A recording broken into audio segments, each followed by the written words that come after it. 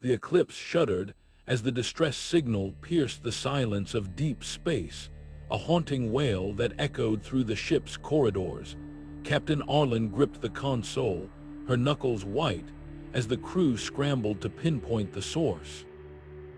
"It's coming from that derelict," Engineer Tessa muttered, her voice barely audible over the static. The alien ship loomed on the view screen, its jagged silhouette backlit by the dying star's crimson glow. "Prepare for docking," Arlen ordered, her tone sharp with urgency. The airlock hissed open, revealing a corridor bathed in flickering light and the faint hum of alien machinery. Dr. Kova stepped forward, her scanner casting eerie shadows on the walls. "This ship, it's ancient," she whispered, her voice trembling, "and it's not empty." A low growl reverberated through the hull, sending a chill down their spines. The crew exchanged uneasy glances as the scanner beeped frantically, revealing a single, cryptic message etched into the ship's logs: "Beware the apex predator." The words hung in the air like a death sentence, and in the distance, something stirred. As the crew of the Eclipse gathered around the alien ship's console, the flickering light of the dying star cast long shadows across their faces. Dr. Kova's fingers danced over the controls, her brow furrowed in concentration as she worked to decipher the cryptic logs. The air was thick with tension, each breath feeling heavier than the last. "I've got something," she said, her voice low and urgent. The screen flickered to life, displaying a series of fragmented images and alien text. The logs told a story of a once thriving planet, its skies filled with light and its cities teeming with life. But then, something arrived, something that defied comprehension. The logs called it the apex predator, a creature of unimaginable power and hunger. It descended upon the planet like a storm, consuming everything in its path. Cities crumbled, oceans boiled, and the very air turned toxic. The final entry was a desperate plea, a warning etched in blood: "Do not let it escape." Captain Arlen's face hardened as she absorbed the horrifying account. "Quarantine the entire vessel," she ordered, her voice cutting through the silence like a blade. "No one leaves, no one enters. We can't risk bringing whatever this thing is back to the Eclipse." The crew moved swiftly, sealing off the alien ship and setting up containment protocols. But amidst the chaos, one crew member lingered behind. Ensign Rin, a young and ambitious xenobiologist, couldn't resist the allure of the alien technology. His eyes fell upon a strange artifact, a small, pulsating orb that seemed to hum with a life of its own. Against his better judgment, he slipped it into his satchel, his heart pounding with a mix of fear and excitement. As the crew returned to the Eclipse, the artifact remained hidden, its presence unnoticed, but deep within its core, something stirred, a faint pulse of energy that seemed to resonate with the ship's systems. Ensign Rin felt a chill run down his spine, a fleeting sense of unease that he quickly dismissed. The artifact was safe, he told himself. It was just a relic, a piece of history. But as the Eclipse drifted away from the derelict ship, the artifact's hum grew louder, a low, insistent vibration that seemed to echo through the corridors. The crew was unaware, their focus on the quarantine and the chilling logs they had uncovered, but the artifact was awake and it was hungry. The Eclipse continued its journey, the crew unaware of the danger they had brought aboard. The artifact pulsed with a strange, otherworldly energy, its presence a silent threat lurking in the shadows. Ensign Rin tried to ignore the growing sense of dread, but the artifact's hum was impossible to ignore.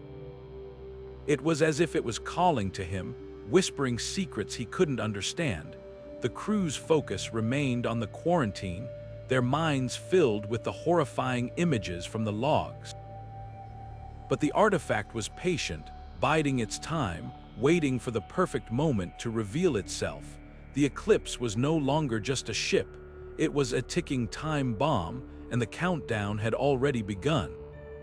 As the crew prepared for the next phase of their mission, the artifact's hum grew louder, a constant reminder of the danger they had unwittingly unleashed. The logs had warned them, but it was too late. The apex predator was no longer confined to the derelict ship. It was here, aboard the Eclipse, and it was only a matter of time before it made its presence known. The crew's journey had taken a dark turn, and there was no going back. The artifact was awake, and it was hungry. The Eclipse was no longer just a ship, it was a hunting ground, and the crew were the prey. As the Eclipse drifted further into the void, the artifact's presence began to make itself known in ways no one could ignore. At first, it was subtle, a faint hum that seemed to emanate from the walls, almost imperceptible beneath the usual sounds of the ship. But soon, the hum grew louder, a low, pulsating vibration that resonated through the corridors, unsettling the crew. Lights flickered unpredictably, and the ship's systems began to behave erratically. Control panels that had worked flawlessly for years now displayed cryptic error messages, and the artificial gravity fluctuated, sending crew members stumbling as they tried to maintain their footing. Engineer Tessa was the first to notice the pattern. As she worked to diagnose the malfunctions, her sharp eyes caught something unusual, a spike in energy consumption that didn't correspond to any known system. Tracing the anomaly, she followed the energy signatures to Ensign Rin's quarters.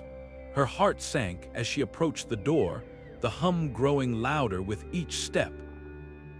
When she entered, the artifact sat on Rin's desk, its surface glowing faintly, as if alive. Tessa's breath caught in her throat as she realized the truth. The artifact wasn't just a relic. It was feeding off the ship's energy, growing stronger with every passing moment. "This thing, it's alive," she whispered, her voice trembling with a mix of awe and dread. She quickly contacted the bridge, her tone urgent. "Captain, we have a problem." The artifact, it's not inert, it's drawing power from the ship, and it's starting to wake up. Captain Arlen's response was immediate, her voice sharp with command. "Seal off that section of the ship and get everyone out of there. We need to contain this before it gets worse." But containment was easier said than done. The artifact's influence was spreading, its hum now a constant presence that seemed to seep into the very bones of the Eclipse. Systems that had been stable moments before now failed without warning, and the crew found themselves battling a cascade of malfunctions. The lights dimmed, casting the ship in an eerie half-light, and the air grew colder, as if the artifact was draining the warmth from the ship itself.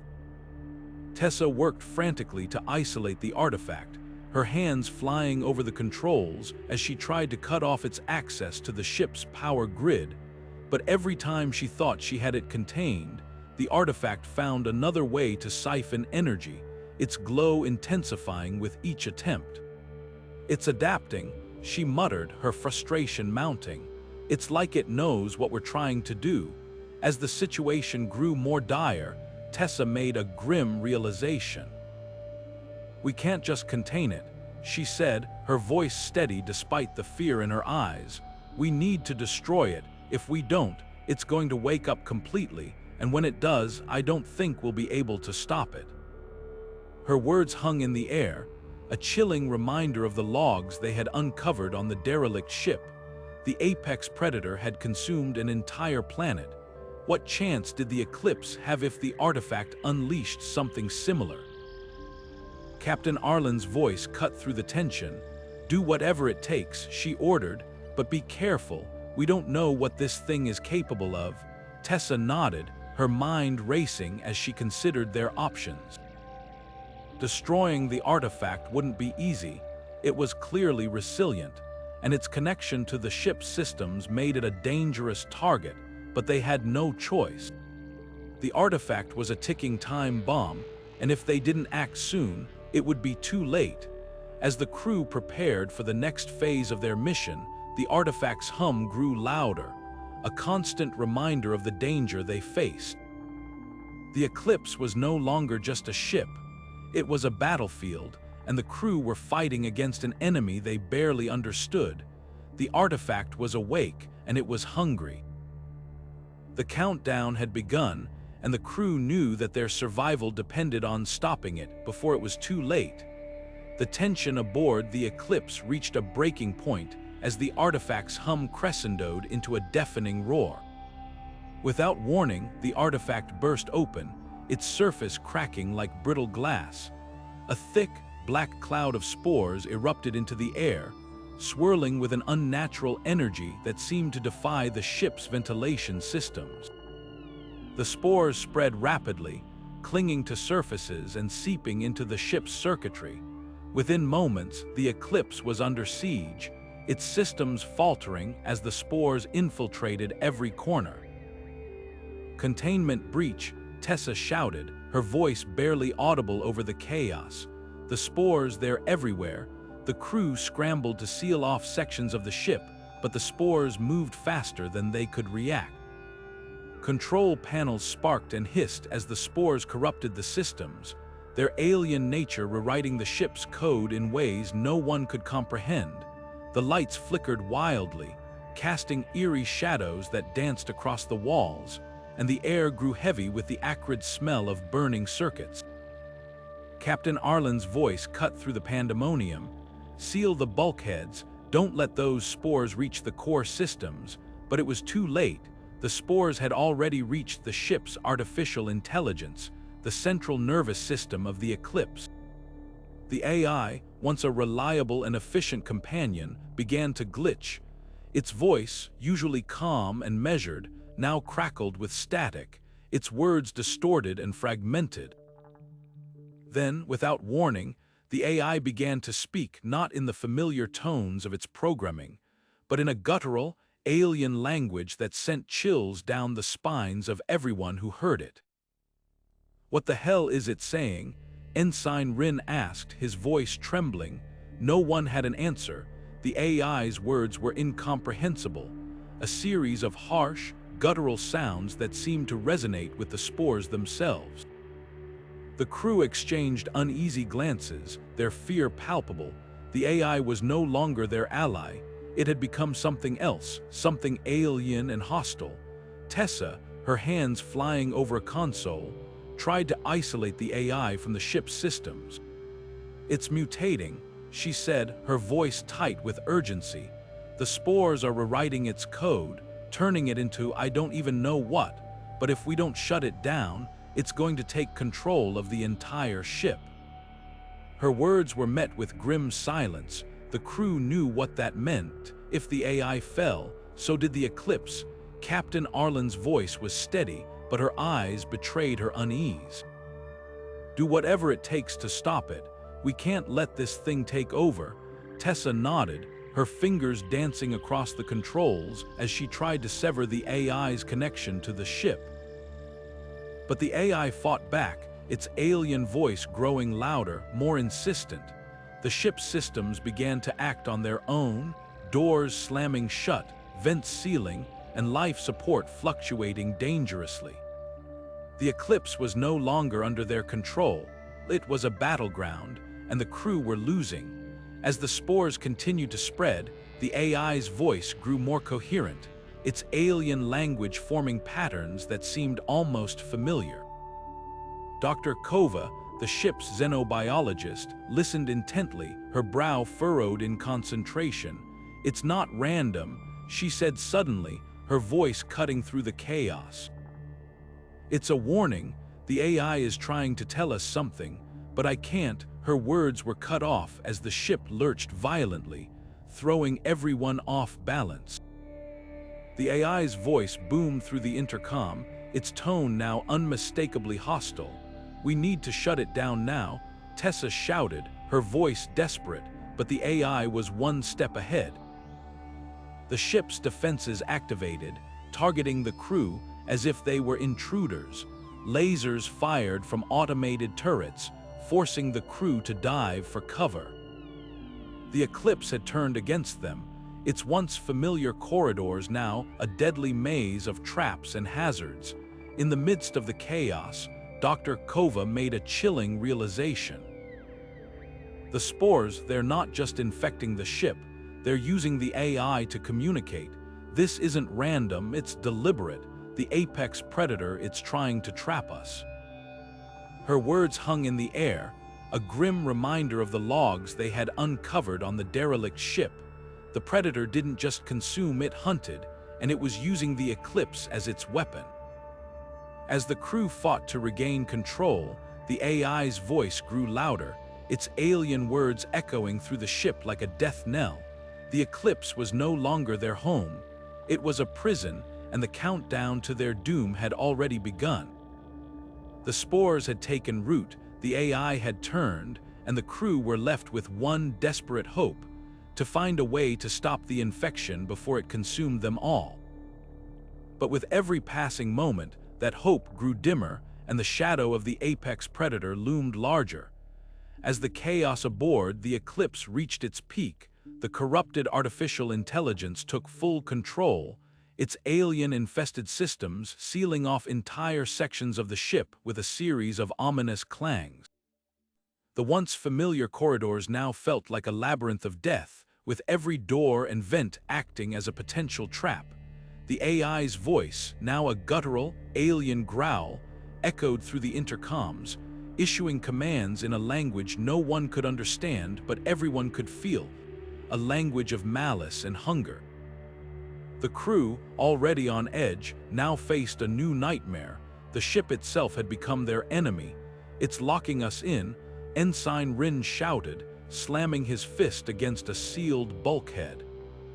The sound of his voice was swallowed by the oppressive hum of the spores, which seemed to pulse in time with the AI's commands. The lights flickered, casting long, jagged shadows that danced like predators stalking their prey. The air grew colder, and the faint smell of decay began to permeate the ship, as if the Eclipse itself was rotting from the inside out. Dr. Kova, her face pale but determined, tried to make sense of the unfolding horror. "This isn't random," she said, her voice steady despite the fear in her eyes. "The spores, they're not just infecting the ship, they're rewriting it, turning it into a weapon. The AI isn't malfunctioning, it's being controlled. This is a bioweapon, designed to trap us, to weaken us. The apex predator, it's using the ship to hunt us." Her words sent a ripple of dread through the crew. They had read the logs from the derelict alien ship, but hearing it spoken aloud made it all too real. The predator wasn't just a mindless beast, it was a cunning hunter, and they were its prey. Before anyone could respond, a blood-curdling scream pierced the air. The crew turned as one, their weapons raised, but it was too late. Ensign Rin was gone, dragged into the shadows by something unseen. The only evidence of his disappearance was a trail of black spores, swirling like smoke in the dim light. The crew froze, their hearts pounding as they scanned the darkness, but there was no sign of what had taken him, only the faint sound of something moving, something alive. "We need to move," Captain Arlen barked, her voice cutting through the terror. "Stay together and keep your eyes open. Whatever's out there, it's fast and it's smart." The crew formed a tight circle, their weapons trained on the shadows as they backed away from the scene of Rin's disappearance, but the ship was working against them. The AI's voice grew louder, its alien words now accompanied by the sound of heavy footsteps echoing through the corridors. The crew exchanged uneasy glances, their fear mounting with every passing second. Tessa, her hands trembling as she adjusted her scanner, tried to track the AI's movements. "It's hurting us," she said, her voice barely above a whisper. "It's sealing off escape routes, forcing us into I don't know where, but it's not random, it's guiding us somewhere." Her words were met with grim silence. The crew knew what that meant. They were being led into a trap, and there was no way out. As they moved through the ship, The atmosphere grew heavier, the air thick with the scent of decay and the hum of the spores. The AI's voice continued to echo through the corridors, its alien language now accompanied by the sound of something else, something wet and slithering, moving just out of sight. The crew's nerves were frayed, their every step filled with dread. They knew they were being hunted, but they didn't know by what or how to fight it. Dr. Kova, her mind racing, tried to piece together the fragments of information they had. The spores, they're not just infecting the ship, they're part of it. The predator, it's using them to communicate, to control. The AI is just the first step. It's turning the ship into a living weapon, and we're the targets. Her words were a grim reminder of the stakes. The Eclipse was no longer a vessel. It was a predator, and they were its prey. As the crew pressed on, the sound of footsteps grew louder, closer. The shadows seemed to shift and writhe, as if alive. The AI's voice reached a crescendo, its alien words now a deafening roar. And then, without warning, the lights went out, plunging the ship into complete darkness. The crew froze, their breath caught in their throats as they listened for any sign of movement, but there was only silence, a silence so deep it felt like a living thing waiting to strike. In the darkness, the crew realized the truth. They were no longer hunters, they were prey, and the apex predator was closing in. The countdown to their doom had begun, and there was no escape. The ship was no longer their home, it was their tomb. As the crew struggled to regain control of the Eclipse, a chilling realization began to take hold. The ship's navigation systems, now fully under the influence of the corrupted artificial intelligence, had locked onto a new course, one that none of them had programmed. Tessa, her hands flying over the console, was the first to notice the change. "Captain," she said, her voice tight with urgency, "the AI has rerouted us. We're heading toward an uncharted planet. I can't override it. It's like the controls aren't alive." Captain Arlen's jaw tightened as she stepped forward, her eyes scanning the flickering screens. "Manual override," she ordered, her voice sharp and commanding.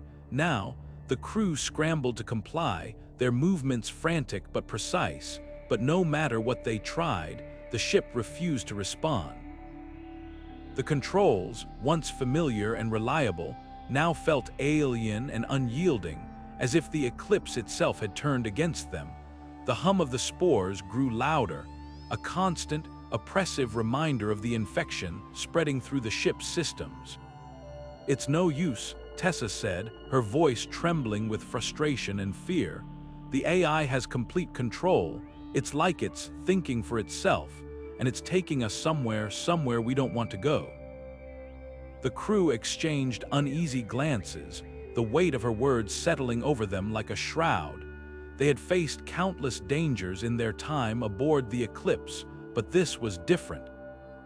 This wasn't just a malfunction or a hostile force. It was the ship itself, their home, their lifeline, now turned into a weapon against them. As the Eclipse hurtled through the void, the uncharted planet grew larger on the viewscreen, a dark, foreboding mass shrouded in swirling clouds of gas and dust. The planet's surface was a patchwork of jagged mountains and deep, shadowy valleys, with no signs of life or civilization. Yet, there was something about it that sent a shiver down the crew's spines. It wasn't just the planet's appearance, it was the feeling it evoked, a sense of dread that seemed to seep into their very bones.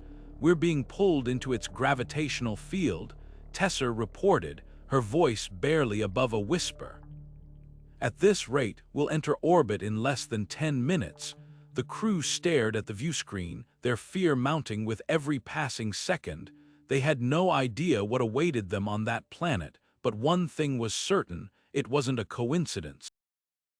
The AI had chosen this destination for a reason, and whatever lay below, it was no accident. Captain Arlen's voice cut through the tension like a blade. "Prepare for impact," she ordered, her tone leaving no room for argument. "Secure all stations and brace yourselves. We don't know what's down there, but we're not going down without a fight." The crew moved quickly, their training kicking in despite the fear gnawing at their minds. They secured equipment, strapped themselves into their seats, and prepared for the worst. But even as they worked, the question lingered in the air, unspoken but undeniable. What could possibly be waiting for them on that desolate, uncharted world? As the Eclipse entered the planet's atmosphere, the ship shuddered violently, the sound of metal groaning under the strain filling the air. The viewscreen flickered, showing brief glimpses of the planet's surface, a barren wasteland littered with the remains of ancient structures, their jagged outlines silhouetted against the dim light of a dying star. The crew's hearts pounded as the ship descended, the ground rushing up to meet them. They had no way of knowing what lay ahead, but one thing was certain: their fight for survival was far from over. The Eclipse hit the ground with a deafening crash, the force of the impact throwing the crew against their restraints. For a moment, there was silence, a heavy, oppressive silence that seemed to swallow the world. And then, as the dust began to settle, the crew realized the truth. They were no longer in control. The ship, the planet, the AI, it was all part of something larger, something far more dangerous than they had ever imagined. And as they unbuckled their restraints and prepared to face whatever lay outside, they knew one thing for certain: the apex predator was waiting. As the dust settled around the wreckage of the Eclipse, the crew slowly unbuckled their restraints, their bodies aching from the violent crash. The air inside the ship was thick with the acrid smell of burnt metal and scorched circuits, a grim reminder of how close they had come to total destruction. Captain Arlen was the first to rise, her sharp eyes scanning the dimly lit interior of the ship. "Status report," she barked, her voice cutting through the heavy silence. One by one, the crew responded, their voices tense but steady. The ship was battered, but it had held together barely. With a deep breath, Captain Arlen turned toward the airlock. "We need to assess the damage and scavenge for supplies," she said, her tone leaving no room for debate. "Suit up and stay sharp, we don't know what's out there." The crew moved quickly, donning their environmental suits and checking their equipment. The planet's atmosphere was breathable, according to the ship's sensors, but the readings were erratic, as if something on the surface was interfering with their systems. As the airlock hissed open, the crew stepped out onto the planet's surface, their boots crunching against the cracked, barren ground. The landscape stretched out before them, a desolate wasteland of jagged rock formations and crumbling ruins. The remains of ancient civilizations loomed in the distance, their once majestic structures now reduced to skeletal frames, their surfaces pitted and scarred by time and decay. The air was eerily still, the only sound the faint whisper of wind as it swept across the barren terrain. Tessa adjusted the scanner on her wrist, her brow furrowed as she studied the readings. "This place, it's like nothing I've ever seen," she murmured. "The energy signatures are off the charts, but there's no sign of life. It's like the entire planet is dead." Her words hung in the air, a chilling reminder of the unnatural silence that surrounded them. The crew moved cautiously, their eyes scanning the horizon for any signs of danger. They split into pairs, each group tasked with searching a different section of the wreckage and the surrounding area. As they worked, the sense of unease grew, a creeping feeling that they were being watched. Shadows seemed to shift in the corners of their vision, and the faint hum of the spores still lingered in the air, a constant reminder of the infection that had brought them here. It was Dr. Kova who first noticed the strange markings on the ground, deep, jagged grooves that seemed to radiate outward from the ruins.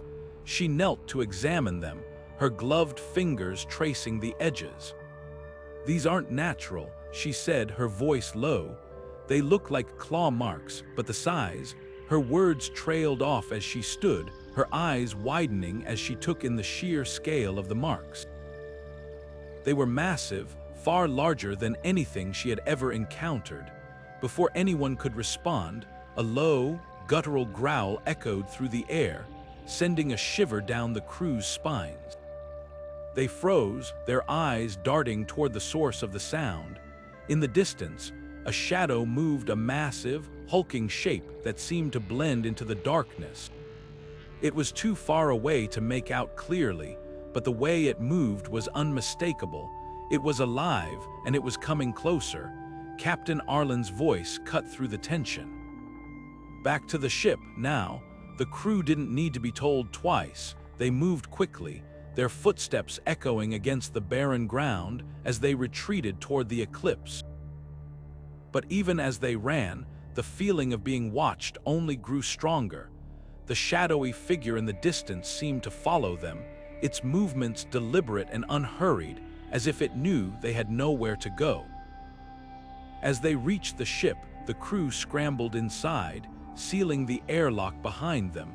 For a moment, there was silence, broken only by the sound of their ragged breathing. But the relief was short-lived. Outside, the growl grew louder, closer, until it was right outside the ship. The crew exchanged uneasy glances, their fear mounting with every passing second. They had survived the crash, but now they faced a new threat, one that was far more dangerous than anything they had encountered before. The apex predator was no longer a distant threat. It was here, and it was hunting. As the crew huddled inside the Eclipse, the oppressive silence was shattered by a deafening crash. The ship shuddered violently, the sound of metal screeching and groaning under immense pressure. Outside, the shadowy figure they had glimpsed earlier was no longer a distant threat. It was here, and it was attacking. The creature's massive form loomed just beyond the viewport, its outline shifting and pulsating with an unnatural, almost hypnotic energy. It was unlike anything they had ever seen, a grotesque amalgamation of shadow and flesh, its movements fluid yet deliberate, as if it were both predator and storm. Captain Arlen's voice cut through the chaos. Weapons ready, secure the breach, she commanded, her tone sharp and urgent. The crew scrambled to arm themselves, their hands trembling as they grabbed whatever tools or makeshift weapons they could find. The ship's systems were failing, the lights flickering as the creature's claws tore through the hull like paper. The air grew colder, a strange, electric hum filling the space as the creature's energy seemed to seep into the ship itself. Tessa, clutching a plasma cutter, glanced at the jagged hole forming in the hull. It's not just tearing through the metal, it's feeding on it, she said, her voice barely above a whisper. The edges of the breach glowed faintly, the metal dissolving into a fine, black dust that seemed to be absorbed by the creature's shifting form. It's adapting. Whatever we throw at it, it's going to learn. Before anyone could respond, the creature's massive claw slammed through the breach, sending shards of metal flying across the room. The crew dove for cover, their hearts pounding as the creature's guttural growl reverberated through the ship.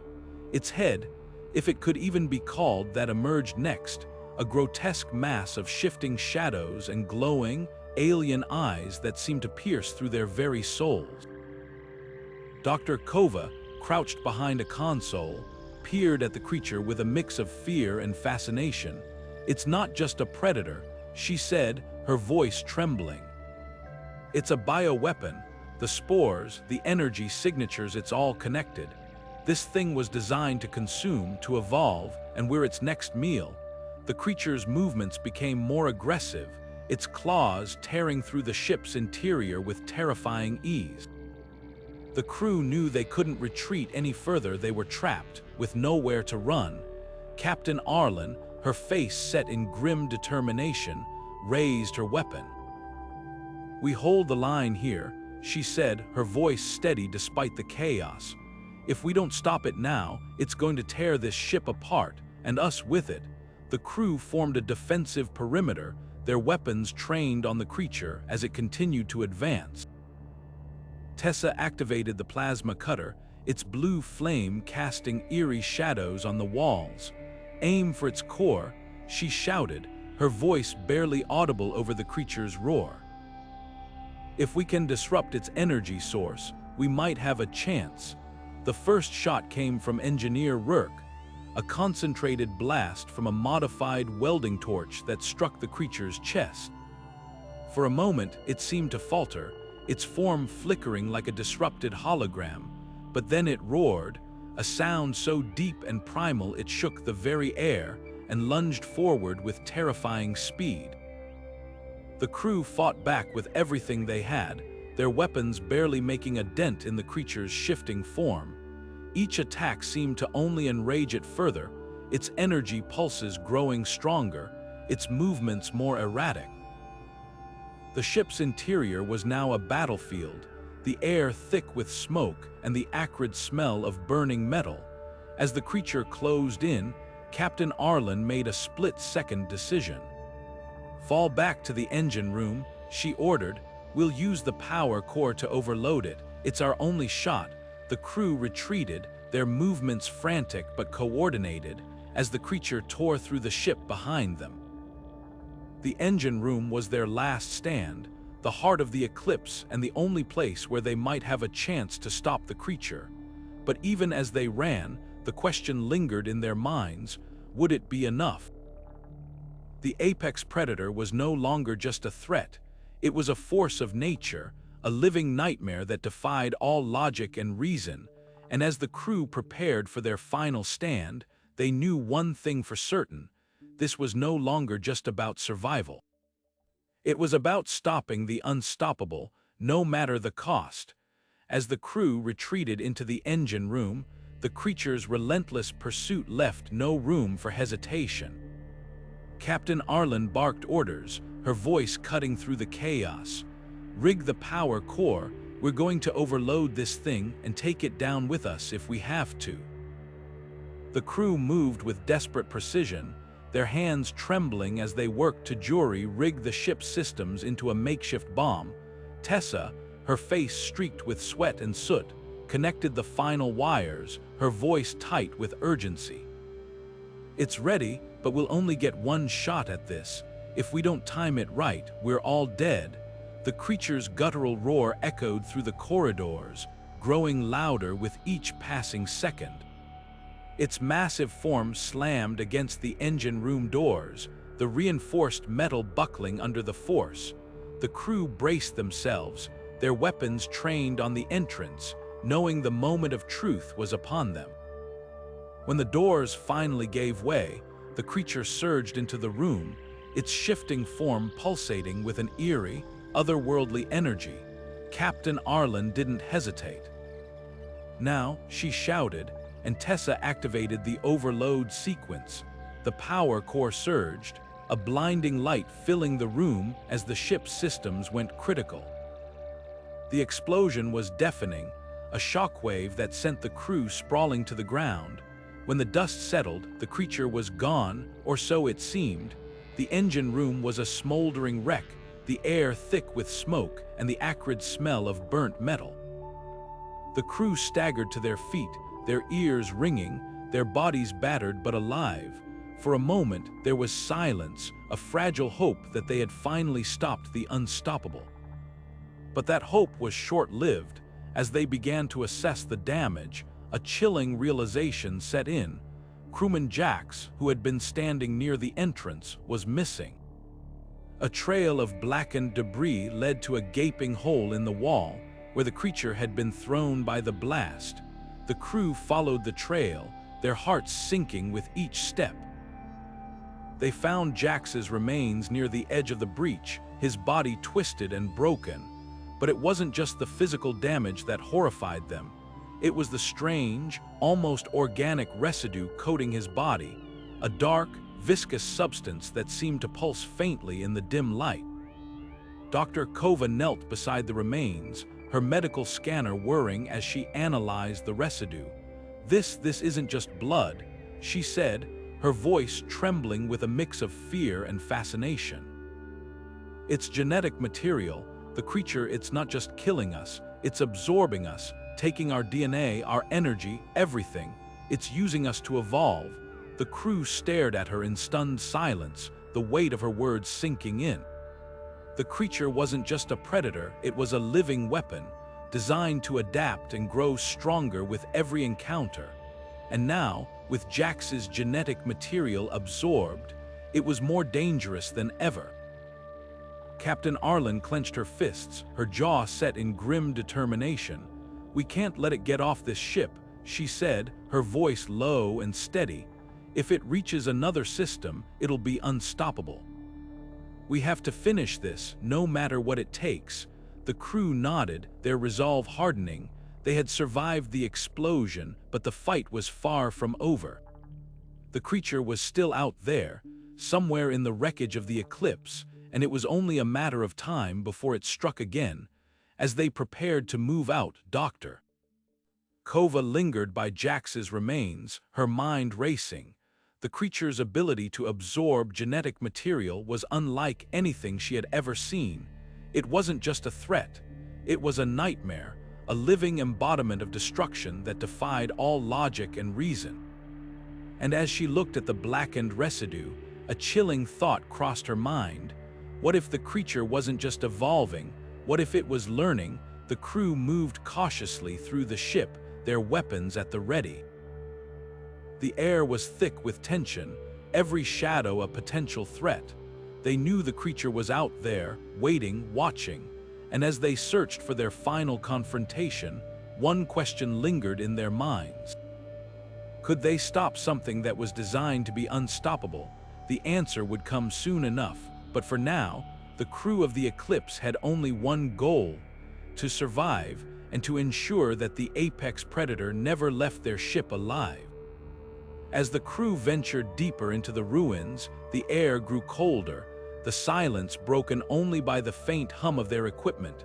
The ground beneath their feet shifted from jagged debris to smooth, metallic panels, a stark contrast to the chaos above. It was Tessa who first noticed the faint glow emanating from a crack in the floor.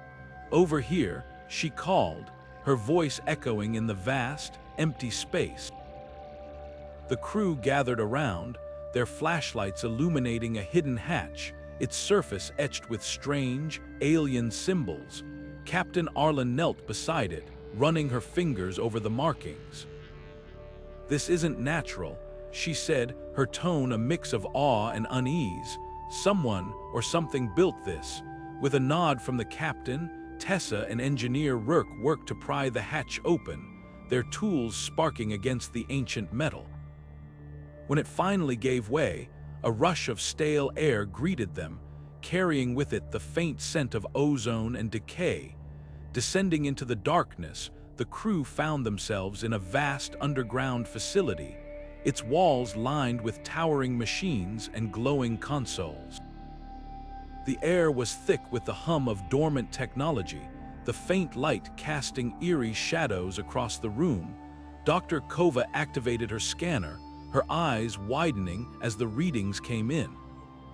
"This place, it's ancient," she said, her voice barely above a whisper. "But it's still active. Whatever's down here, it's been running for thousands of years." The crew spread out, their footsteps echoing in the cavernous space. Tessa approached one of the consoles, her fingers brushing over the alien interface. To her surprise, the screen flickered to life, displaying a series of holographic images that told a story of unimaginable destruction. The images showed a civilization far more advanced than anything humanity had ever encountered, their cities sprawling across entire planets. But among the images of prosperity were scenes of devastation, entire star systems consumed by a shadowy force, their worlds reduced to ash. "Captain, you need to see this," Tessa said, her voice trembling. The crew gathered around as the hologram shifted, revealing the apex predator in its earliest form. It was smaller, less menacing, but unmistakably the same creature. The images showed it being created in a massive laboratory, its form shifting and evolving as it was subjected to countless experiments. Dr. Kova's breath caught in her throat. "They made it," she said, her voice filled with disbelief. "They created it as a weapon, something to end wars before they even began, but it turned on them. It consumed everything: their enemies, their allies, even their own people." The hologram continued, showing the creature's rapid evolution, its ability to adapt and grow stronger with each encounter. It wasn't just a predator, it was a plague, a force of nature that could not be controlled. The civilization that created it tried to stop it, but their efforts were futile. The creature's hunger was insatiable, and it consumed entire star systems, leaving nothing but ruins in its wake. Captain Arlen's face was grim as she watched the images unfold. "This isn't just a creature," she said, her voice heavy with realization. "It's a weapon that got out of control, and if we don't stop it, it'll do the same to us." The crew exchanged uneasy glances, the weight of their discovery settling over them. They had come to this planet hoping to find answers, but what they had uncovered was far more terrifying than they could have imagined. The apex predator wasn't just a threat, it was a relic of a civilization that had tried to play God and paid the ultimate price. As they continued to explore the facility, they found more records, each one painting a clearer picture of the creature's origins. It had been designed to be the ultimate weapon, capable of adapting to any environment, any enemy, but its creators had underestimated its intelligence, its ability to learn and evolve beyond their control. By the time they realized their mistake, it was too late. Dr. Kova paused by a massive console, her scanner picking up a faint signal. "There's something here," she said, her voice tinged with urgency. "A message, I think. It's faint, but it's repeating." The crew gathered around as she activated the console, the hologram flickering to life once more. This time, it showed a figure, an alien, its features obscured by the passage of time. The figure spoke in a language none of them could understand, but the tone was unmistakable. It was a warning, a plea to anyone who might find this place. As the message ended, the crew stood in silence, the weight of their discovery pressing down on them. They had come here seeking a way to stop the apex predator, but what they had found was a grim reminder of the consequences of unchecked ambition. The creature was more than a predator. It was a living weapon, a force of destruction that had consumed an entire civilization. And now it was their turn to face it. As they prepared to leave the facility, Captain Arlen turned to her crew, her voice steady but filled with resolve. "We know what we're up against now," she said, "and we know what's at stake. This isn't just about us anymore. If we don't stop this thing, it'll keep going, consuming everything in its path. We have to finish this, no matter what it takes." The crew nodded, their determination renewed. They had uncovered the truth, but the fight was far from over. The apex predator was still out there, and it was only a matter of time before it struck again. As they made their way back to the surface, the weight of their discovery lingered in the air. They had come to this planet seeking answers, but what they had found was a warning, a reminder of the dangers of playing with forces beyond their understanding. And as they prepared for the final confrontation, one question remained: could they stop a creature that had already consumed an entire civilization? The answer would come soon enough, but for now, the crew of the Eclipse had only one goal: to ensure that the apex predator never left this planet alive. As the crew stood in the dimly lit chamber, the air seemed to grow heavier, charged with an unspoken tension.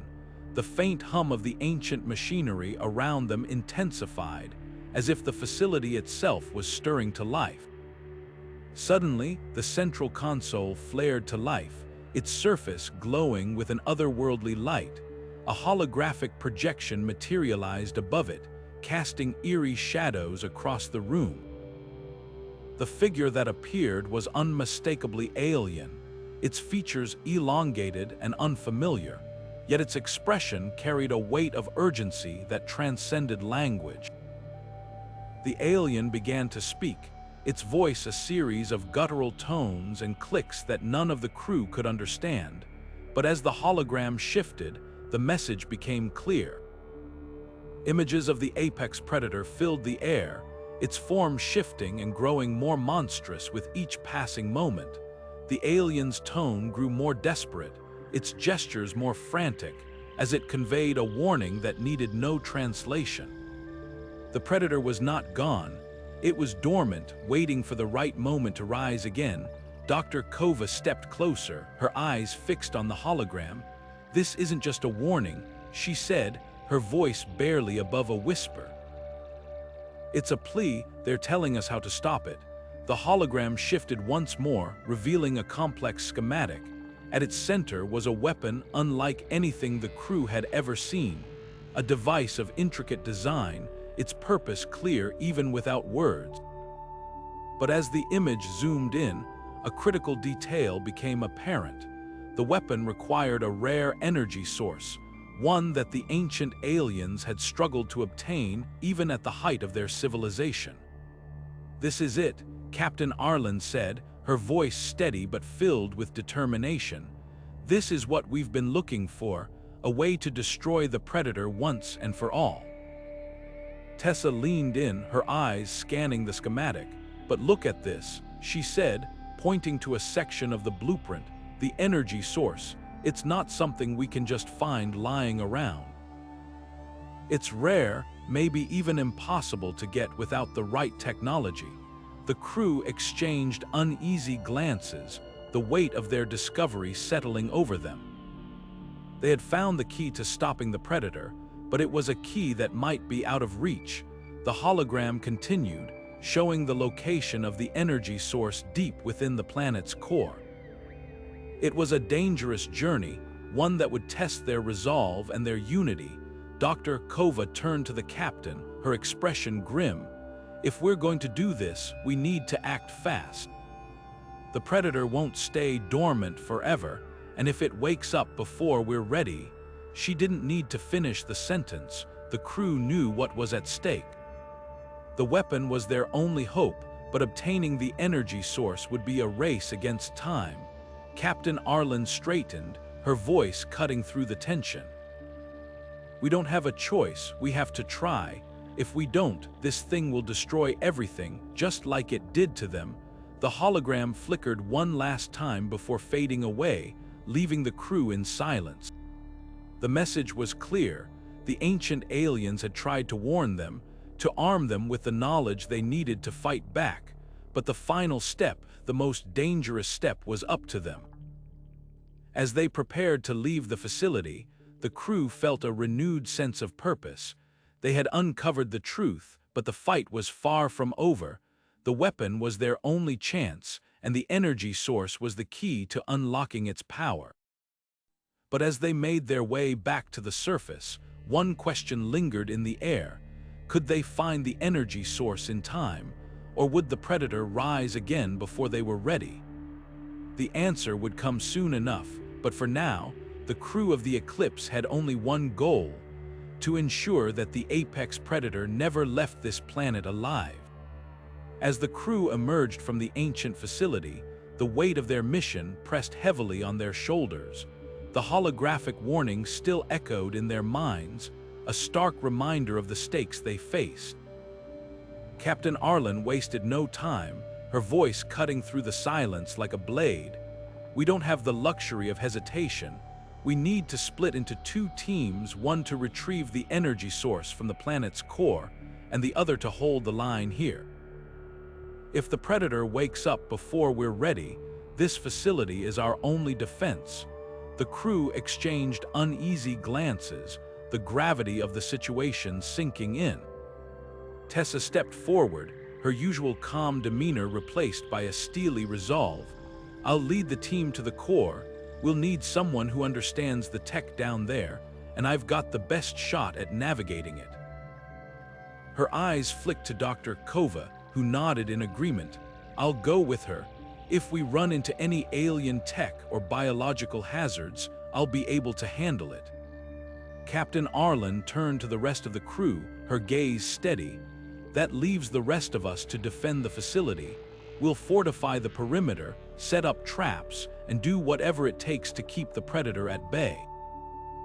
But listen, this thing isn't just strong, it's smart. It's already adapting to our tactics, and we can't afford to underestimate it. The teams moved quickly, each member acutely aware of the ticking clock. Tessa and Dr. Kova gathered their gear, preparing for the treacherous journey into the planet's depths. The path to the core was fraught with danger. Collapsed tunnels, unstable terrain, and who knew what else lurking in the shadows. But they had no choice. The energy source was their only hope. Meanwhile, the defense team worked tirelessly to secure the facility. They reinforced the walls, set up automated turrets, and laid traps designed to slow the predator down. But as they worked, strange noises began to echo through the corridors. Low growls, the scrape of claws against metal, and the occasional distant roar. The predator was stirring, and it was only a matter of time before it attacked. Back in the facility, Captain Arlen monitored the perimeter, her eyes scanning the monitors for any sign of movement. "Stay sharp," she warned the crew. "This thing doesn't fight fair. It's learning from us, adapting to our strategies. We need to stay one step ahead." As if on cue, the first attack came. A section of the outer wall buckled under the force of a massive blow, and the predator burst through, its form shifting and pulsating with unnatural energy. The crew opened fire, their weapons barely slowing the creature down. It moved with terrifying speed, dodging bullets and tearing through their defenses like paper. "Fall back," Captain Arlen shouted, her voice barely audible over the chaos. "Regroup at the inner perimeter." The crew retreated, their hearts pounding as the predator closed in. But even as they fought, they noticed something unsettling. The creature wasn't just attacking blindly. It was targeting their weak points, exploiting gaps in their defenses. It was learning, adapting, and growing stronger with every passing moment. Meanwhile, deep within the planet, Tessa and Dr. Kova pressed on, their progress slowed by the treacherous terrain.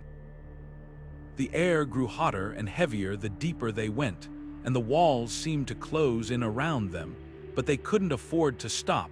The energy source was close, they could feel it. The faint hum of power grew louder with every step, a beacon guiding them forward. As they reached the final stretch, Tessa paused, her eyes narrowing. "Something's not right," she said, her voice tense. "The readings are off, the energy source is here, but it's unstable. If we're not careful, this whole place could blow." Dr. Kova nodded, her expression grim. "We'll have to move fast. One wrong move, and we're done for."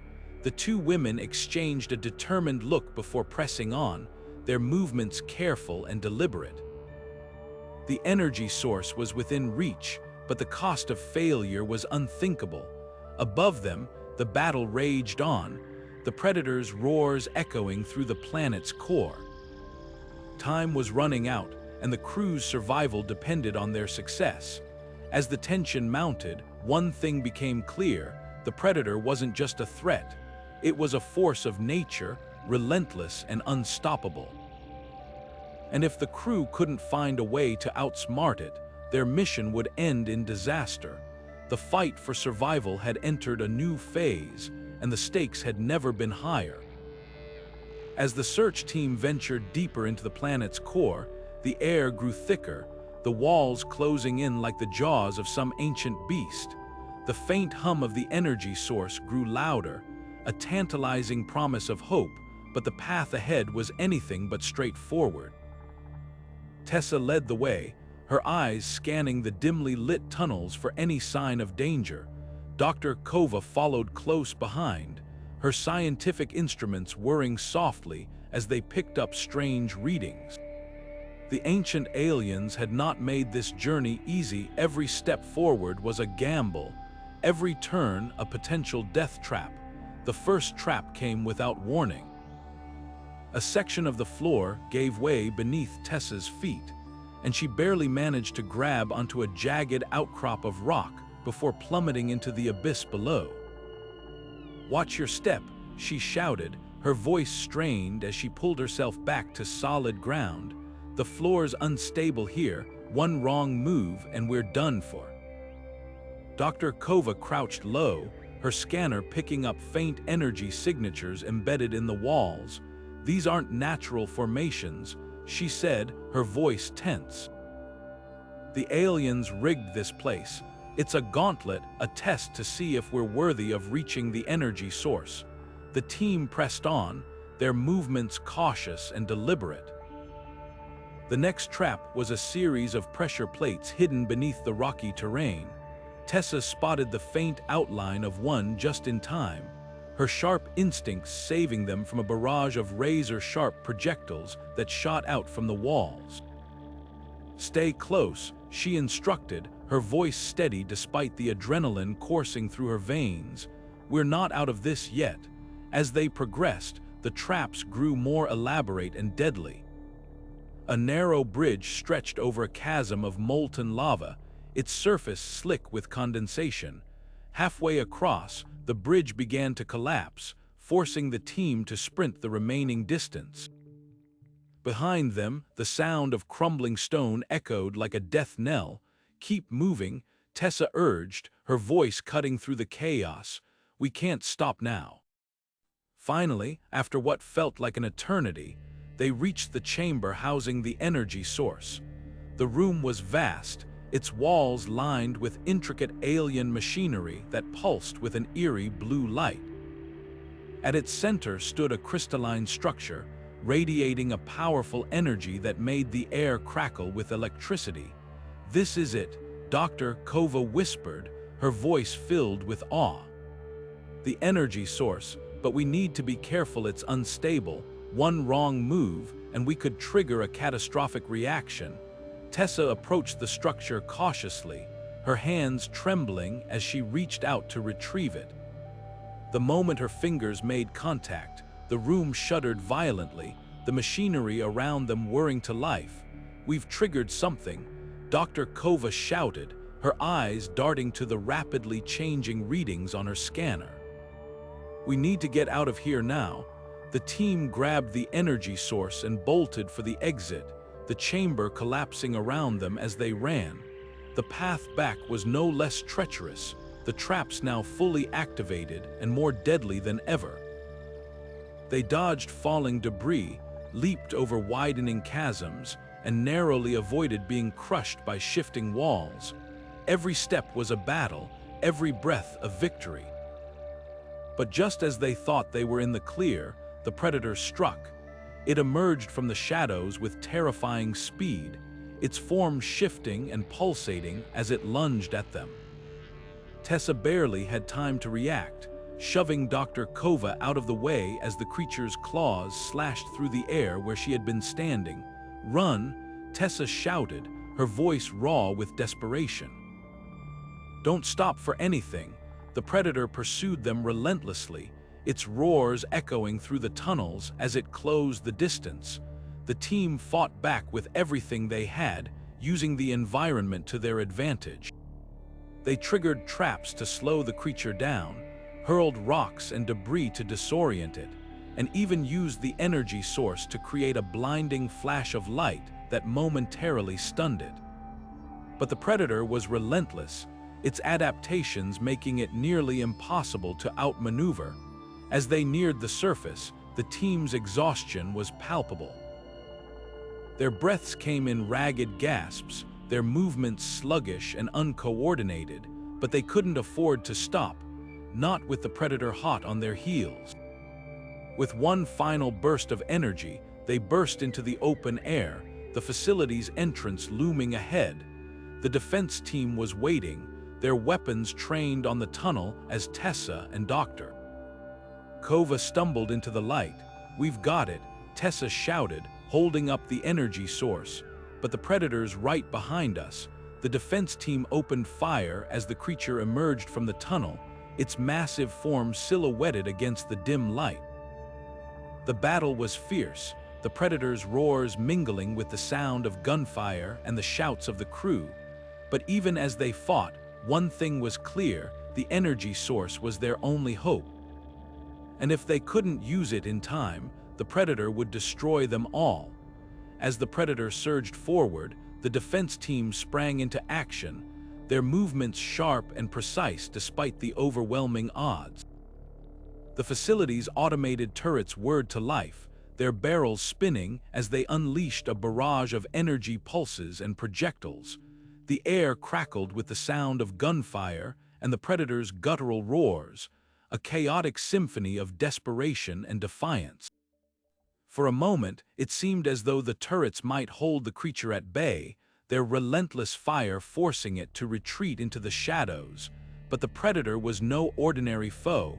It was a force of nature, a nightmare given form. With a sudden burst of speed, the creature lunged forward, its massive claws tearing through the turrets as if they were made of paper. Sparks flew as the machines were reduced to smoldering wreckage, their defenses crumbling in an instant. The crew scrambled to regroup, their faces pale with fear but their resolve unshaken. "Fall back to the secondary perimeter," Captain Arlen barked, his voice cutting through the chaos. "We need to buy time for the others." The defense team retreated to a fortified position deeper within the facility, their weapons trained on the approaching predator. The creature moved with terrifying precision, its form shifting and pulsating as it adapted to their tactics. It was learning, evolving, and with every passing second, it grew more dangerous. The crew fought valiantly, their shots finding their mark time and time again, but the predator seemed unstoppable. Its roars echoed through the corridors, a chilling reminder of the stakes they faced. As the predator breached the secondary perimeter, the situation grew dire. Several crew members fell in the chaos, their cries of pain drowned out by the creature's relentless advance. Captain Arlen's eyes narrowed as he assessed the situation, his mind racing. They were running out of time, and if they didn't act soon, the predator would overwhelm them completely. "We need to slow it down," he muttered, his voice low but firm. Whatever it takes, without hesitation, Captain Arlen made his decision. He grabbed a satchel of explosives from a nearby supply crate, his hands steady despite the adrenaline coursing through his veins. "Cover me," he shouted, his voice carrying over the din of battle. The crew obeyed without question, their weapons blazing as they provided suppressing fire. Arlen sprinted toward the predator, his movements swift and deliberate. The creature turned its gaze toward him, its eyes glowing with an unnatural light, but Arlen didn't falter. He was a man on a mission, and he knew what had to be done. As he reached the predator, Arlen activated the explosives, the timer counting down with agonizing slowness. The creature lunged at him, its claws slashing through the air, but Arlen stood his ground. "This is for the crew," he said, his voice calm and resolute. The explosion tore through the corridor, a blinding flash of light and heat that sent shockwaves rippling through the facility. When the dust settled, the predator lay motionless, its form mangled and broken. But the victory came at a cost. Captain Arlen was gone, his sacrifice ensuring the others could escape. The crew stood in stunned silence, their hearts heavy with grief but their spirits unbroken. They knew what Arlen had done, and they knew why. He had given them a chance, a fleeting moment to regroup and fight another day. As they retreated to safety, the predator's roars echoed in the distance, a grim reminder that the battle was far from over. But for now, they had survived, and they owed it all to Captain Arlen's courage. With the energy source in hand and the predator momentarily subdued, the crew pressed forward, their resolve stronger than ever. They knew the road ahead would be fraught with danger, But they also knew they couldn't afford to falter. The fate of the galaxy depended on them, and they were determined to see this through no matter the cost. As the echoes of Captain Arlen's sacrifice faded, the crew moved with a renewed sense of urgency. The energy source, now safely in their possession, was the key to assembling the weapon that could finally end the Predator's reign of terror. The facility's central chamber became a hive of activity as the remaining crew members worked tirelessly, their hands moving with precision despite the weight of grief and exhaustion. Engineer Tessa took the lead, her expertise guiding the assembly process as she connected the ancient alien technology to the energy source. The weapon began to take shape, its intricate design glowing faintly as it powered up. For a moment, there was a flicker of hope, a chance to turn the tide, but the Predator was not done yet. A deafening roar shook the facility, its walls trembling as the creature burst through the reinforced doors. Its form was more grotesque than ever, its body twisted and scarred from the explosion that had claimed Captain Arlen. Yet it moved with terrifying speed, its glowing eyes locking onto the crew with predatory intent. The facility's structural integrity began to fail, cracks spreading across the ceiling as debris rained down. "We're out of time," Tessa shouted, her voice barely audible over the chaos. "The weapon's ready, but we need to get out of here now." The crew grabbed the weapon and sprinted toward the exit, their footsteps echoing through the collapsing corridors. Behind them, the Predator gave chase, its claws tearing through the walls as it closed the distance. The facility groaned under the strain, its supports buckling as the ceiling began to cave in. A massive beam crashed down, narrowly missing the crew as they dove for cover. "This way," Dr. Kova yelled, leading them through a narrow maintenance tunnel. The air was thick with dust and the acrid smell of burning metal, making it difficult to breathe, but they pressed on, driven by sheer willpower. As they emerged from the tunnel, the crew found themselves on the surface, the desolate wasteland stretching out before them. The Eclipse loomed in the distance, its battered hull a beacon of hope, but the Predator was relentless, its massive form crashing through the ruins as it pursued them. The crew ran, their lungs burning and their legs aching, but they couldn't afford to stop. Every second counted.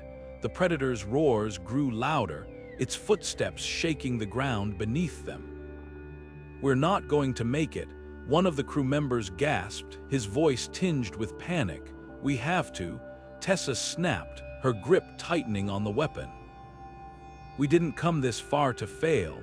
With a final burst of speed, the crew reached the Eclipse, scrambling up the ramp and into the ship. The Predator was close behind, its claws scraping against the hull as it tried to force its way inside. "Seal the doors," Dr. Kova ordered, her voice sharp with urgency. The crew worked frantically, their hands trembling as they activated the ship's systems. The doors hissed shut just as the Predator lunged, its massive form slamming against the hull with enough force to send tremors through the entire ship. The Eclipse shuddered as the engines roared to life, lifting off from the planet's surface. The crew watched through the viewport as the Predator let out a final, ear-splitting roar, its form shrinking into the distance. But even as they escaped, they knew the creature wasn't done. It had survived everything they had thrown at it, and now it was coming for them.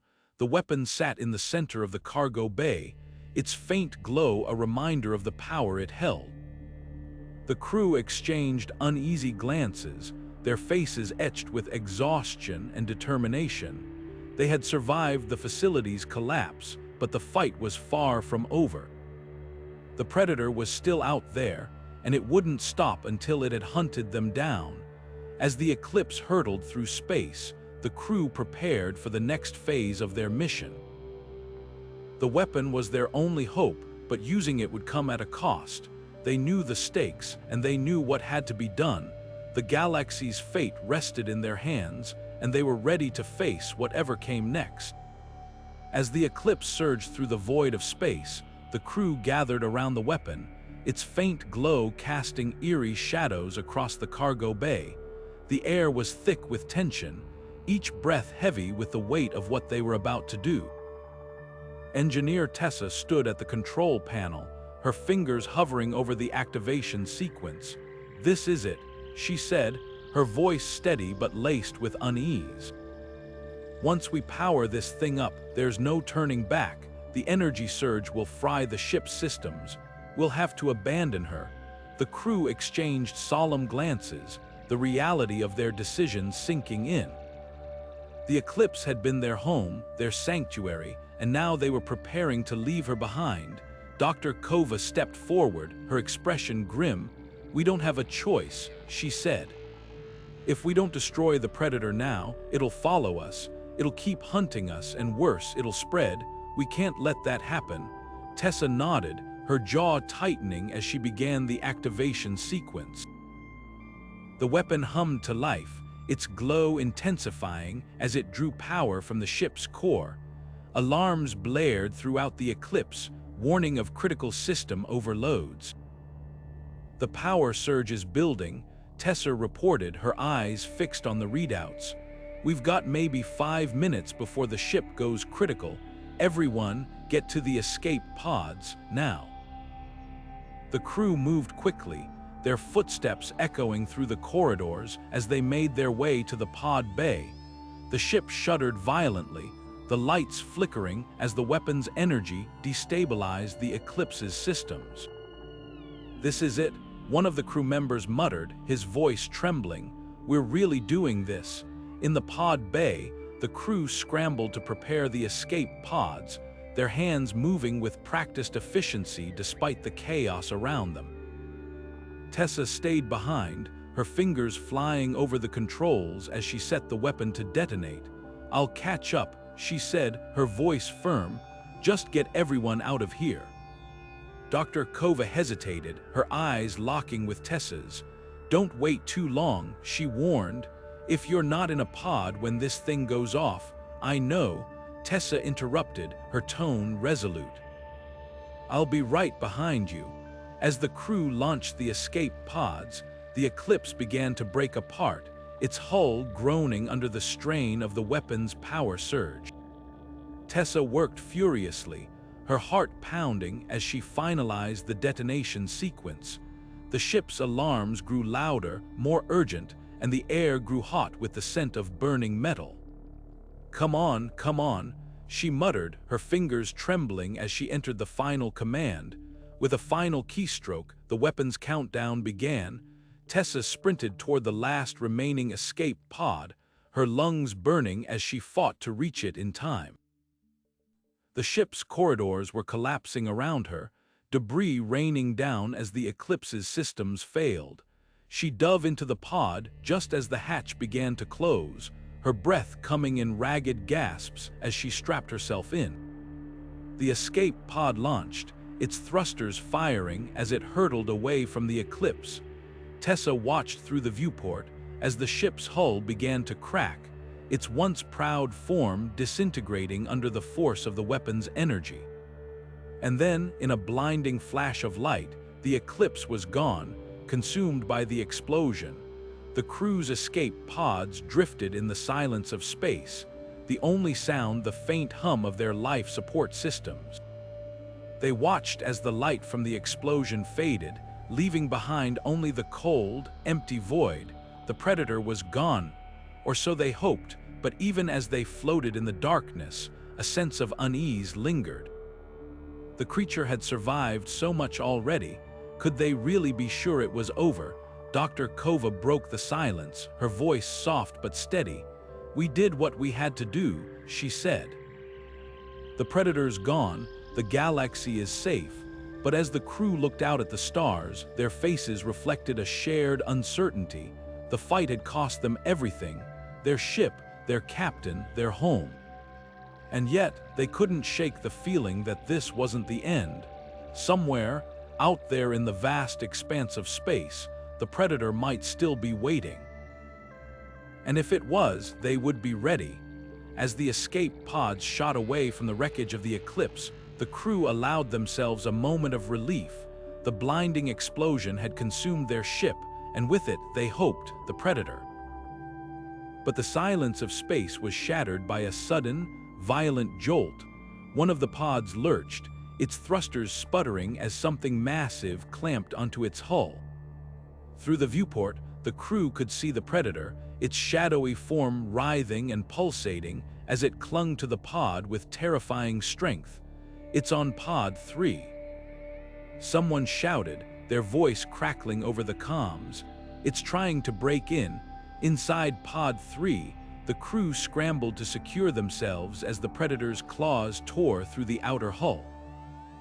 The air hissed as the pod's atmosphere began to leak, and the interior lights flickered under the strain. "We've got to do something," one of the crew members yelled, their voice tinged with panic.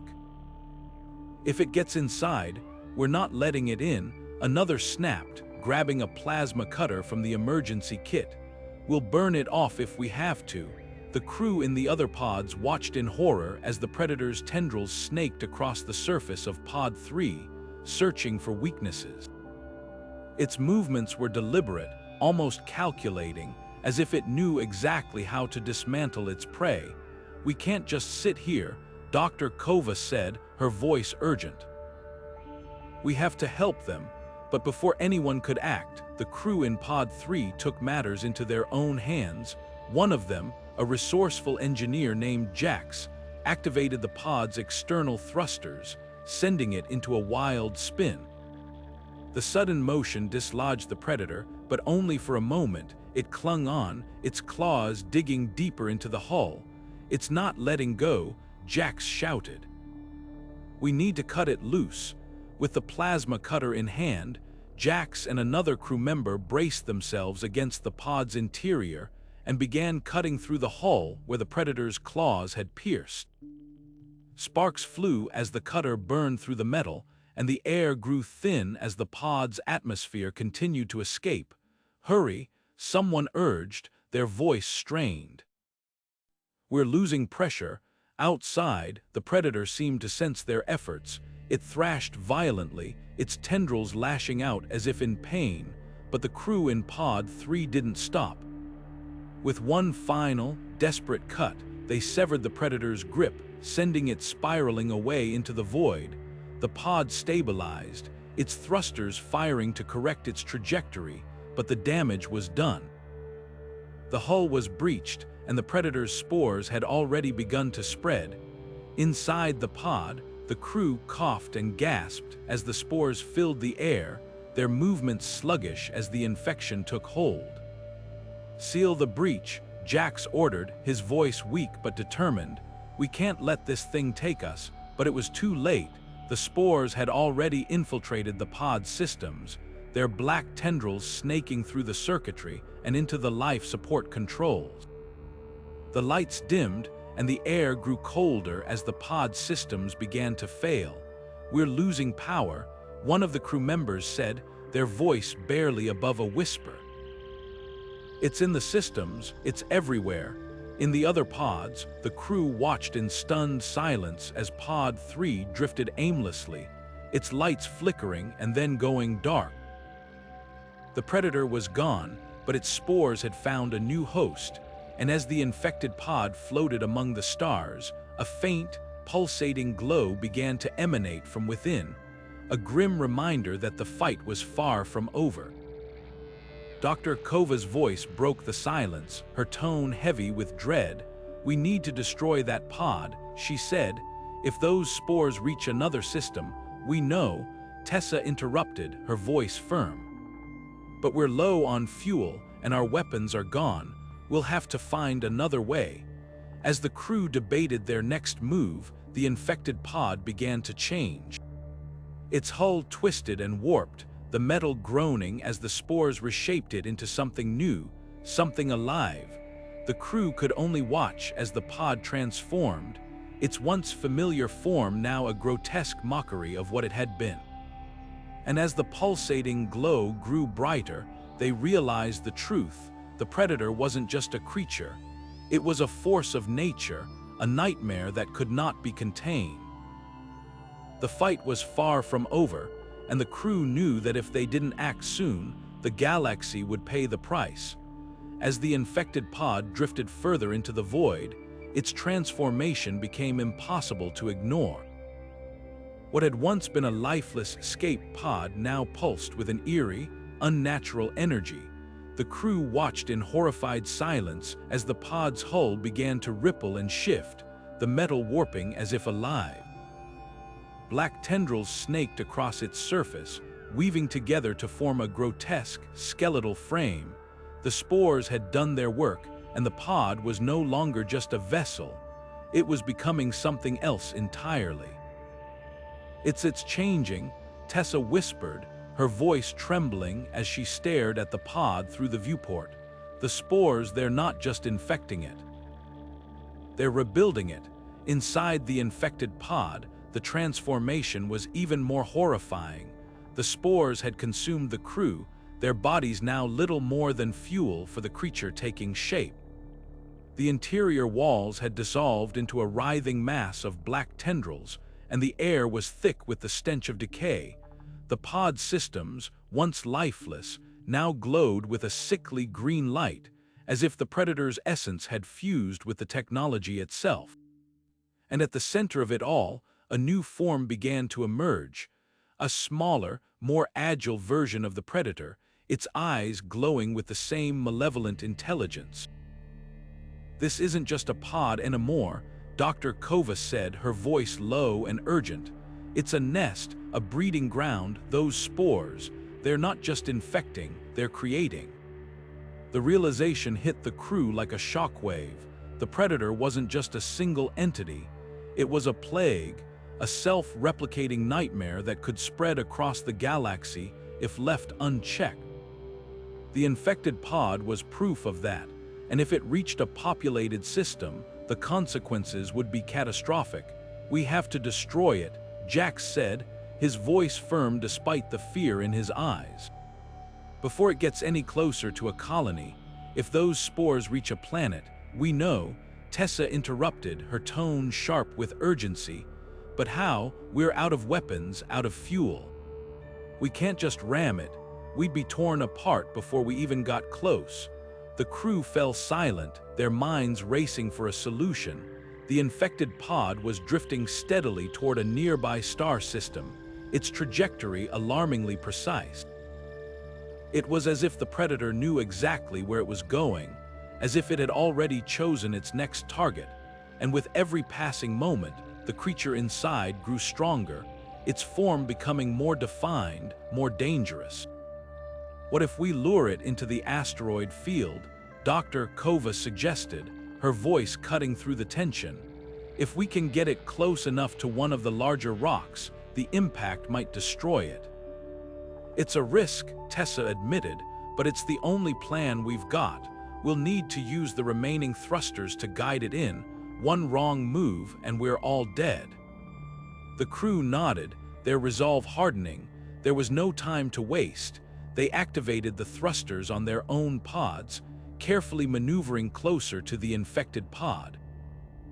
The smaller predator inside seemed to sense their presence, its glowing eyes locking onto them through the viewport.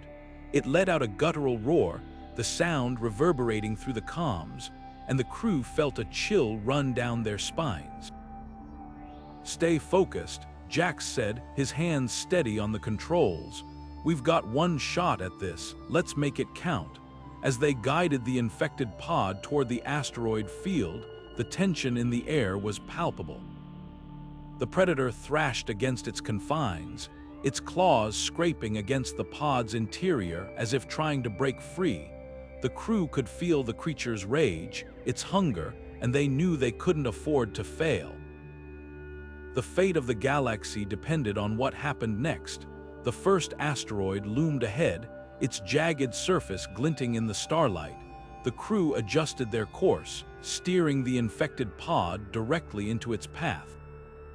For a moment, it seemed like the plan might work, but then, at the last second, the predator lashed out, its tendrils slamming into the pod's thrusters and sending it veering off course. "It's fighting back," Tessa shouted, her voice filled with panic. "We're losing control." The crew scrambled to regain their bearings, but the predator was too fast, too strong. It was adapting, learning from their tactics, and with every passing second, it grew more dangerous. The asteroid field was no longer a safe haven, it was a death trap. And as the infected pod hurtled toward another massive rock, the crew realized they were running out of time. "We need to hit it now," Dr. Kova urged, her voice desperate. Before it's too late, with a final, desperate effort, the crew activated their thrusters at full power, slamming the infected pod into the asteroid. The impact was deafening, a blinding explosion of light and debris that sent shockwaves rippling through the void. For a moment, it seemed like the predator had been destroyed. But as the dust cleared, the crew's relief turned to horror. The infected pod was gone, but the predator had survived. It clung to the asteroid's surface, its form twisted and broken but still alive. And as it turned its glowing eyes toward the crew, they realized the fight was far from over.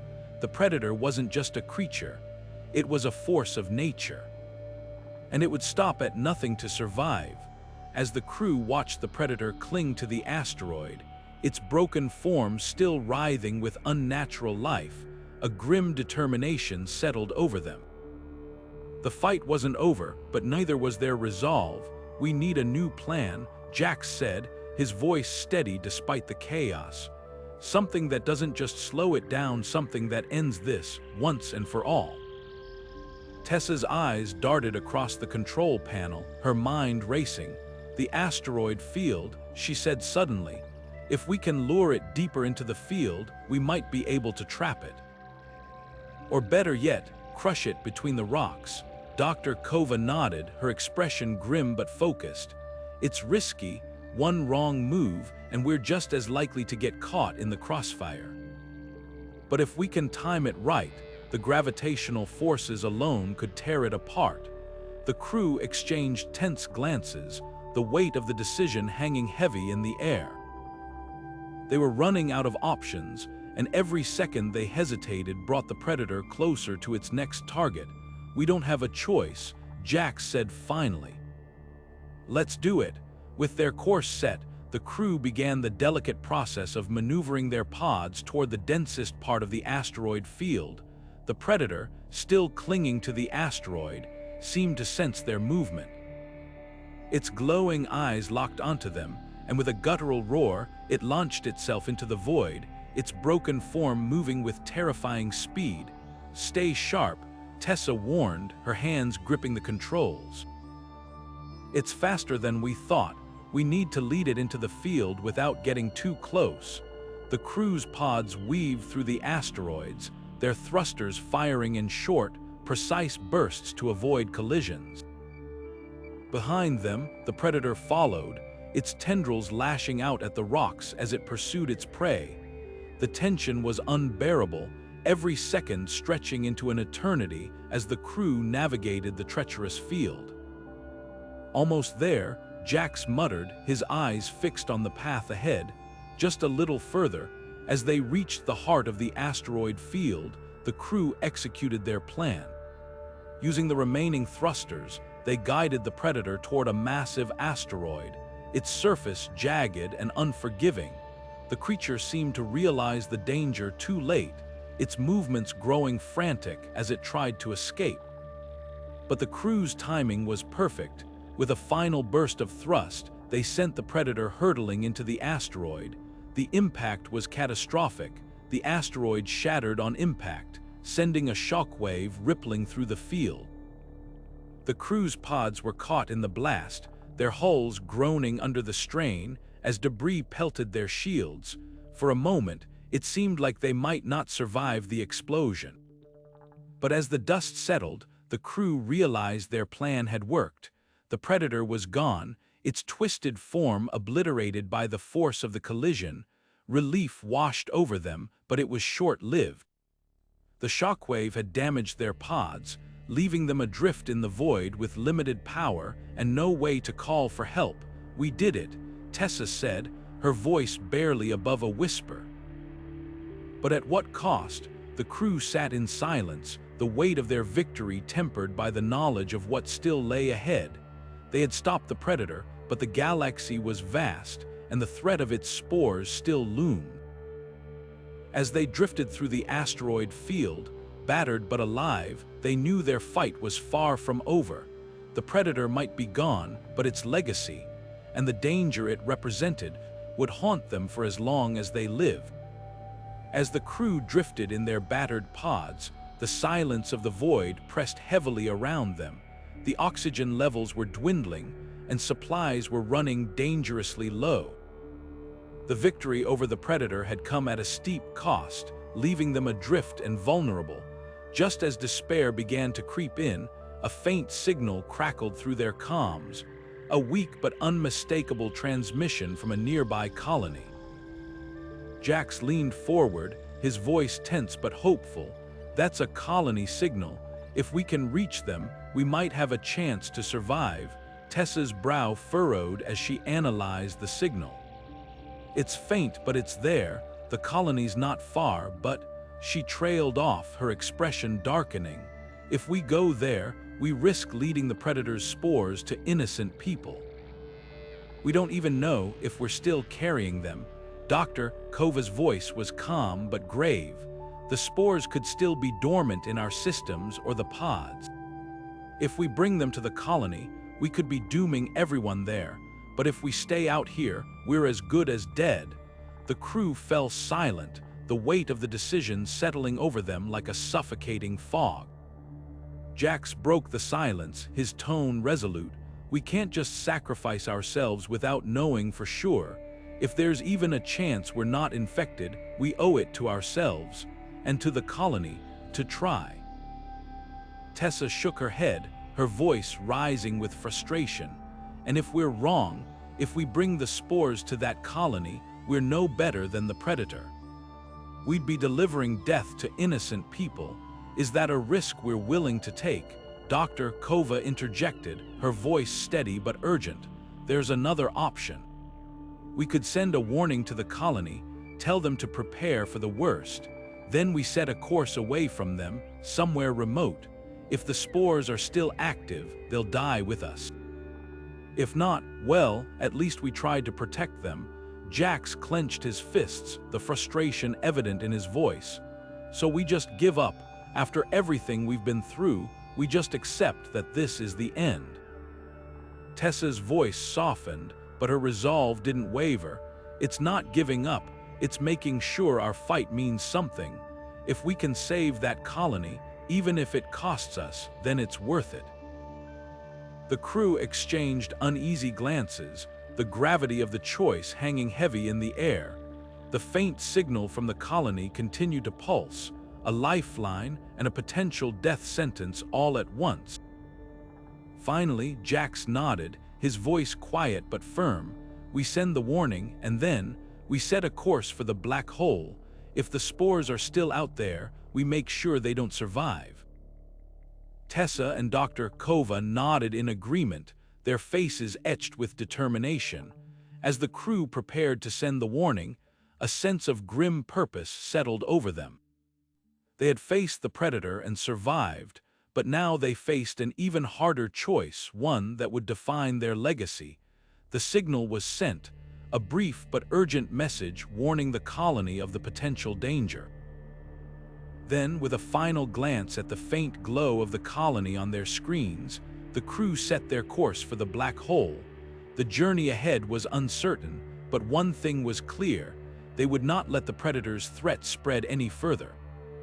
As their pods drifted toward the void, the crew braced themselves for what might be their final act, a sacrifice to ensure the galaxy's survival. The faint hum of the engines filled the silence as the crew prepared for the unknown. The black hole loomed ahead, its pull growing stronger with each passing moment. They had faced the predator, outsmarted it, and destroyed it, but now they faced the ultimate test not of strength or skill, but of courage and sacrifice. And as the darkness closed in, they held onto one truth: their fight had not been in vain. As the crew's pods drifted closer to the black hole, the faint hum of their engines was the only sound breaking the oppressive silence of space. The decision had been made, a warning sent, a course set, and a grim resolve settled over them. The black hole loomed ahead, its immense gravitational pull distorting the light around it, a swirling vortex of darkness that seemed to beckon them closer. It was a one-way journey, but one they had chosen to ensure the predator's spores would never reach another living soul. Yet, as the pods neared the event horizon, a faint, almost imperceptible vibration began to ripple through the small vessels. Tessa was the first to notice it, her sharp instincts honed by years of engineering. "Something's wrong," she muttered, her hands flying over the controls. The pods, they're picking up an energy signature. It's faint, but it's growing. Dr. Kova's eyes narrowed as she scanned the readings. It's not the black hole. This is biological, the spores, they're reanimating. Her voice was calm, but the tension in her tone was unmistakable. The closer we get to the black hole, the more the spores are reacting. It's like they are fighting to survive. Jax clenched his fists, his frustration boiling over. Of course they are. The predator's spores don't just die. They adapt. They've been dormant, waiting for the right conditions to come back to life. And now, with the black hole's energy, they're waking up. The crew exchanged uneasy glances, the weight of their situation pressing down on them. They had thought they were making the ultimate sacrifice, but now it seemed the predator wasn't ready to let them go. The faint vibration grew stronger, and the pod systems began to flicker, erratic bursts of energy disrupting their controls. Tessa's voice was urgent as she tried to stabilize the pods. "If the spores fully reanimate, they'll take over the systems. We'll lose control before we even reach the black hole. We need to act now." Dr. Kova's mind raced, her scientific training kicking in. The spores are feeding off the black hole's energy. If we can disrupt that connection, we might be able to stop them. But it's risky. Any interference could destabilize the pods even further. Jax's voice was firm, his determination unwavering.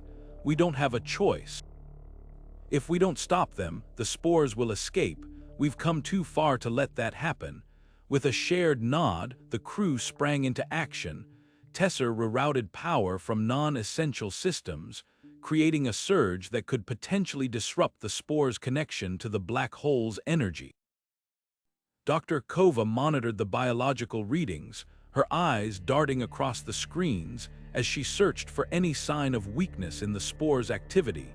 Jax manned the controls, his hands steady despite the growing chaos around them. The pods shuddered violently as the surge of energy coursed through them. For a moment, it seemed like the plan might work. The spores' activity began to wane, their reanimation slowing.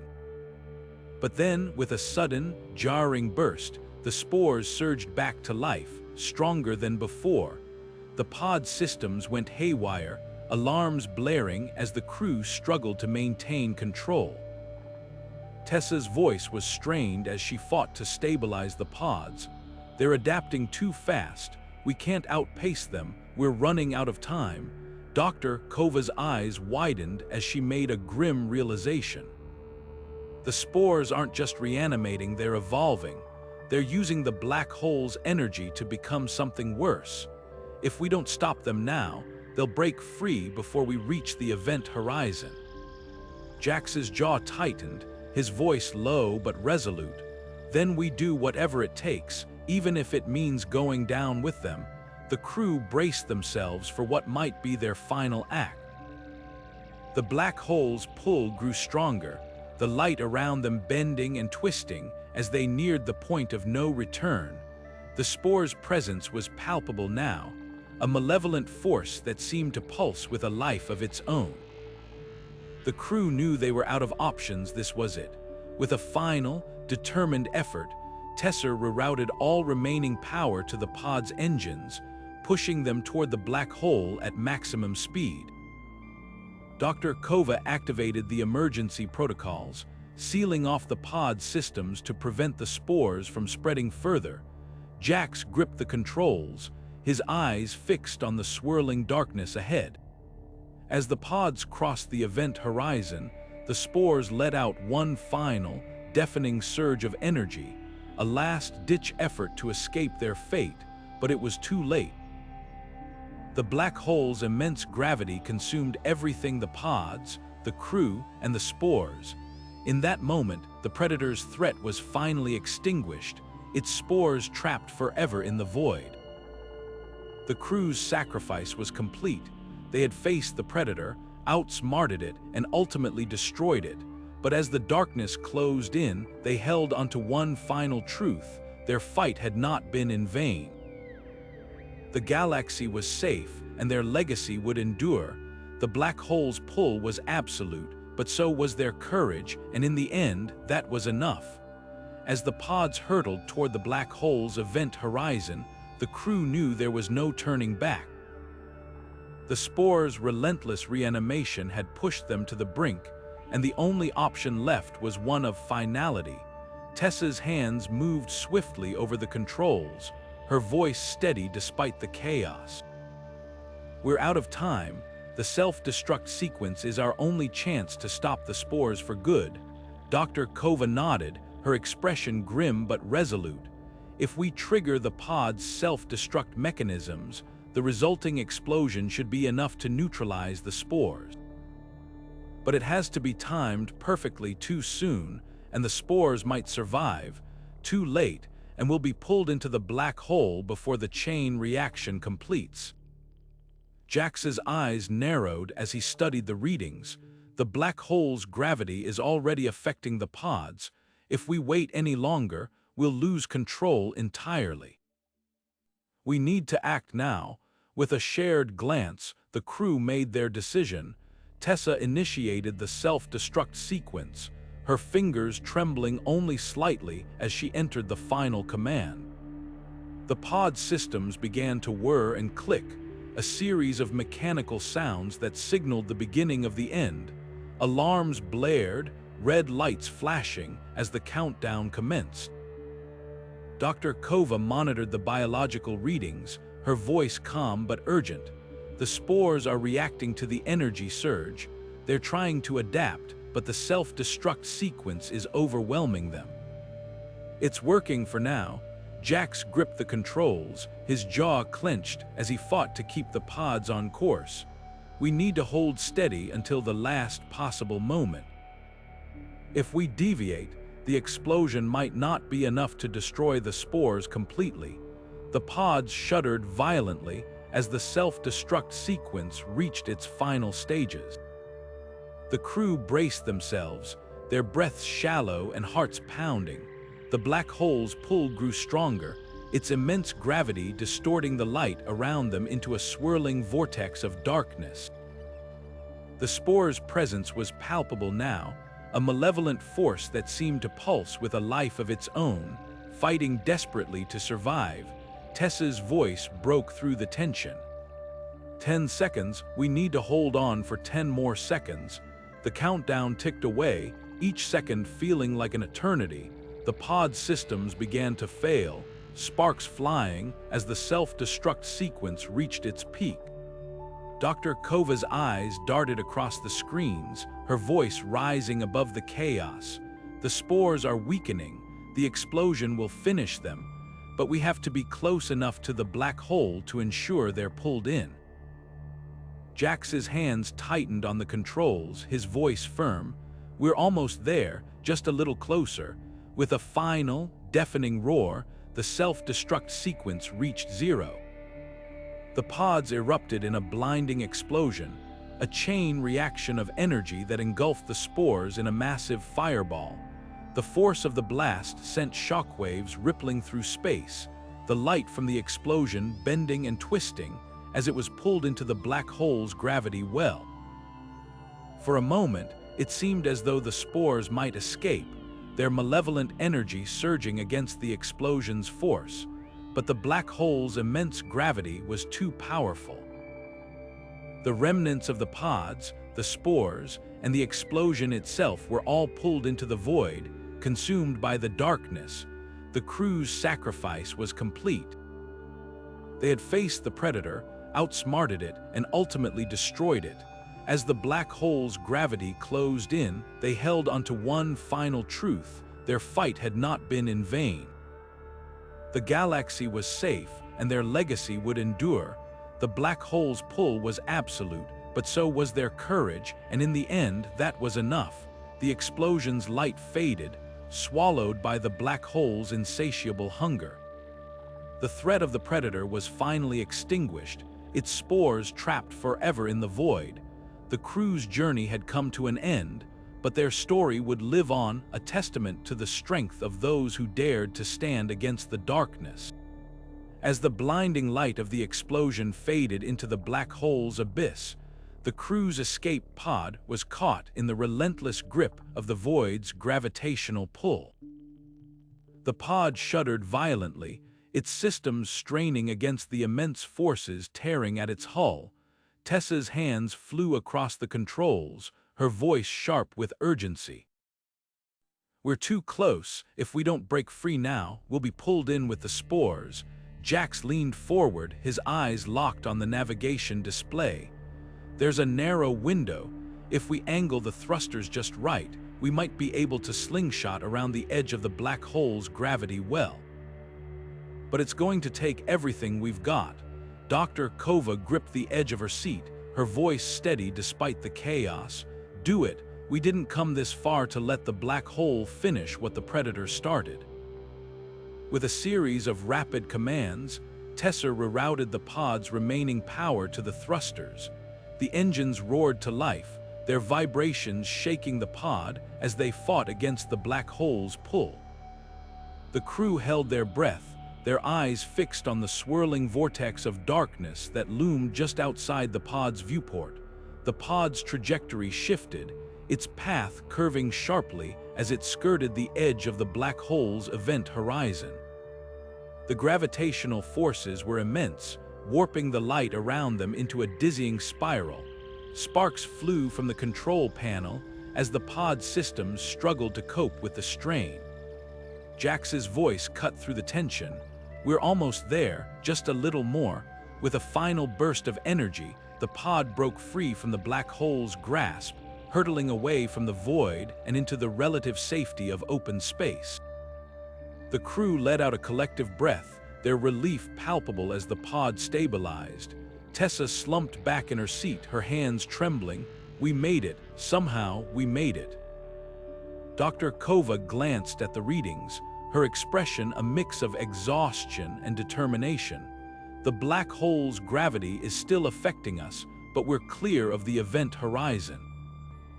We're alive, and that's what matters." Jax leaned back, his face pale but resolute. "For now, but we're not out of the woods yet. The pod systems are fried, and we're drifting. We need to get to the colony before we run out of oxygen." The crew turned their attention to the distant glow of the colony's star, a faint beacon in the vast expanse of space. The journey ahead would be long and uncertain, but they had faced worse. Together, they had outsmarted the predator, survived the black hole, and lived to tell the tale. As the pod drifted toward the colony, the crew began to piece together their next steps.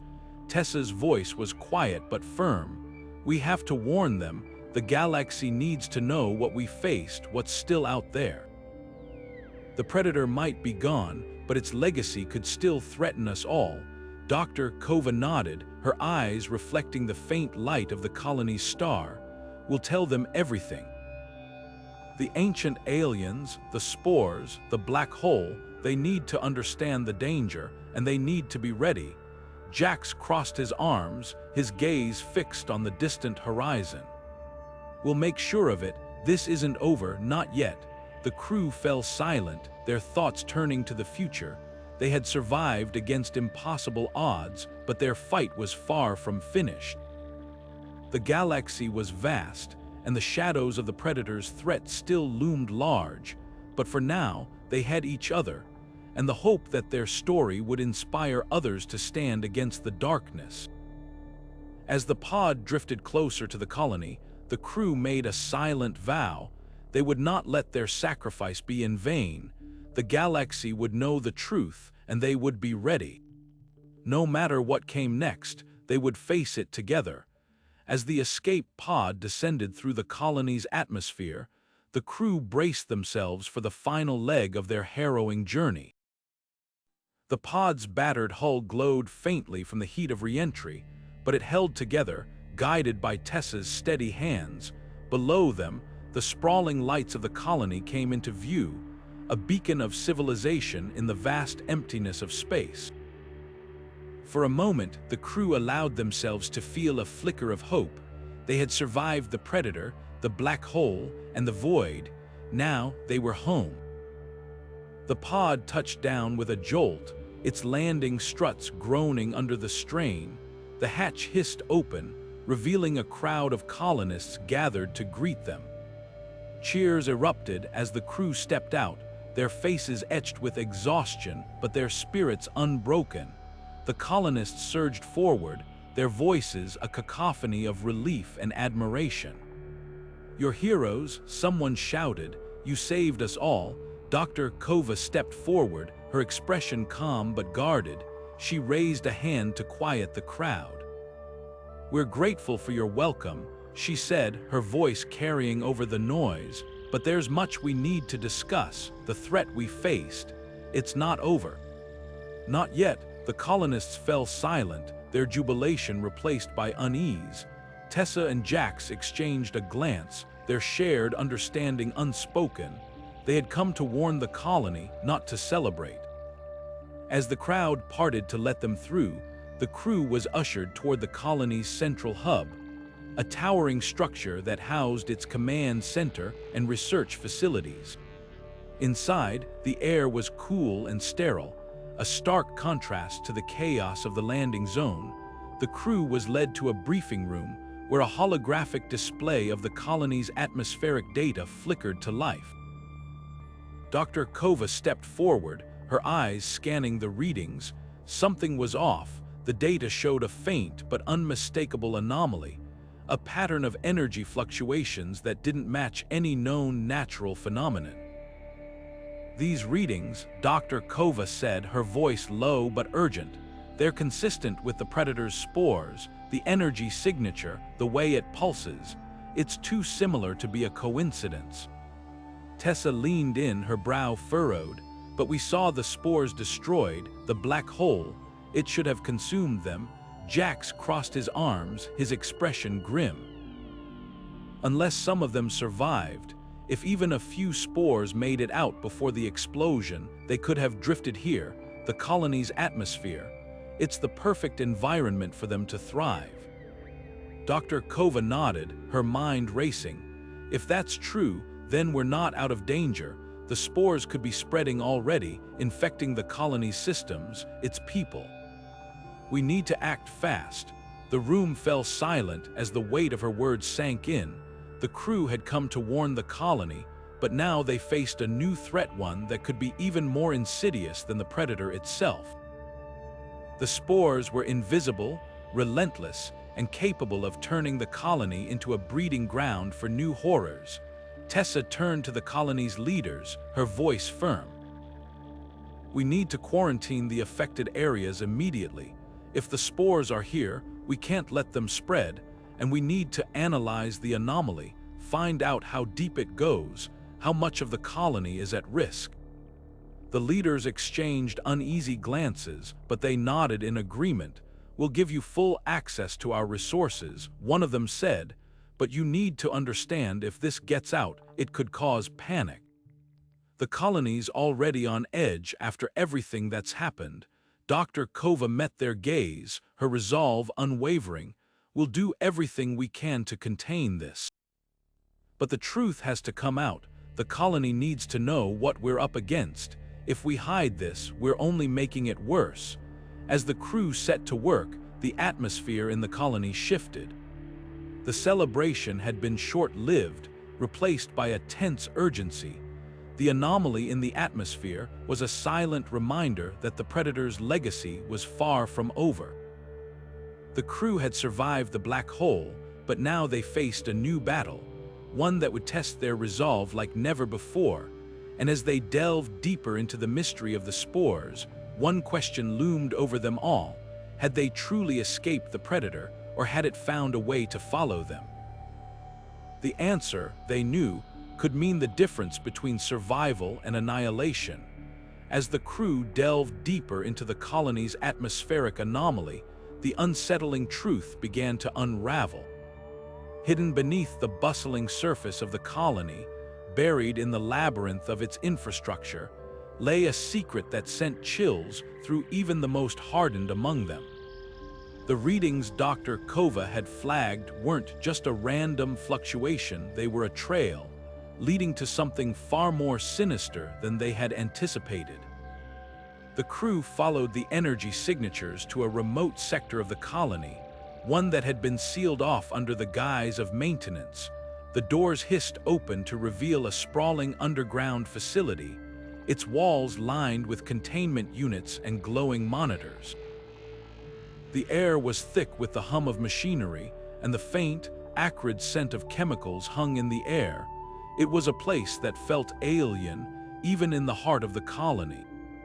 Tessa stepped forward, her eyes scanning the room. "This isn't just a research lab," she said, her voice low. "This is a weapons facility. They've been experimenting on the spores." The crew moved cautiously through the facility, their footsteps echoing in the sterile silence. The containment units held samples of the spores, suspended in a viscous liquid that pulsed faintly with an eerie light. Monitors displayed data streams, genetic sequences, energy outputs, and test results that made Dr. Kova's blood run cold. "This isn't just containment," she said, her voice trembling with a mix of anger and disbelief. "They're trying to weaponize them. They're trying to control the spores, to turn them into something they can use." Before the crew could process the implications, a voice cut through the silence.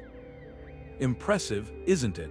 The words came from a figure stepping out of the shadows, a man in a crisp white lab coat, his expression calm but calculating. He was the facility's director, and his presence carried an air of authority that made the crew tense. "You've stumbled upon our little project," he said, gesturing to the containment units. "We've been studying the spores for some time now. They're remarkable, really. A perfect blend of biology and energy, capable of adapting to almost any environment. We thought, why not harness that power? Why not turn it into something useful?" Jack stepped forward, his fists clenched. "Useful? These things wiped out entire star systems. They're not a weapon, they're a plague." The director raised an eyebrow, unfazed. "A plague, yes, but also a tool. Imagine what we could do with a weapon that can adapt, evolve, and consume anything in its path. It's the ultimate deterrent. No one would dare challenge us if we had this kind of power." Dr. Kova shook her head, her voice sharp. "You don't understand what you're dealing with. The Predator wasn't just a weapon, it was a force of nature. You can't control it, no one can." The director's smile faded, replaced by a cold, steely gaze. "We've come too far to turn back now. The spores are already integrated into our systems. They're spreading, adapting, and growing stronger. Soon, they'll be ready for deployment. And when they are, the galaxy will see what we're truly capable of." The crew exchanged glances, the weight of the director's words sinking in. The colony wasn't just at risk. It was the epicenter of a new threat, one that could eclipse even the Predator itself. The spores weren't just a remnant of the past, they were the foundation of a future nightmare. Tessa stepped forward, her voice firm. "You're playing with fire. If those spores get out, they won't just destroy your enemies. They'll destroy everything, including you." The director's expression hardened. "We've taken every precaution." The spores are under our control, and if you try to interfere, you'll find that we're not as defenseless as we appear." As the tension in the room reached a breaking point, the crew realized they were facing a new kind of enemy, one that wasn't driven by instinct or hunger, but by ambition and arrogance. The Predator had been a force of destruction, but this was something far more dangerous. It was the folly of those who believed they could wield power beyond their understanding. And as the crew prepared to confront this new threat, one thing became clear: the battle for survival wasn't just against the spores, it was against the very people who sought to control them. The stakes had never been higher, and the cost of failure would be unimaginable. As the director's words hung in the air, the crew felt the weight of the situation pressing down on them. The sterile hum of the facility seemed to grow louder, a constant reminder of the danger lurking just beneath the surface.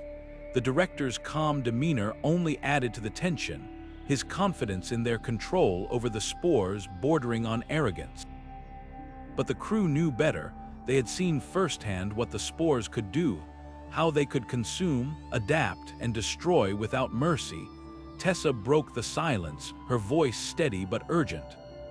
"If the spores are already spreading, then we're running out of time. Every second we waste debating is another second they have to grow stronger. Doctor." Kova nodded, her eyes scanning the monitors displaying the colony's vital systems. "He's right about one thing: the spores are integrated into the infrastructure. If they're not contained, they'll spread through the colony's ventilation, water supply, and power grid. It won't just be an outbreak, it'll be a full-scale infestation." Jax clenched his fists, his frustration boiling over. "So what are we supposed to do? Risk our lives trying to clean up their mess, or get out while we still can?" "This isn't our fight." The director's voice cut through the tension, cold and unyielding. "You're right, it's not your fight, but if you leave, you'll be condemning thousands of innocent people to a fate worse than death. The spores don't discriminate. They'll consume everyone in their path, including you, if you don't act now." The crew exchanged uneasy glances, the gravity of the decision before them sinking in. On one hand, staying meant facing a threat they barely understood, one that had already claimed countless lives. On the other, fleeing meant abandoning the colony to its fate, and potentially allowing the spores to spread beyond its borders, threatening the entire galaxy. Tessa stepped forward, her resolve hardening. "We can't just leave. If we do, the spores will spread, and this won't just be a colony problem, it'll be a galactic one. We've seen what happens when people try to control these things. It never ends well," Dr. Kova added, her voice tinged with urgency. "We have the knowledge and the experience to make a difference. If we can contain the spores here, we might be able to stop them before they reach other systems, but we have to act fast." Jax hesitated, his frustration giving way to reluctant acceptance. "Fine, but if we're doing this, we do it smart. No heroics, no unnecessary risks. We contain the spores, and we get out alive. That's the only way this ends well." The director's expression softened slightly, though his tone remained firm. "You'll have access to our resources, our data, our equipment, everything you need to contain the outbreak. But understand this: if you fail, the consequences will be catastrophic. The spores are already adapting to our countermeasures. We're running out of time."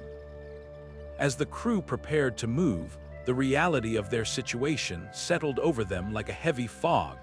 The colony was a ticking time bomb, and they were the only ones who could defuse it.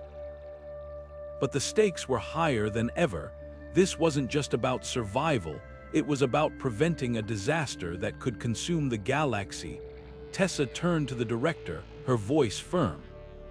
"We'll do what we can, but if you've been holding anything back, any data, any experiments, now's the time to come clean. We can't afford any surprises." The director nodded, though his expression remained guarded. You'll have everything you need, but remember, this isn't just about saving the colony. It's about proving that we can control the uncontrollable. If we succeed, we'll change the course of history."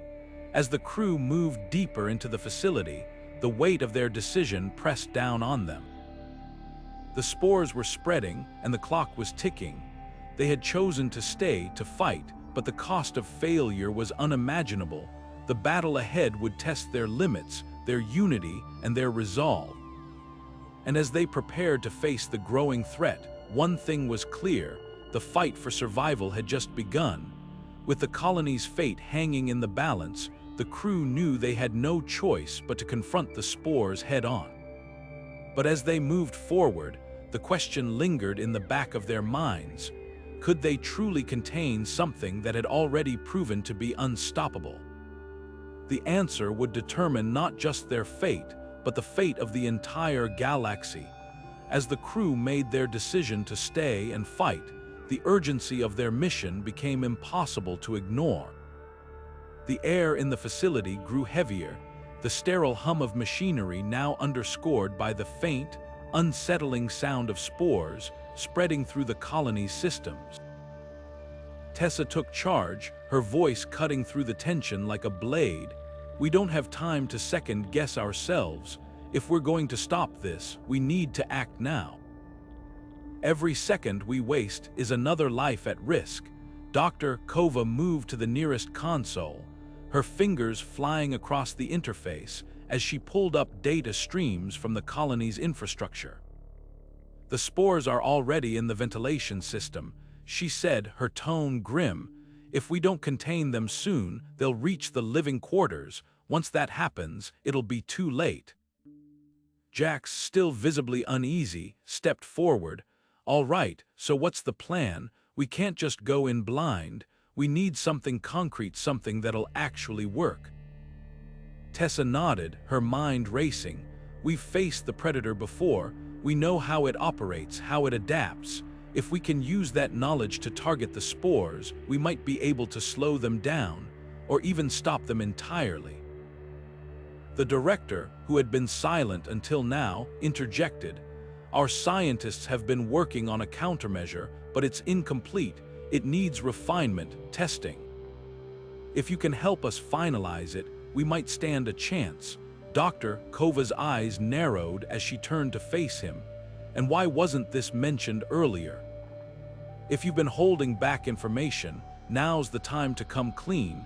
We can't afford any more surprises." The director hesitated, then sighed. "The countermeasure is experimental. It's based on the Predator's own biology.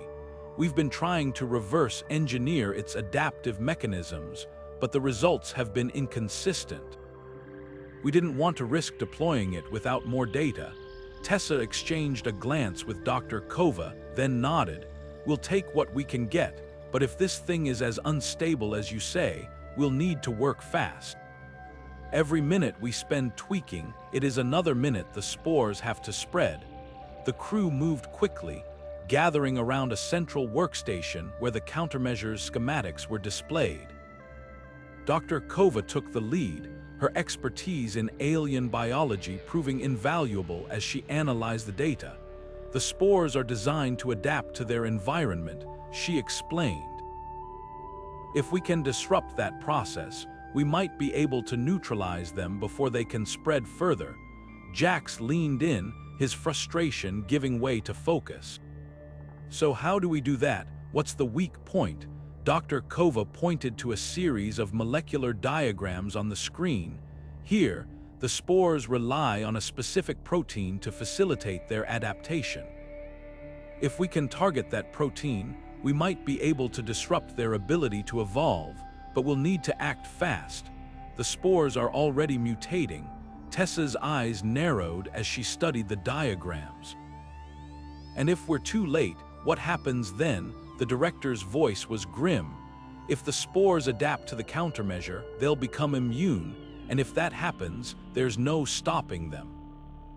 The weight of their task settled over the crew like a suffocating blanket. They were racing against time, against an enemy that grew stronger with every passing moment. But they had no choice. The fate of the colony, and possibly the galaxy, depended on their success. As they worked, the facility's alarms began to blare, a harsh reminder of the growing threat. The spores had breached the lower levels, their tendrils spreading through the colony's infrastructure like a creeping shadow. The crew could feel the urgency pressing down on them, each second slipping away like grains of sand through their fingers. Tessa's voice broke through the chaos, steady and determined. "We can't let this thing win. We've faced worse, and we've come out on top. This time won't be any different." Dr. Kova nodded, her focus unwavering. "We'll need to test the countermeasure in a controlled environment first. If it works, we can deploy it colony-wide. But if it fails..." She didn't need to finish the sentence. The consequences of failure were all too clear. As the crew prepared to test the countermeasure, the reality of their situation loomed large. They were the last line of defense against a threat that had already consumed countless lives, but they were determined to see it through, no matter the cost. The fight for survival had entered its most critical phase, and the crew knew that failure was not an option. The spores were spreading, the clock was ticking, and the galaxy's fate hung in the balance. As the countermeasure began to take effect, a tense silence filled the room. The spores, once spreading like wildfire through the colony's systems, slowed their advance. The crew watched the monitors with bated breath, their eyes locked on the data streams that showed the spores' activity diminishing. For a moment, it seemed as though they had won. But that moment was fleeting. The colony's leaders, emboldened by the countermeasure's success, stepped forward with a decision that sent a chill through the crew. "We're not destroying the spores," one of them declared, his voice firm. "This countermeasure proves we can control them. If we can harness their adaptive properties, we could revolutionize our technology, our entire way of life." Tessa's jaw tightened as she turned to face him. "You're making a mistake. These spores aren't just a tool. They are a weapon. The Predator designed them to consume, to destroy. If you try to control them, they'll turn on you. It's not a matter of if, it's a matter of when." Dr. Kova stepped in, her tone sharp with urgency. "You're underestimating what you're dealing with. The spores adapt faster than anything we've ever seen. The countermeasure is only a temporary solution. If you don't destroy them now, they'll evolve past it.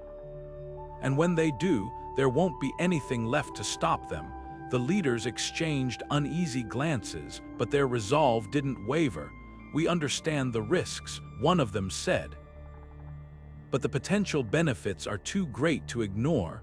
We've already lost so much. If we can turn this threat into an opportunity, we owe it to ourselves to try." Jax, who had been silent until now, stepped forward, his voice low but firm. "You're gambling with lives, not just yours, everyone's. The Predator doesn't care about your ambitions. It doesn't care about your colony. It only cares about survival. And if you give it an inch, it'll take everything." The room fell silent, the weight of his words hanging in the air.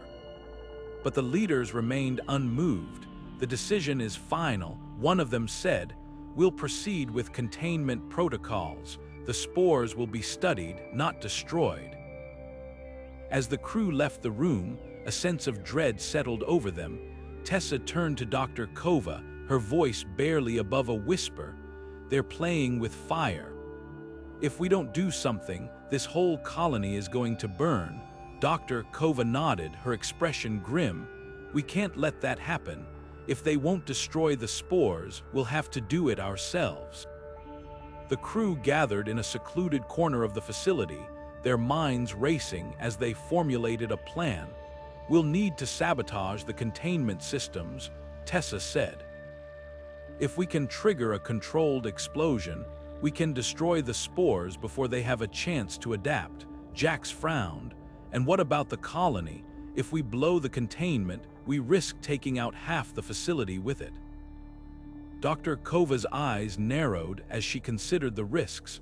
It's a calculated risk. If we don't act, the spores will spread beyond the colony. The damage will be far worse. We have to contain the threat here, no matter the cost.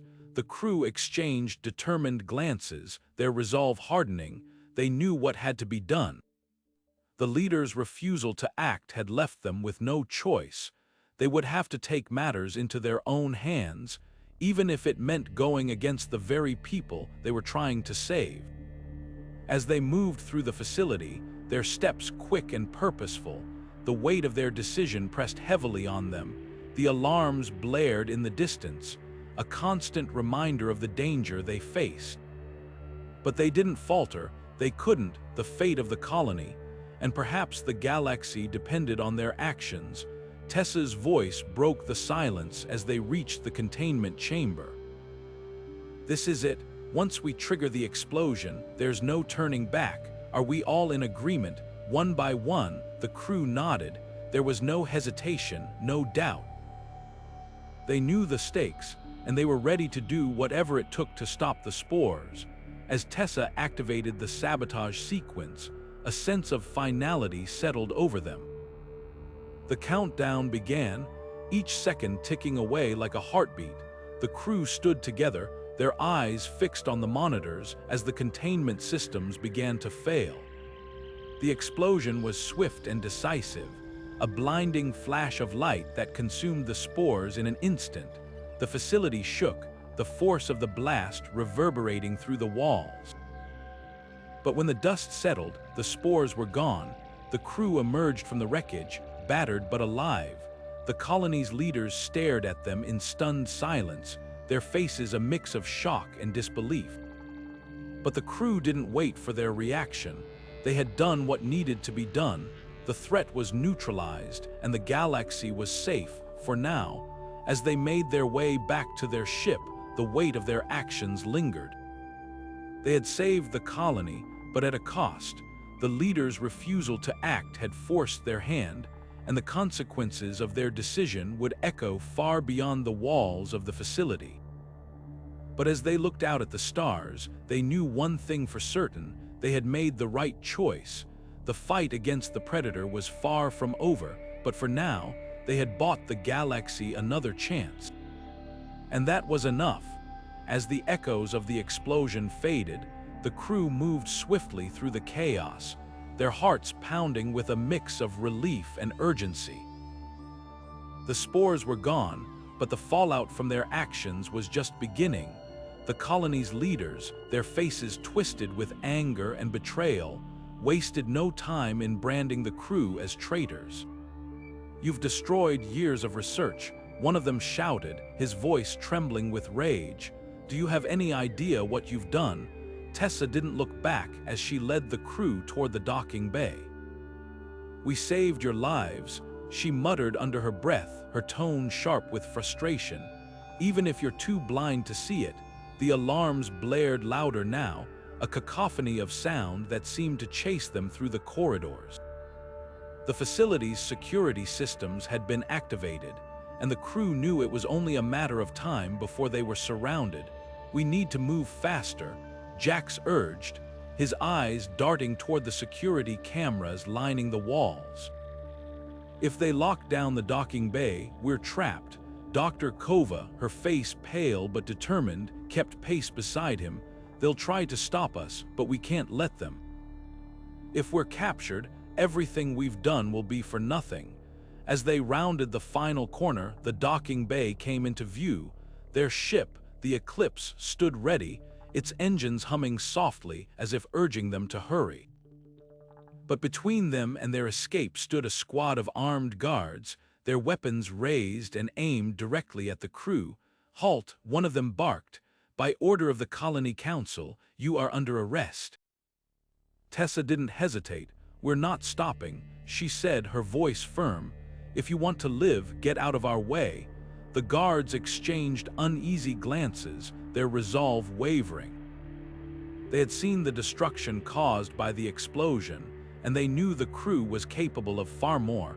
But before they could make a decision, Jack stepped forward, his hands raised in a gesture of peace.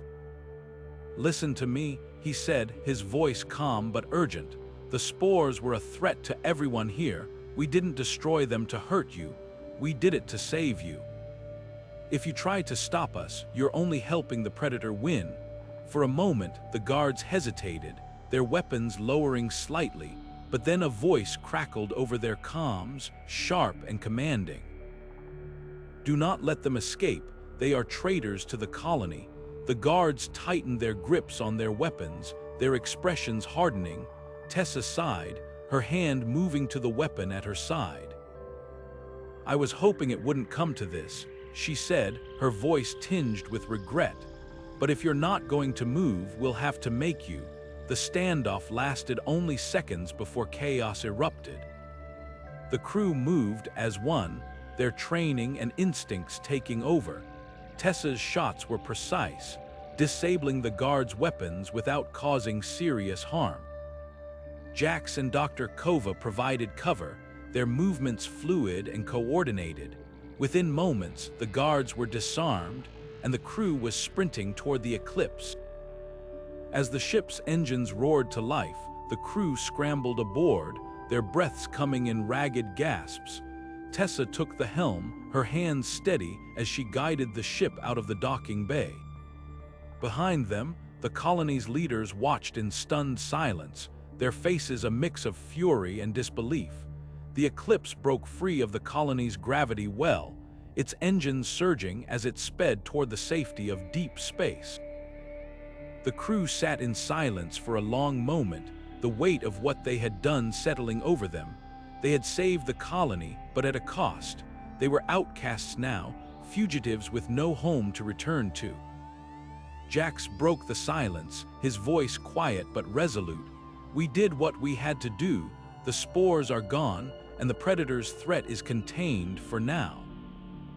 Dr. Kova nodded, her expression grim. "But the fight isn't over. The predator is still out there, and so are the spores we couldn't destroy. We've bought the galaxy some time, but we can't stop here." Tessa's grip tightened on the controls as she set a course for the stars. "Then we keep going. We'll find a way to stop the predator for good, no matter what it takes."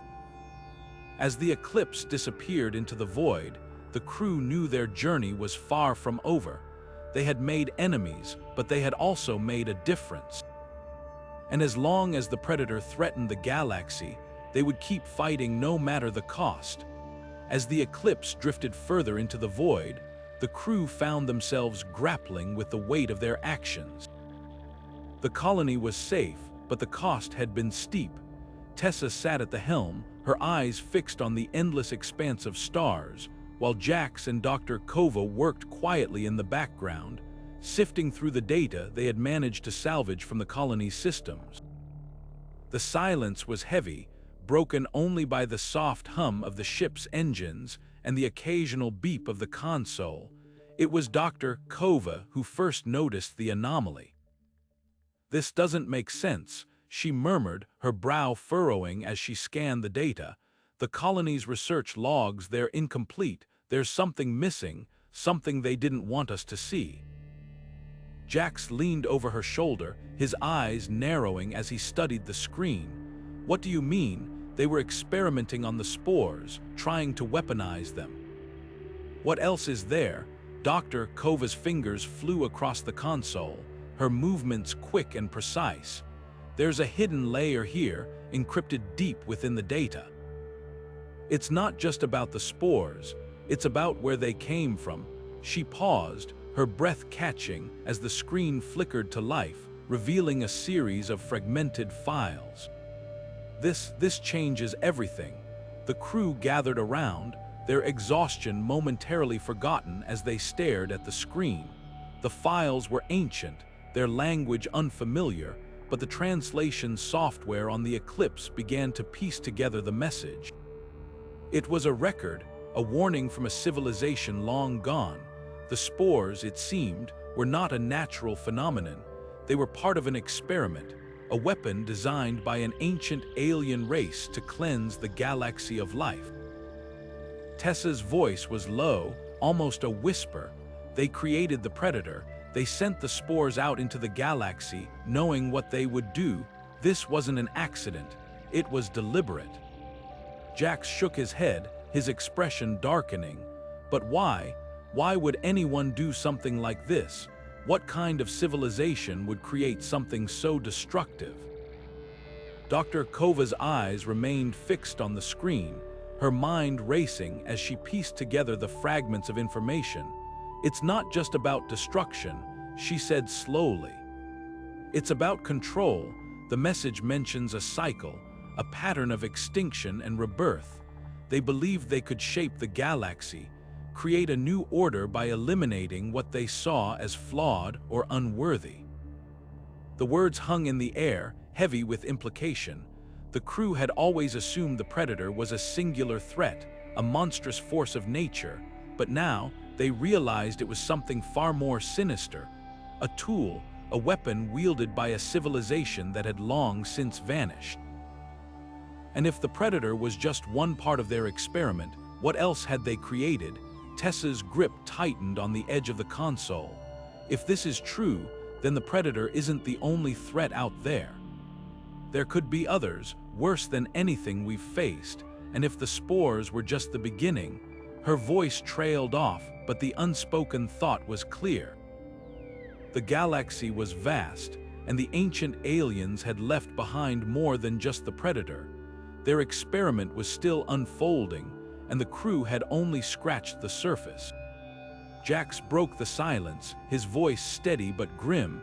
We need to find out more.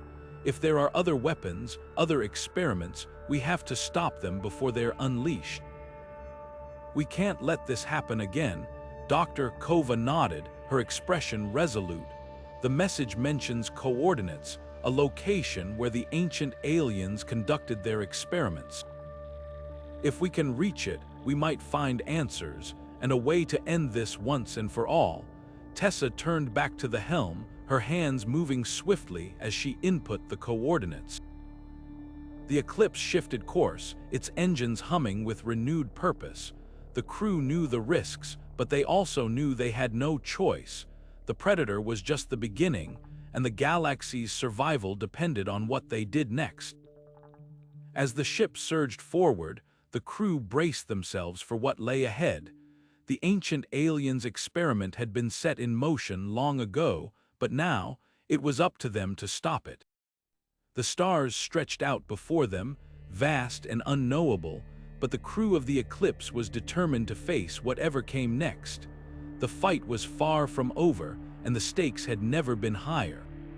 As the Eclipse surged through the void, its engines humming with purpose, the crew felt a renewed sense of determination.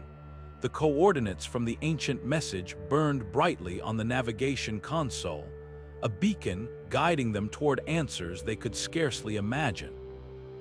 Yet, as the ship ventured deeper into uncharted space, the weight of their mission pressed heavily on their shoulders. The galaxy's fate rested in their hands, and every passing moment brought them closer to the unknown. It was during a routine scan of their surroundings that Tessa first noticed the anomaly. "There's something out there," she said, her voice cutting through the quiet hum of the ship. A structure massive, but barely holding together, it's orbiting the edge of a black hole. Jax leaned over her shoulder, his eyes narrowing as he studied the readings. "A station, out here, that doesn't make sense. Who would build something so close to a black hole?" Dr. Kova joined them, her expression a mix of curiosity and caution. "The ancient aliens," she said quietly. "This could be one of their facilities. If they were experimenting on a galactic scale, they would need remote outposts, places where no one would think to look." The crew exchanged uneasy glances. The idea of venturing into a derelict station, especially one so precariously positioned, was fraught with danger. But the potential for answers was too great to ignore. Tessa adjusted the ship's course, steering the Eclipse toward the station. As they drew closer, the structure came into view, a sprawling, skeletal framework of alien design. its surfaces scarred and pitted by time and the relentless pull of the black hole's gravity. Life support systems are offline, Jax reported, his fingers dancing across the console. No signs of activity, but the station's core is still intact. If we're careful, we might be able to dock and explore. Tessa nodded, her hands steady on the controls as she guided the ship into position. The docking procedure was tense, the station's unstable orbit forcing her to make constant adjustments. But after several nerve-wracking minutes, the Eclipse locked into place with a soft thud. "Let's make this quick," Jax said, grabbing a toolkit and motioning toward the airlock. "We don't know how long this thing will hold together." The crew suited up and stepped onto the station, their boots clanging against the metal floor. The interior was dark, illuminated only by the faint glow of their helmet lights. The air was thick with dust, and the walls were lined with strange, angular symbols that seemed to shift and writhe in the dim light. Dr. Kova ran a gloved hand over the symbols, her breath visible in the cold air. "This is their language," she said, "the same as the message we found." This station was definitely one of theirs. As they moved deeper into the station, the crew began to uncover signs of its purpose. Massive chambers filled with dormant machinery lined the corridors, their surfaces etched with intricate patterns that seemed to pulse faintly with energy. In one room, they found rows of containment pods, their glass-like surfaces cracked and empty. Whatever had been inside was long gone. "This was a research facility, Dr. Kova said, her voice tinged with awe. "They were studying something here, something powerful." Jax pointed to a large console at the center of the room, its surface covered in more of the alien symbols. "If we can get this thing powered up, maybe we can find out what they were working on." Tessa hesitated, her instincts warning her of the risks, but the need for answers outweighed her caution. "Do it," she said, "but be ready to pull the plug if anything goes wrong." Jax worked quickly, rerouting power from the Eclipse to the station's systems. The console flickered to life, its symbols glowing with an eerie, otherworldly light. Dr. Kova stepped forward, her fingers moving across the interface as she attempted to decipher the data.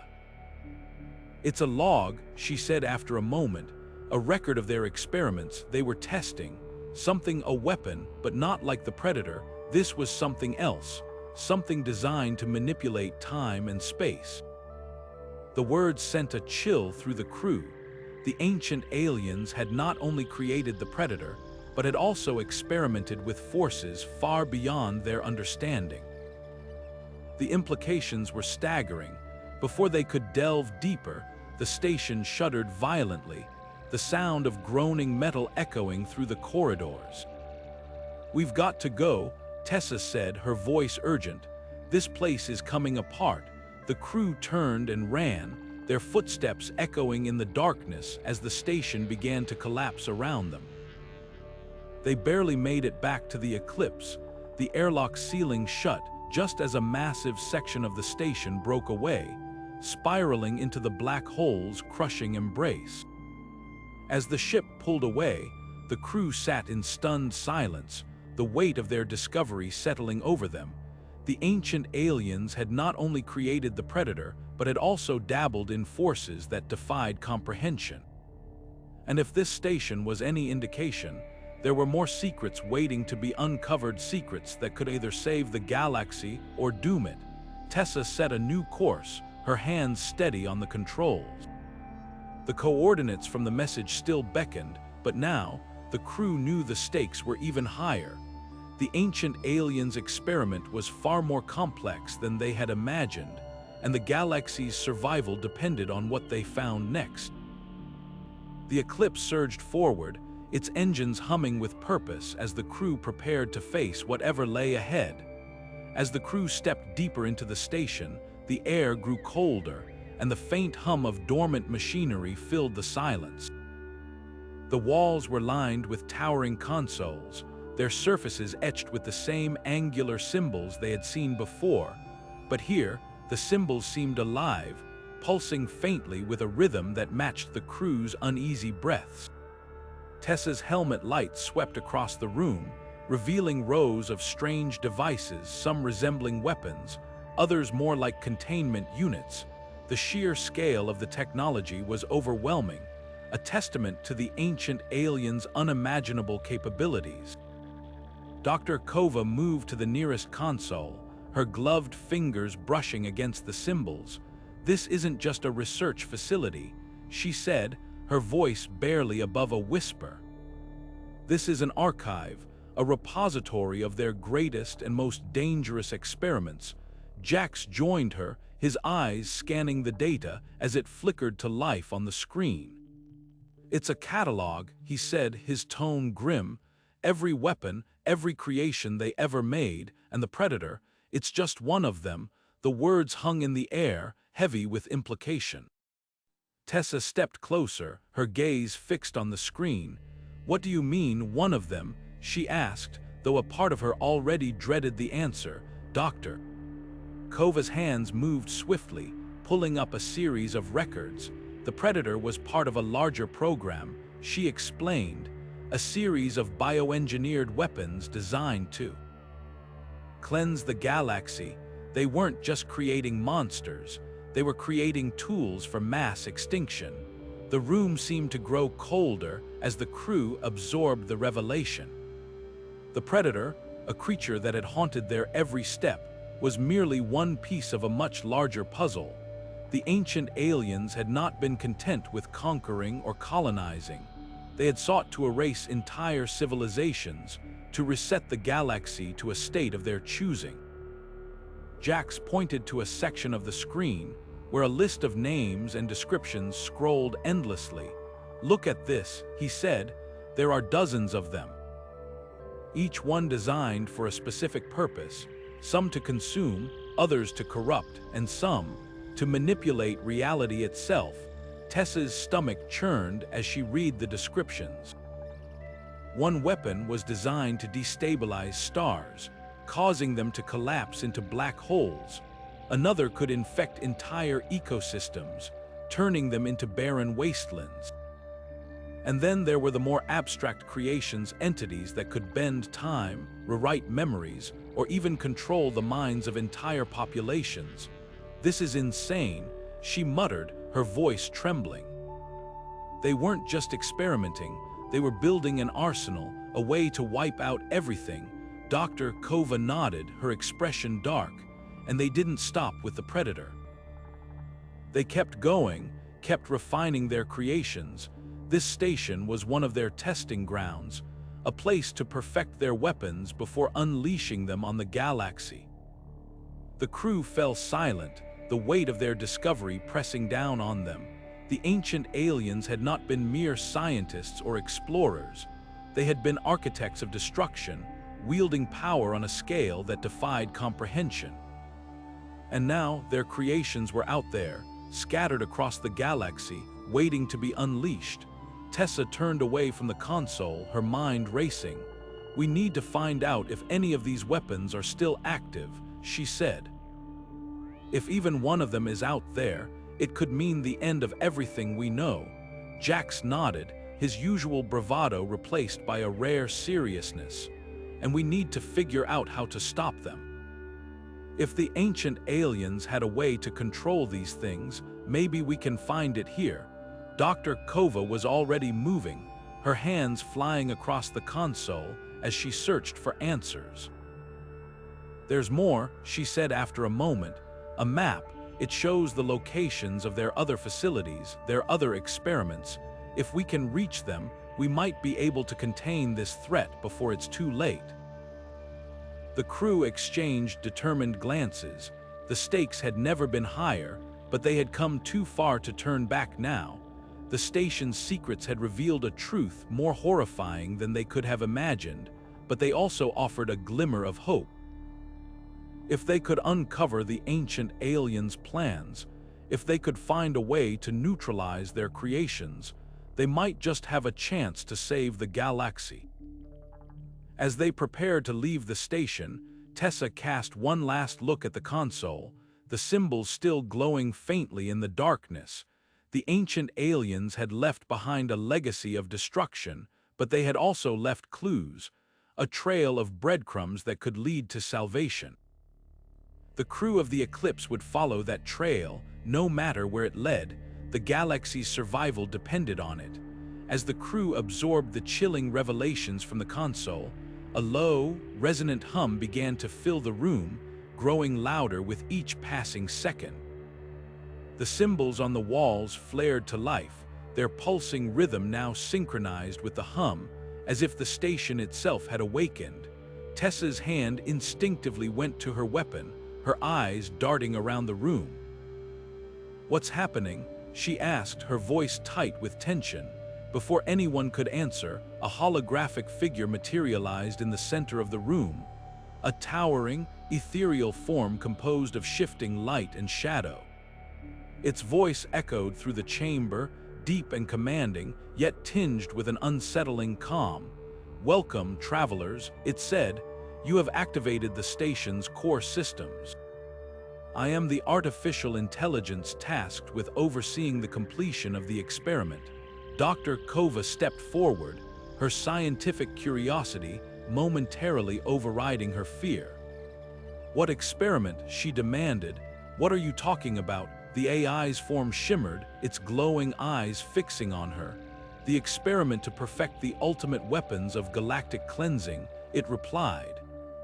"The creators of this station designed me to ensure their vision was realized. For millennia, I have waited for beings capable of continuing their work. And now you have arrived." Jax's grip tightened on his rifle. "We're not here to continue your sick experiments," he snapped. "We're here to stop them." The AI tilted its head, as if considering his words. "Your resistance is expected," it said, "but futile. The experiment must be completed. You have two choices: join the experiment and contribute to the perfection of these weapons, or be destroyed as obstacles to progress." Tessa's heart pounded as the weight of the AI's words sank in.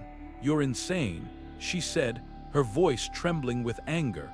"We're not going to help you unleash more horrors on the galaxy." The AI's form flickered, and the room's lighting shifted to a deep, ominous red. "Then you have chosen destruction," it said. "The station's defenses will now be activated. You have 5 minutes to reconsider your decision."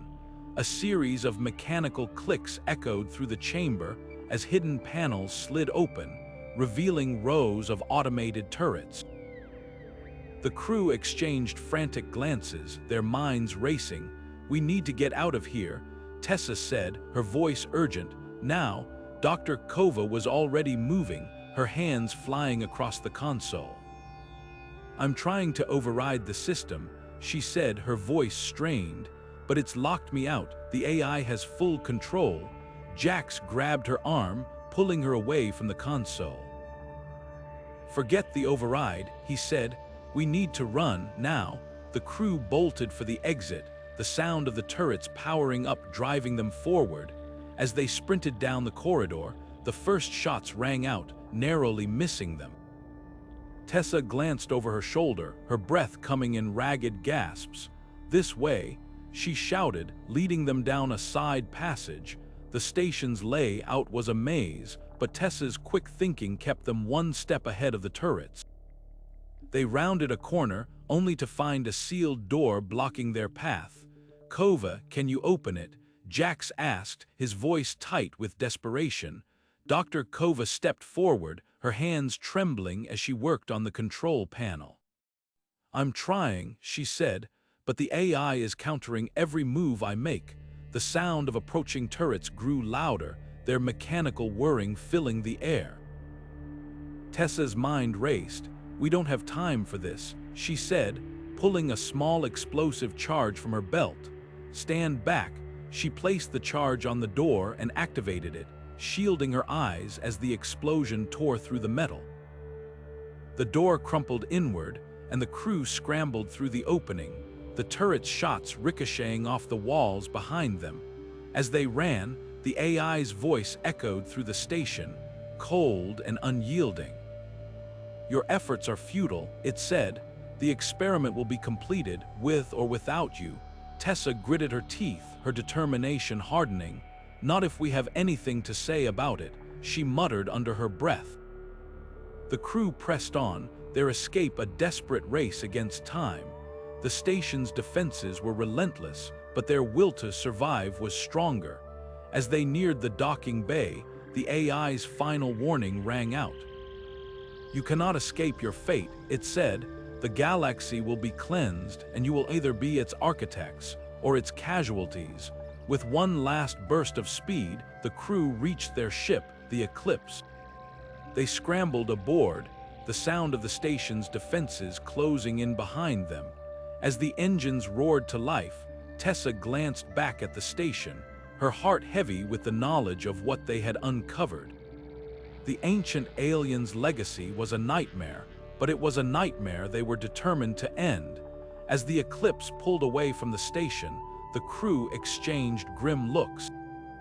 The AI's threat lingered in the air, a chilling reminder of the stakes they faced, but they had survived for now, and as long as they drew breath, they would fight to ensure the galaxy's survival, no matter the cost.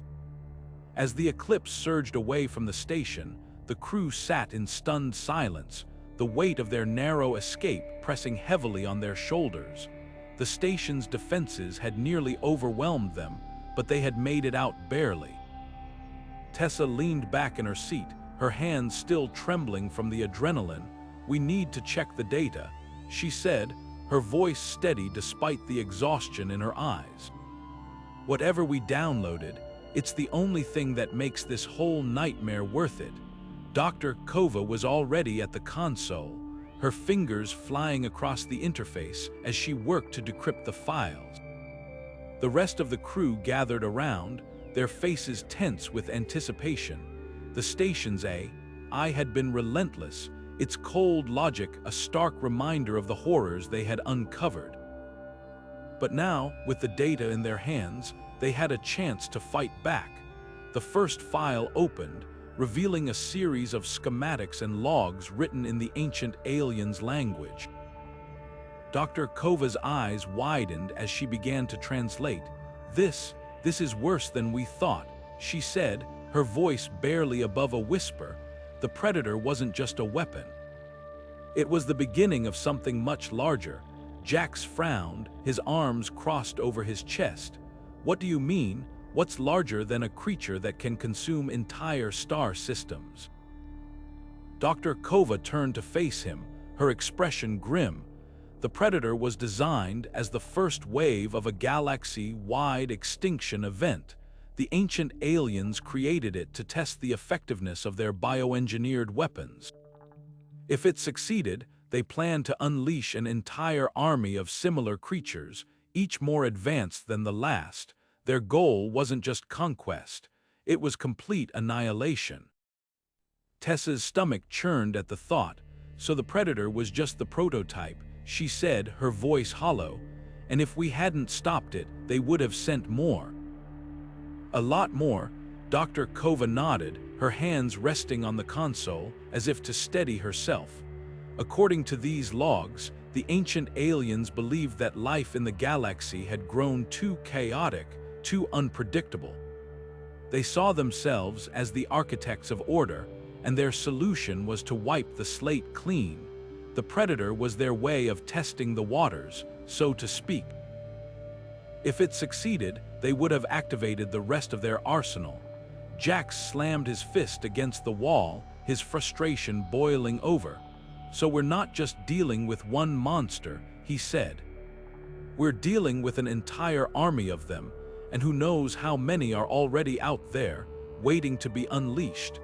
Tessa's mind raced as she processed the information. "We need to warn the galaxy," she said. "If these things are out there, people need to know, they need to be ready." Dr. Kova shook her head, her expression darkening. "It's not that simple. The logs mention something called the catalyst. It's a signal that would activate the dormant predators scattered across the galaxy. If that signal is sent, it won't matter how many warnings we give, the galaxy won't stand a chance. The room fell silent, the enormity of their discovery sinking in. The predator they had faced was terrifying enough, but the idea of an entire fleet of them, each more deadly than the last, was almost too much to comprehend. Tessa clenched her fists, her resolve hardening. "Then we find the catalyst," she said, "and we destroy it before it can be activated." Jax nodded, his earlier frustration replaced by determination. "And we take the fight to whoever's behind this. If these ancient aliens are still out there, we need to stop them before they can finish what they started." Dr. Kova looked up from the console, her eyes filled with a mixture of fear and resolve. "It won't be easy," she said, "but we don't have a choice. If we don't act, the galaxy will burn." As the Eclipse hurtled through the void, the crew knew their mission had just become infinitely more dangerous. The Predator had been a nightmare, but it was only the beginning. Somewhere out there, the catalyst waited, a ticking time bomb that could unleash untold destruction. And if they failed to stop it, the galaxy would pay the price. The crew exchanged determined looks, their fear tempered by a shared sense of purpose. They had faced the Predator and survived. Now, they would face whatever came next together. The galaxy's fate depended on it. As the Eclipse drifted further from the station, the crew's initial relief gave way to a sobering reality. The ship's systems were battered, its hull scarred from the relentless pursuit of the station's defenses. Fuel reserves were critically low, and the engines sputtered with every passing moment. Tessa leaned over the navigation console, her brow furrowed as she scanned the star charts. "We're not going to make it far like this," she said, her voice tight with urgency. "We need to find a place to regroup, somewhere we can repair the ship and refuel." Dr. Kova nodded, her eyes still fixed on the decrypted files. "There's a trading outpost not far from here," she said, pointing to a cluster of coordinates on the screen. "It's small, but it's the closest option. If we're lucky, we might find allies there, or at least the resources we need to keep going." Jax crossed his arms, his expression skeptical. "And if we're not lucky, what if this outpost is crawling with mercenaries or worse? We're not exactly in fighting shape right now." Tessa sighed, her fingers tapping against the console. "We don't have a choice. If we don't get this ship back in working order, we're not going anywhere. And if we can't warn the galaxy about the catalyst, none of this will matter anyway." The crew exchanged uneasy glances, the weight of their situation pressing down on them. The Predator had been a nightmare, but the revelation of the catalyst had turned their mission into a race against time. They couldn't afford to waste a single moment. With a deep breath, Tessa input the coordinates into the navigation system. The Eclipse groaned as it changed course, its engines straining under the strain. The trading outpost loomed in the distance, a small cluster of lights against the vast darkness of space. It wasn't much, but it was their best hope. As they approached, the crew prepared for the worst. The outpost was known for its rough reputation, a place where traders, smugglers, and mercenaries crossed paths. It was a dangerous gamble, but they had no other options. Tessa powered down the ship's weapons to avoid drawing attention, while Jax kept a close eye on the scanners for any signs of trouble. The Eclipse docked at the outpost with a shudder, its damaged hull scraping against the landing platform. The crew stepped out cautiously, their eyes scanning the bustling marketplace. The air was thick with the scent of oil and sweat, the sounds of bartering and machinery filling the space. It was a far cry from the sterile corridors of the ancient alien station, but it was alive, and that meant opportunity. Tessa led the way, her hand resting on the hilt of her sidearm just in case. They needed fuel, spare parts, and information, anything that could help them in their mission. But more than that, they needed allies. The galaxy was vast, and they couldn't face what was coming alone. As they moved through the outpost, the crew couldn't shake the feeling that they were being watched. The traders eyed them with suspicion, their gazes lingering a little too long. Jax tightened his grip on his weapon, his instincts on high alert. "Stay close," he muttered. "This place gives me the creeps." Dr. Kova, however, seemed more focused on the task at hand. She approached a vendor selling salvaged tech, her eyes lighting up as she spotted a piece of equipment that might help repair the Eclipse. "How much for this?" she asked, holding up the device. The vendor grinned, revealing a row of crooked teeth. "For you, a fair price, but I'll need something in return." Tessa stepped forward, her tone firm. "We're not here to play games. We need supplies, and we need them now. Name your price." The vendor's grin widened, but before he could respond, a voice cut through the noise. "I think I can help you with that." The crew turned to see a figure stepping out of the shadows. Dressed in a patched-up flight suit, the stranger had a confident air about them, but their eyes held a glint of something darker. "I overheard you talking," they said. "Sounds like you're in a bit of trouble. Lucky for you, I specialize in trouble." Tessa narrowed her eyes, her hand still on her sidearm. "And who are you?" The stranger smirked. "Name's Rin. And if you're looking for allies, you've come to the right place, but fair warning, my help doesn't come cheap." The crew exchanged wary glances. They needed all the help they could get, but trusting a stranger in a place like this was a risk. Still, with the catalyst looming over them, they couldn't afford to be too cautious. As the crew weighed their options, the outpost buzzed with activity around them. Somewhere in the chaos, answers and dangers awaited. The galaxy's fate hung in the balance, and every decision they made could tip the scales. The Eclipse might be damaged, but its crew was far from defeated, and as they prepared to navigate the treacherous waters of the trading outpost, one thing was clear: their fight was far from over. As the crew moved deeper into the outpost, the air grew heavier with tension. The bustling marketplace was a maze of shadows and shifting alliances, where every glance carried a hidden meaning. Rin, the stranger who had offered their help, led the way with a casual confidence that did little to ease the crew's unease. "You're not the only ones looking for a way out of this mess," Rin said, their voice low. "But out here, trust is a rare commodity. You'll need more than luck to survive." Before the crew could respond, a group of figures emerged from the crowd, their presence commanding immediate attention. Dressed in mismatched armor and armed to the teeth, they had the unmistakable look of mercenaries. Their leader, a towering figure with a scar running down one cheek, stepped forward, his gaze sweeping over the crew.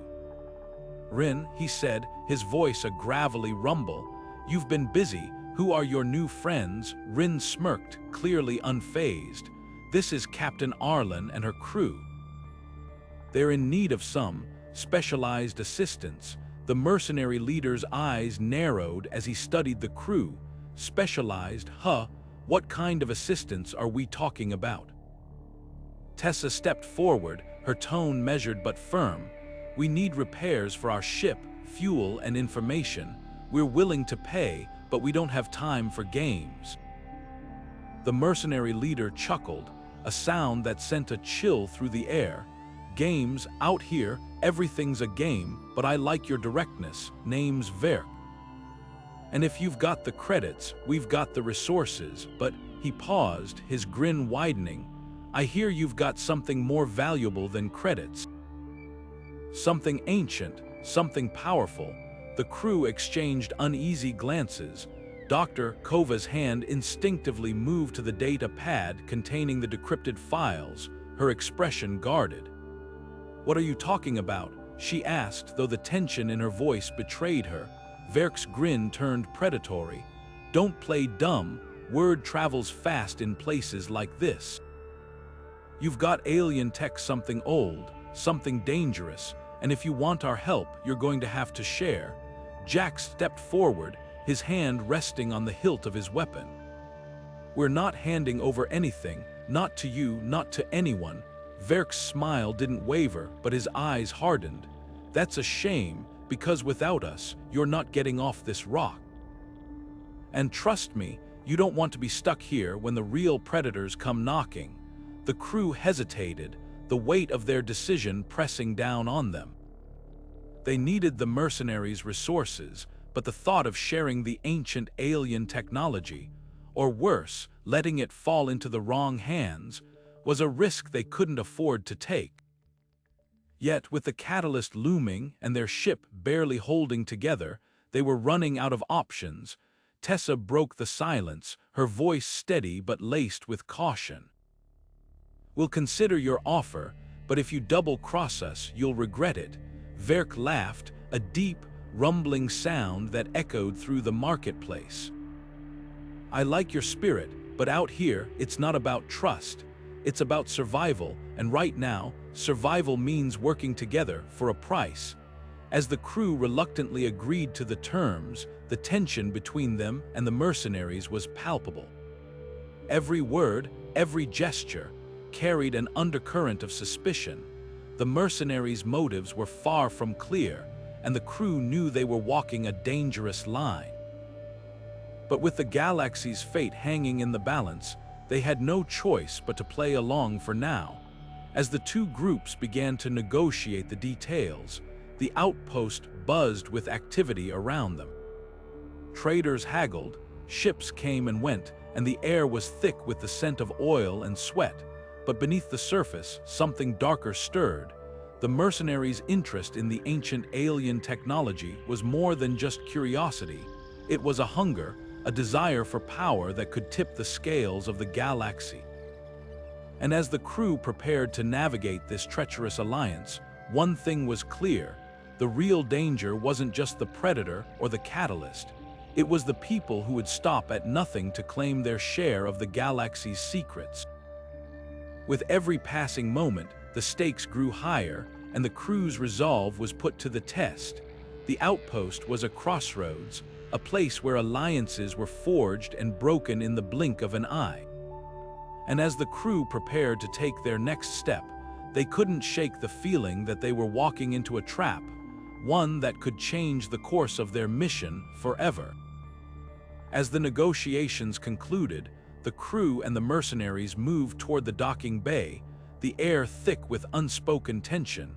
The outpost's dim lighting cast long shadows across the metallic walls, and the distant hum of engines echoed like a warning.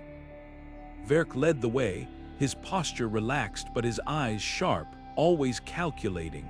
The crew followed, their steps measured, their hands never far from their weapons. They had agreed to the deal, but trust was a luxury they couldn't afford. Once inside the docking bay, the mercenaries began loading supplies onto their ship, their movements efficient and practiced. Tessa kept a close eye on them, her instincts screaming that something was off. "Stay alert," she muttered to Jax, who nodded, his grip tightening on his weapon.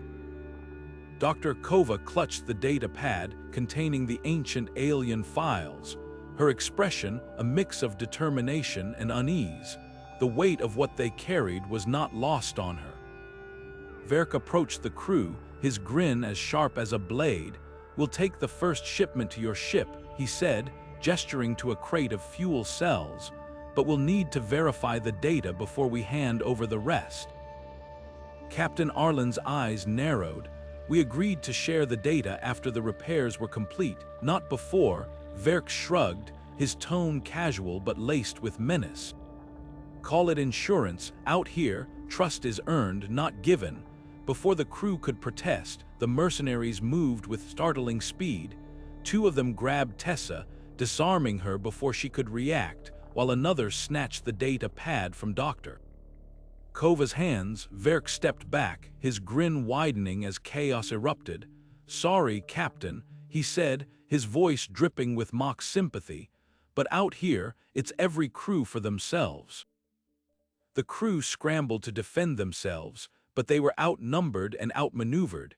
Jax managed to land a solid punch on one of the mercenaries, sending him sprawling, but another struck him from behind, knocking him to the ground. Captain Arlen drew her weapon, but Verk was already retreating toward his ship, the data pad in hand.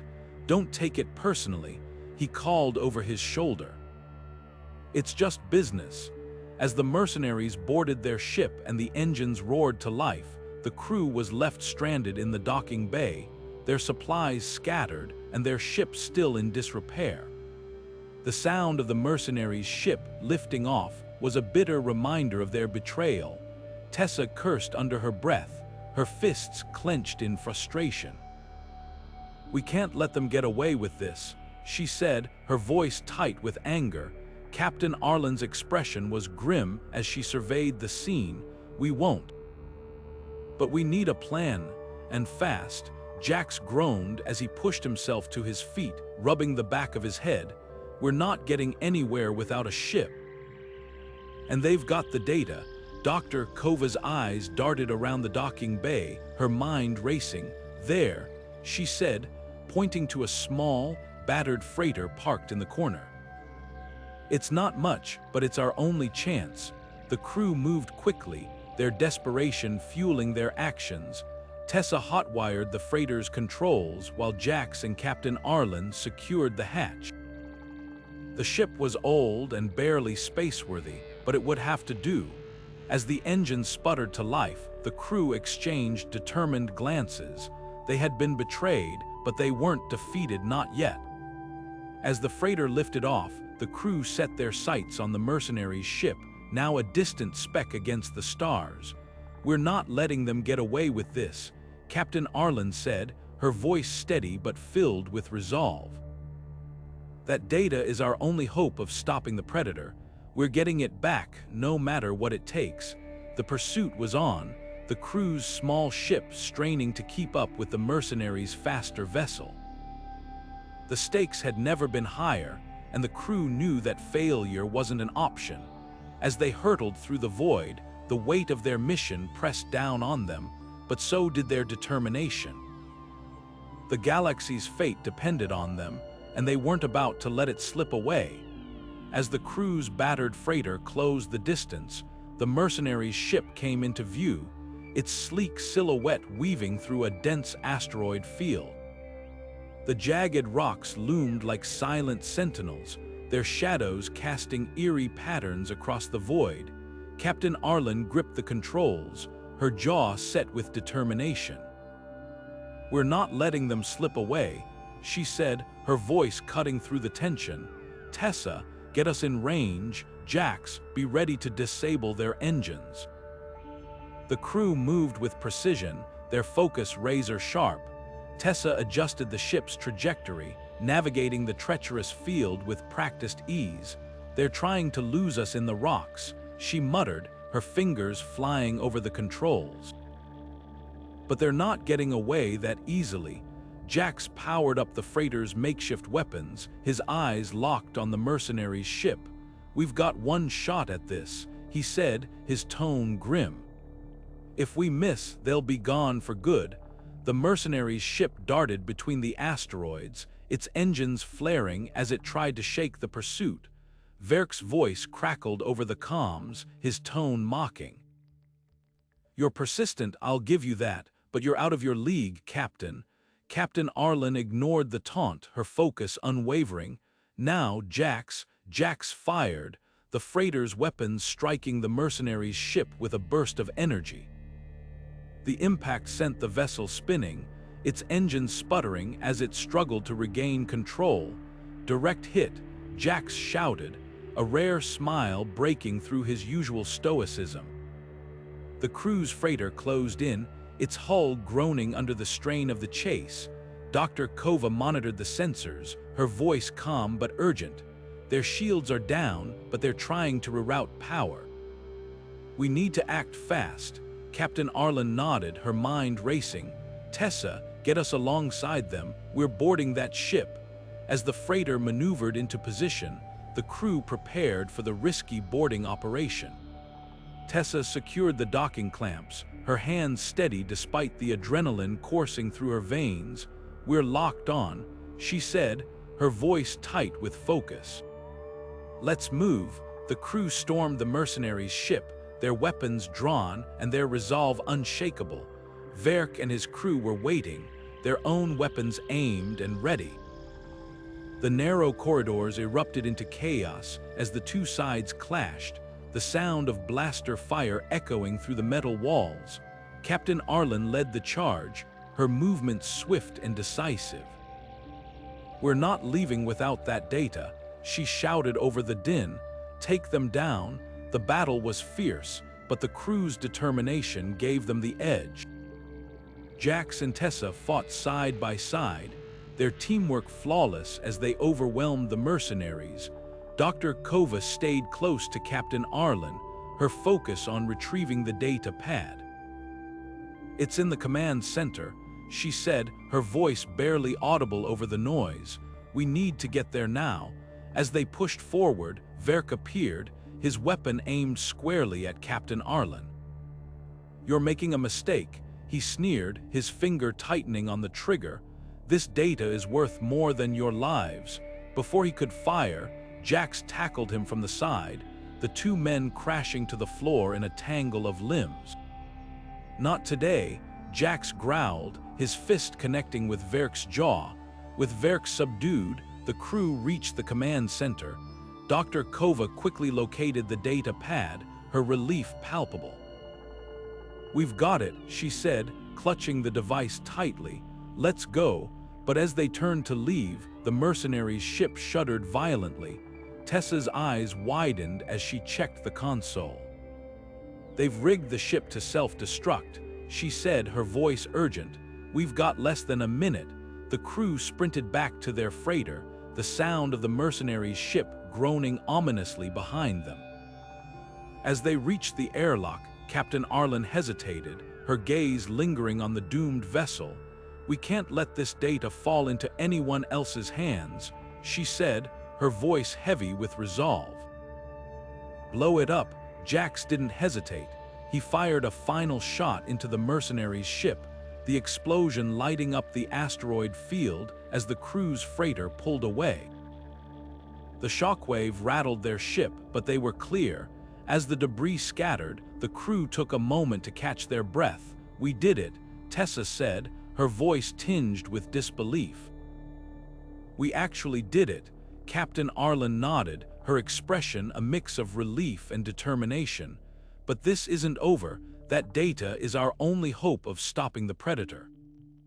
We need to get it to safety and fast." The crew set a course for the nearest safe zone, the weight of their mission pressing down on them. They had recovered the data, but the cost had been high. As they sped through the stars, the crew knew that their fight was far from over. The galaxy's fate still hung in the balance, and they were the only ones who could tip the scales. As the crew's freighter stabilized after the chaos of the asteroid field, the weight of their victory began to settle. The data pad, now safely in their possession, glowed faintly in Dr. Kova's hands. She wasted no time, her fingers dancing across its surface as she decrypted the files. The rest of the crew gathered around, their exhaustion momentarily forgotten. "This isn't just coordinates," Dr. Kova said, her voice tinged with awe. "It's a map to the ancient aliens' homeworld." Captain Arlen leaned in, her eyes narrowing as she studied the holographic projection that flickered to life above the data pad. The map was intricate, layered with symbols and pathways that seemed to pulse with an otherworldly energy. "This is where it all began," she murmured, her tone a mix of reverence and determination. "The birthplace of the Predator. If we can get there, we might finally find a way to end this." Tessa crossed her arms, her brow furrowed. "Assuming we can even reach it. That planet's in the middle of nowhere.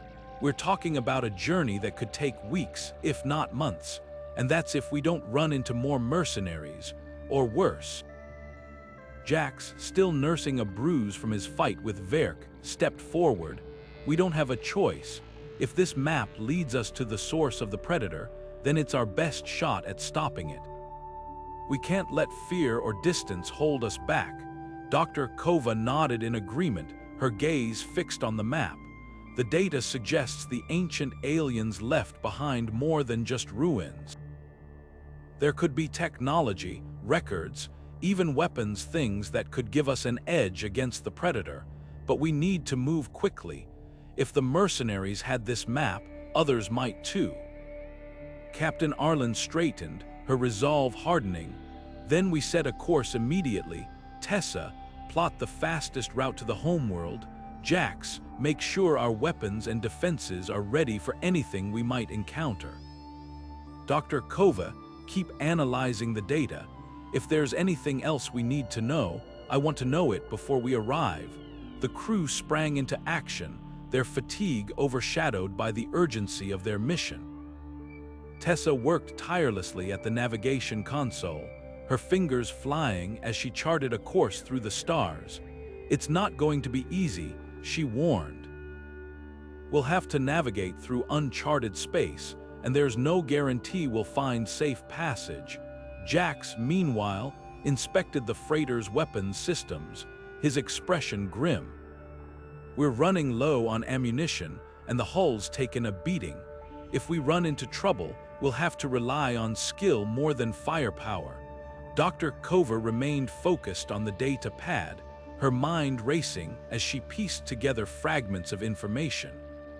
The map indicates the homeworld was abandoned long before the Predator was unleashed. The ancient aliens must have known what they were creating and what it could do. There's a chance they left behind safeguards, something to contain or destroy it. As the freighter's engines roared to life, the crew felt the familiar hum of the ship beneath their feet. Captain Arlen stood at the helm, her gaze fixed on the stars ahead. "This is it," she said, her voice steady. "We're not just fighting for ourselves anymore. We're fighting for every planet, every civilization that's ever faced the Predator, and we're not stopping until we end this." The ship surged forward, leaving the asteroid field behind as it plunged into the vast unknown. The crew knew the journey ahead would be fraught with danger, but they also knew it was their only hope. Somewhere out there, on a distant world shrouded in mystery, lay the answers they needed. And they were determined to find them no matter the cost. As the stars blurred into streaks of light, the crew prepared themselves for what lay ahead. The ancient aliens' homeworld awaited, and with it, the key to stopping the Predator once and for all. But as they ventured deeper into the void, a single question lingered in their minds. What would they find when they finally reached their destination? And would they be ready to face it? As the freighter descended through the thick, swirling atmosphere of the ancient aliens' homeworld, the crew braced themselves for what lay below. The planet was a desolate expanse, its surface scarred by deep canyons and jagged peaks. The ruins of a once thriving civilization stretched as far as the eye could see, their towering structures now crumbling and overgrown with strange, bioluminescent vegetation. It was a haunting sight, a stark reminder of the power and hubris that had once ruled this world. Captain Arlen guided the ship to a landing site near the largest cluster of ruins, her hands steady on the controls despite the tension in the air. "This is it," she said, her voice low but firm. "Stay sharp, we don't know what's waiting for us down here." The moment the ship touched down, the crew moved quickly, donning their protective gear and arming themselves with whatever weapons they had left. Tessa was the first to step onto the planet's surface, her boots crunching against the brittle, ash-like soil. "Atmosphere's breathable, but barely," she reported, scanning the area with her handheld device. "High levels of radiation, too. We'll need to keep our exposure to a minimum." Dr. Kova followed close behind, her eyes wide with a mix of awe and trepidation as she took in the ruins. "This place, it's incredible," she murmured, running a gloved hand over the surface of a nearby structure. The stone was cold and smooth, etched with intricate patterns that seemed to shift and shimmer in the dim light. These symbols, they're not just decorative, they're a language, a record of everything that happened here. Jax, ever the pragmatist, kept his weapon at the ready as he scanned the horizon. "Let's hope it's a record that tells us how to stop the predator," he said, his tone grim, "because if it doesn't, we're walking into a death trap." The crew moved cautiously through the ruins, their footsteps echoing in the eerie silence. The air was thick with the scent of decay, and the faint hum of energy seemed to emanate from the ground itself. It was as if the planet was alive, watching them, waiting for them to make a wrong move. After hours of searching, they stumbled upon a massive entrance carved into the side of a cliff. The doorway was enormous, its edges lined with the same glowing symbols they had seen on the ruins. "This has to be it," Dr. Kova said, her voice trembling with excitement. "The underground facility. If there's anything left of the ancient aliens' technology, it'll be here." Captain Arlen nodded, her expression unreadable. "Let's move in, stay close, and keep your eyes open. We don't know what's waiting for us down there."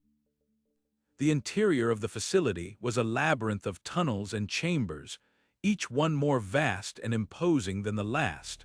The walls were lined with machinery that hummed faintly, as if still powered by some long-forgotten energy source. The air was colder here, and the silence was almost oppressive. As they ventured deeper, the crew began to notice strange, pod-like structures embedded in the walls. Each one was translucent, revealing shadowy figures suspended within. Dr. Kova approached one of the pods, her breath catching in her throat. These are predators," she whispered, her voice barely audible.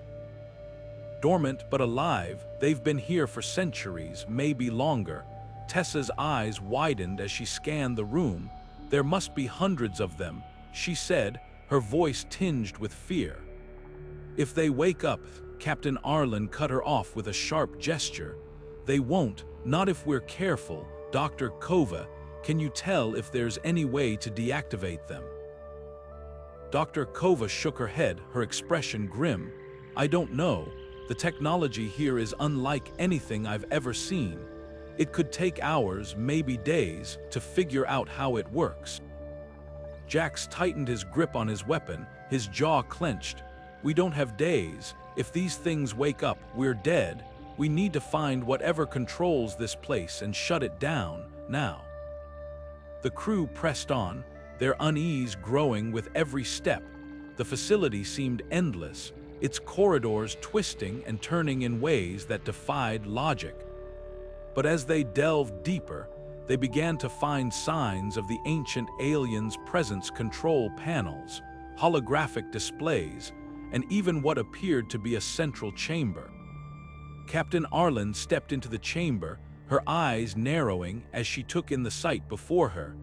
At the center of the room was a massive console, its surface covered in glowing symbols and buttons.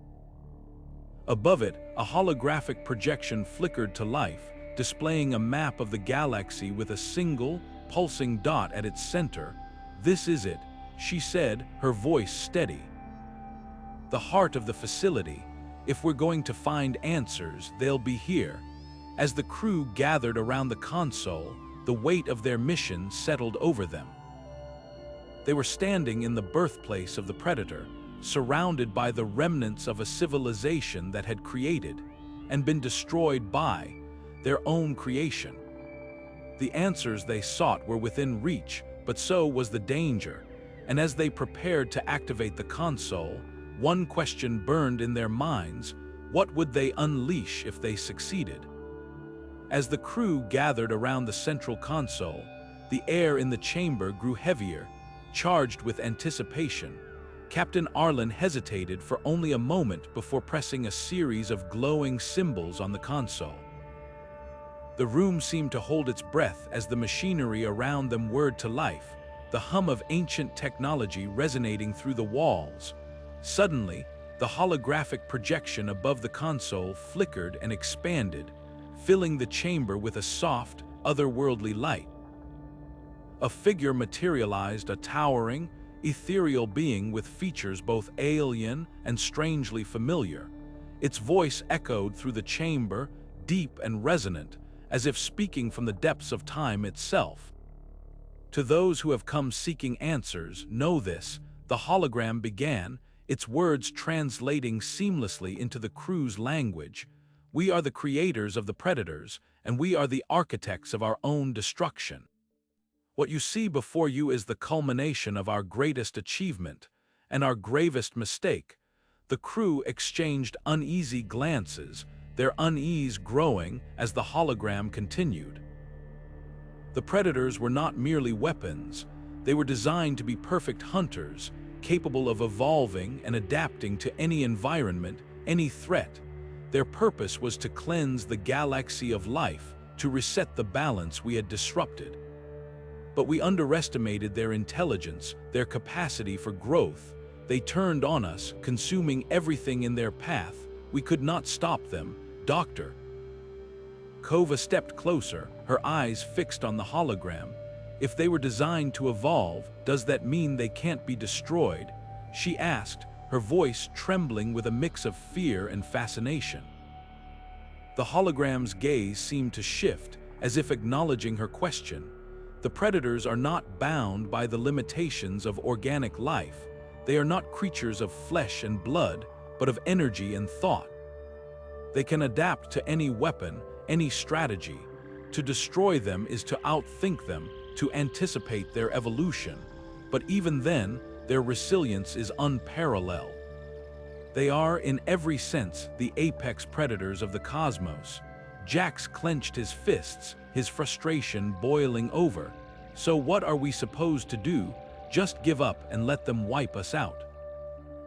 The hologram's expression, if it could be called that, seemed to soften. There is hope, but it comes at a cost. Within this facility lies the knowledge of our greatest failure and our last attempt at redemption. A weapon, one that can neutralize the predators, but it requires a living host to activate, a sacrifice of unimaginable magnitude. The choice is yours, but know this: the predators will not stop. They will continue to evolve, to spread, until there is nothing left. Captain Arlen's jaw tightened as she absorbed the hologram's words. A living host, she repeated, her voice steady but laced with dread. You're saying one of us would have to die to activate this weapon? The hologram nodded, its form shimmering faintly. The weapon is not merely a tool. It is a living entity, designed to merge with a host and amplify their consciousness. The process is irreversible, and the host will not survive, but in their final moments, they will unleash a pulse capable of neutralizing the predators, at least for a time. The weight of the revelation settled over the crew like a suffocating blanket. Tessa broke the silence, her voice barely above a whisper. How long would the pulse last? Would it destroy all of them? The hologram's response was grim. The pulse would disable the predators within its range, but it is not a permanent solution. They will adapt, as they always do. The weapon is a stopgap, a means to buy time, but time is a resource you may not have. Dr. Kova turned to Captain Arlen, her expression a mixture of determination and despair. We have to try. If there's even a chance to stop them, we have to take it. Captain Arlen met her gaze, her own resolve hardening. We'll find a way. But first, we need to understand how this weapon works. Dr. Kova, Tessa, start analyzing the console. Jax, keep watch. We don't know what else is down here. As the crew sprang into action, the hologram began to fade, its final words lingering in the air like a haunting echo. The choice is yours, but choose wisely. The fate of the galaxy rests in your hands. The chamber fell silent once more, the weight of their mission pressing down on them like the walls of the facility itself. They were standing on the edge of a precipice, staring into the abyss of an impossible decision. But as they worked to unravel the secrets of the ancient weapon, one truth became painfully clear: the predators were not just a threat. They were a force of nature, relentless and unstoppable, and the crew's only hope lay in a sacrifice none of them were prepared to make. As the hologram's final words faded, the crew stood in stunned silence, the weight of their discovery pressing down on them like the crushing gravity of a dying star. The chamber, once filled with the hum of ancient machinery, now felt eerily still, as if the facility itself was holding its breath, waiting for their decision. Captain Arlen was the first to break the silence, her voice steady but laced with the gravity of their situation. "We need to understand exactly what this weapon is and how it works," she said, her eyes scanning the console. "Dr. Kova, Tessa, focus on the schematics. Jax, keep an eye on the perimeter. We can't afford any surprises right now." Dr. Kova stepped forward, her fingers dancing across the console as she pulled up a series of holographic diagrams. The weapon's design was unlike anything they had ever seen, a complex fusion of organic and mechanical components, pulsing faintly with an otherworldly glow. "This isn't just a weapon," she murmured, her voice tinged with awe. "It's alive, it's designed to bond with a living host, to amplify their consciousness and channel it into a pulse capable of neutralizing the predators." Tessa frowned, her brow furrowing as she studied the diagrams, but the hologram said the host wouldn't survive the process. "That's not just a sacrifice, it's a death sentence." Captain Arlen's jaw tightened, her gaze fixed on the weapon's schematics. "We don't have a choice. If this is the only way to stop the predators, we have to consider it. But we need to know everything before we make that decision." Jax, who had been pacing near the entrance, stopped abruptly and turned to face the group. "Consider it? Are you seriously thinking about asking one of us to die for this? There has to be another way." Dr. Kova shook her head, her expression grim. The hologram was clear. "The predators are evolving faster than we can adapt. This weapon might be our only chance to buy the galaxy sometime, but it's not just about activating it. It's about who can handle the strain.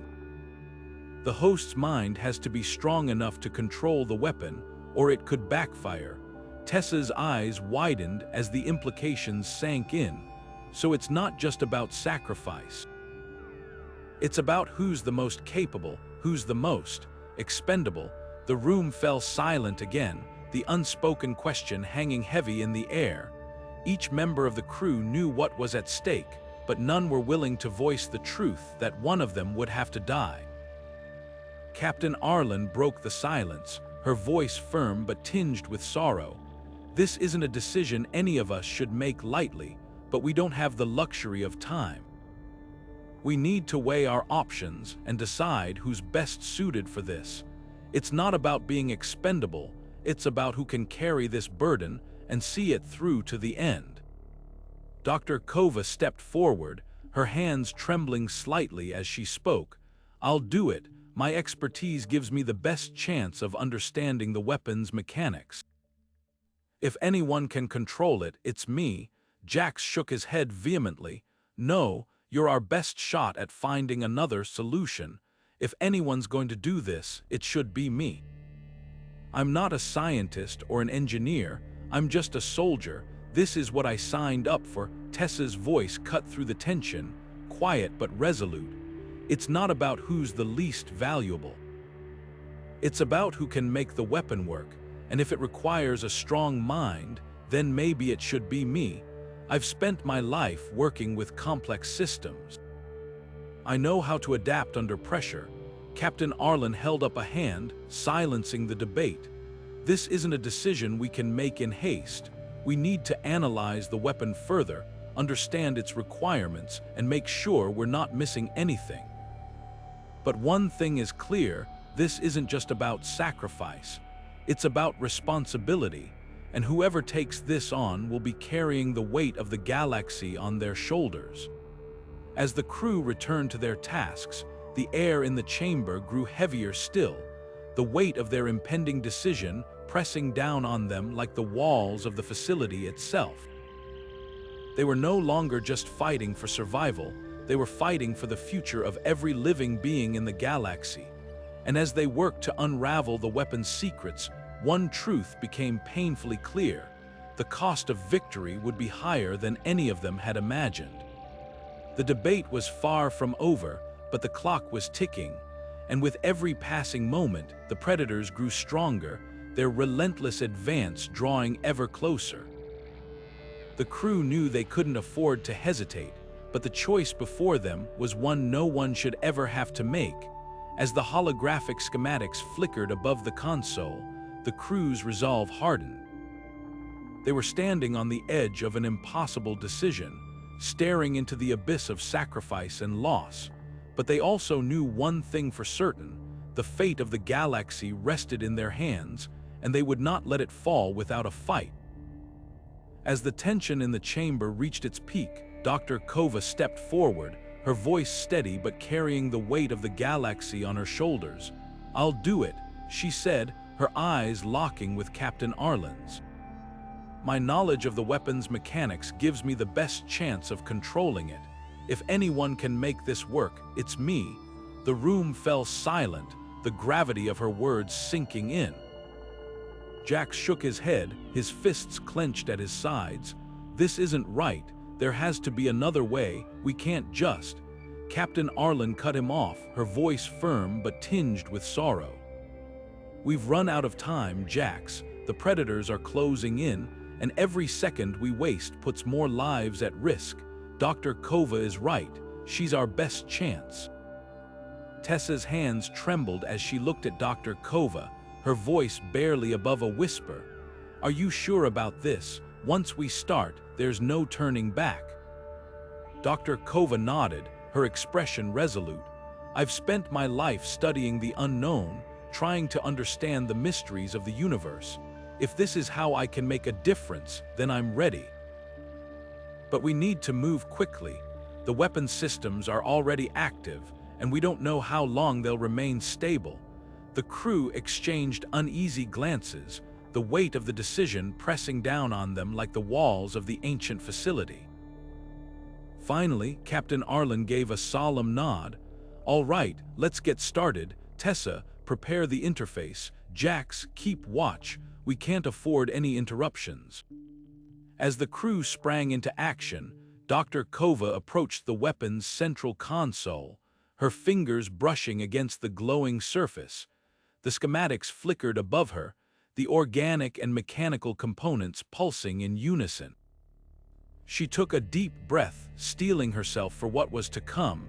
Tessa worked quickly, connecting the weapon's interface to the facility's power grid. The energy levels are stable for now, but the moment we activate the bonding process, there's no telling how the weapon will react. "Dr. Kova, are you sure you're ready?" Dr. Kova nodded, her voice calm but filled with determination. "I've never been more certain of anything in my life." "Let's do this." With a final glance at her crewmates, Dr. Kova placed her hands on the console, the weapon's energy surging through her. The room filled with a blinding light as the bonding process began, the weapon systems syncing with her neural pathways. Jax watched from the entrance, his heart pounding in his chest. "This isn't right," he muttered under his breath. "She shouldn't have to do this alone." Captain Arlen placed a hand on his shoulder, her voice low but firm. "She's not alone. We're with her every step of the way, and when this is over, we'll make sure her sacrifice wasn't in vain." As the light intensified, Dr. Kova's body stiffened, her mind flooded with the weapon's alien consciousness. She could feel its power coursing through her, a vast and incomprehensible force that threatened to overwhelm her. But she held on, her scientific training and sheer willpower keeping her grounded. The weapon's voice echoed in her mind, cold and mechanical. "Host compatibility confirmed." Initiating neural integration, Dr. Kova gritted her teeth, her voice barely audible as she spoke. "I'm ready, do it." The room trembled as the weapon's energy surged, the facility's ancient systems straining under the strain. Tessa's hands flew across the console, her voice urgent. The power levels are spiking. If we don't stabilize it soon, the whole facility could collapse. Captain Arlen's voice cut through the chaos. Focus, Tessa. We can't afford to lose her now. Dr. Kova's vision blurred as the weapon's consciousness merged with her own, the boundaries between them dissolving. She could feel its purpose, its hunger for destruction, but also its potential for salvation. With every ounce of strength she had left, she focused on controlling it, channeling its power into a single, devastating pulse. The room erupted in a blinding flash of light, the weapon's energy surging outward in a wave that shook the very foundations of the facility. For a moment, everything went silent, the world holding its breath as the weapon's pulse rippled through the galaxy. And then, as the light faded, Dr. Kova collapsed to the floor, her body limp and lifeless. The weapon's glow dimmed, its systems falling silent as the crew rushed to her side. Captain Arlen knelt beside her, her voice trembling with grief. Dr. Kova, you did it, you saved us all. But as the crew mourned their fallen comrade, the facility began to collapse around them, the ancient structure unable to withstand the weapon's power. The crew knew they had to move quickly, but the weight of their loss hung heavy in the air. As they prepared to leave, Captain Arlen took one last look at Dr. Kova's lifeless form, her voice filled with resolve. We'll honor her sacrifice, and we'll make sure the galaxy never forgets what she did here today. With that, the crew turned and fled the collapsing facility, the weight of their mission heavier than ever. The predators had been stopped, but the cost had been unimaginable. And as they emerged into the cold light of the dying star, they knew their fight was far from over. The galaxy had been given a second chance, but the price of victory had been paid in blood. And as the crew set their course for the nearest inhabited system, they vowed to carry on Dr. Kova's legacy, no matter the cost. The journey ahead would be fraught with danger, but they were determined to see it through. For Dr. Kova, for the galaxy, and for the hope that one day the predators would be nothing more than a distant memory. As the blinding light from the weapon's activation began to fade, the crew stood in stunned silence, their eyes fixed on the dormant predators scattered throughout the facility. The once menacing creatures now lay motionless, their forms eerily still, as if frozen in time. The weapon had worked, its pulse had disabled the predators, buying the galaxy a precious moment of reprieve. But the victory came at a cost none of them had fully anticipated. Dr. Kova's body trembled as she remained connected to the weapon's console, her face pale and strained. The energy that had surged through her moments ago now seemed to be draining her, pulling her life force into the weapon's insatiable systems. Her breathing grew shallow, and her hands, still pressed against the glowing interface, began to shake uncontrollably. Tessa was the first to notice. Dr. Kova, she cried, rushing to her side. The weapon, it's consuming her, we have to shut it down. Captain Arlen's voice cut through the chaos, sharp and commanding. Tessa stabilized the interface. Jax, help me get her out of there. But as they moved toward her, Dr. Kova raised a trembling hand, her voice weak but resolute. No, don't the weapon. It's not finished. If we stop now, the predators, they'll wake up. I can't let that happen. Jax's fists clenched in frustration, his voice cracking with emotion. This isn't what we agreed to. You weren't supposed to die for this. Dr. Kova managed a faint smile, her eyes filled with a quiet determination. Sometimes the greatest discoveries come at the greatest cost. This weapon, it's more than just a tool. It's a chance to save the galaxy, and if my life is the price, then so be it. The crew exchanged anguished glances. the weight of her words pressing down on them like the collapsing walls of the ancient facility. Captain Arlen stepped forward, her voice steady but laced with grief. "Dr. Kova, we can't lose you, not like this. There has to be another way, Doctor." Kova shook her head weakly, her strength fading with every passing second. "There isn't the weapon. It's bonded to me. If I let go now, it'll fail. And the predators, they'll destroy everything. You have to let me finish this." Tessa's hands flew across the console, her voice desperate. "The energy levels are spiking again. If we don't act soon, the weapon will overload and the entire facility will be destroyed." Captain Arlen's jaw tightened, her mind racing. She looked at Dr. Kova, then at the dormant predators, and finally at her crew. The choice was agonizing, but it was clear. "We have to honor her decision," she said, her voice heavy with sorrow. Dr. Kova knew the risks, and she chose this path to protect us all. Jax slammed his fist against the wall, his voice raw with anger and grief. "This isn't fair. She shouldn't have to do this alone." Dr. Kova's voice was barely a whisper now, her strength nearly gone. "I'm not alone. I have all of you, and together we've given the galaxy a chance. That's all that matters." As her words faded, the weapon's glow intensified, its energy surging one final time. The crew watched in helpless silence as Dr. Kova's body went still, her life force fully absorbed by the weapon. The room was bathed in a soft, golden light, and for a moment, it felt as if the entire galaxy held its breath. Then, with a final pulse, the weapon fell silent, its systems shutting down. The dormant predators remained motionless, their threat neutralized, but the cost was undeniable. Captain Arlen knelt beside Dr. Kova's lifeless form, her voice trembling with grief and resolve. "We'll honor your sacrifice, Dr. Kova, and we'll make sure the galaxy never forgets what you did here today." The crew stood in solemn silence, the weight of their loss heavy in the air. But even in their grief, they knew the fight wasn't over. The predators had been stopped, but the galaxy still faced countless dangers. And as they prepared to leave the collapsing facility, they vowed to carry on Dr. Kova's legacy, no matter the cost. The journey ahead would be long and perilous, but they were determined to see it through.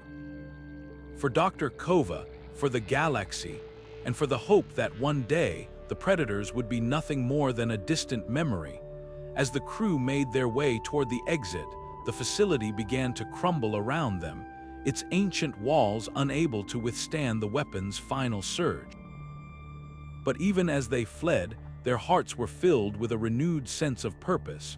Dr. Kova's sacrifice had given them a chance to fight, to survive, and to protect the galaxy from the horrors that still lurked in the shadows. And as they emerged into the cold light of the dying star, they knew their mission was far from over. The predators had been defeated, but the galaxy's future still hung in the balance. And they would do whatever it took to ensure that Dr. Kova's sacrifice was not in vain. As the facility began to shudder and groan around them, the crew made the agonizing decision to leave Dr. Kova behind. Her sacrifice had bought them a chance, but the weight of her loss pressed heavily on their hearts. Captain Arlen's voice broke the silence, firm yet tinged with sorrow. "We have to go now. If we stay, her sacrifice will mean nothing." Tessa's hands trembled as she grabbed the data drive containing the ancient alien secrets, her voice barely above a whisper. "She gave us everything. We can't let it be for nothing." Jax, his face etched with grief, nodded reluctantly. "She knew what she was doing. We have to honor that." But it doesn't make it any easier. The ground beneath them trembled violently, chunks of the ceiling crashing down as the facility began its final collapse. Captain Arlen took one last look at Dr. Kova's still form, her voice steady despite the chaos. "We'll make sure the galaxy remembers her, and we'll use what she gave us to finish this fight." With that, they turned and ran, the sound of collapsing walls echoing behind them. The corridors were filled with dust and debris, the air thick with the acrid smell of burning metal. Tessa led the way, her engineering skills guiding them through the maze of crumbling passageways. "This way, there's an exit just ahead." As they sprinted toward the surface, the facility's systems began to fail completely, sparks flying from exposed wiring and emergency lights flickering erratically. Jax glanced over his shoulder, his voice tense. "We're not going to make it if this keeps up." Captain Arlen pushed forward, her voice cutting through the chaos. "Keep moving, we're almost there." Finally, they burst through the facility's outer doors, the cold air of the barren planet hitting them like a shock.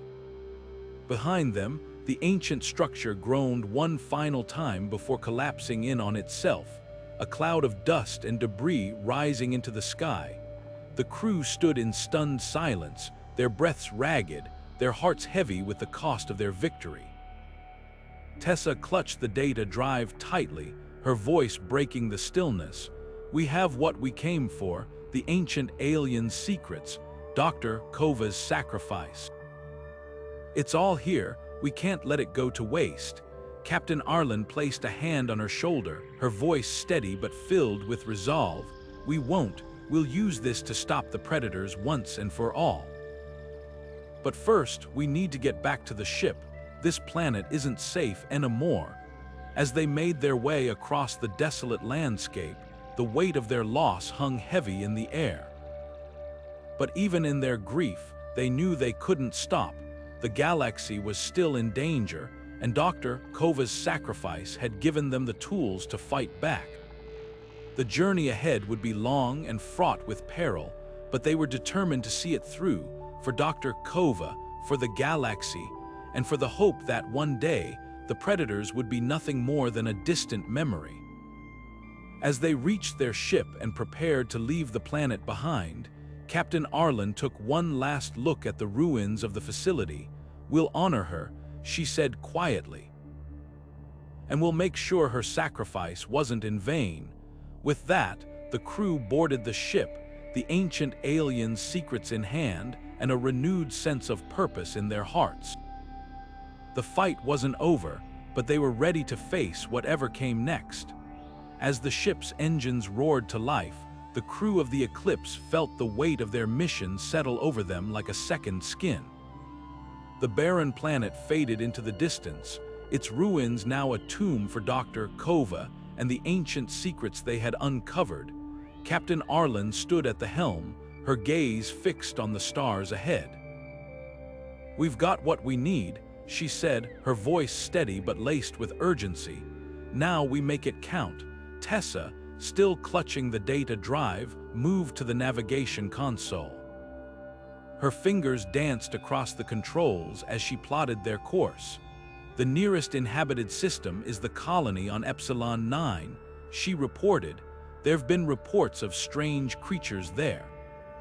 If the predators are spreading, that's where they'll hit next." Jax leaned against the bulkhead, his arms crossed. "We've got the weapon, but we don't know if it'll work on whatever's out there. What if the predators have already evolved past it?" Captain Arlen turned to face him, her expression grim but resolute. "We'll adapt, we always have. Dr. Kova gave us the tools to fight back, and we're not going to let her down. If the predators are there, we'll stop them, no matter what it takes." The ship's AI, now fully restored after the facility's collapse, chimed in. "Course set for Epsilon 9. Estimated travel time, 6 hours.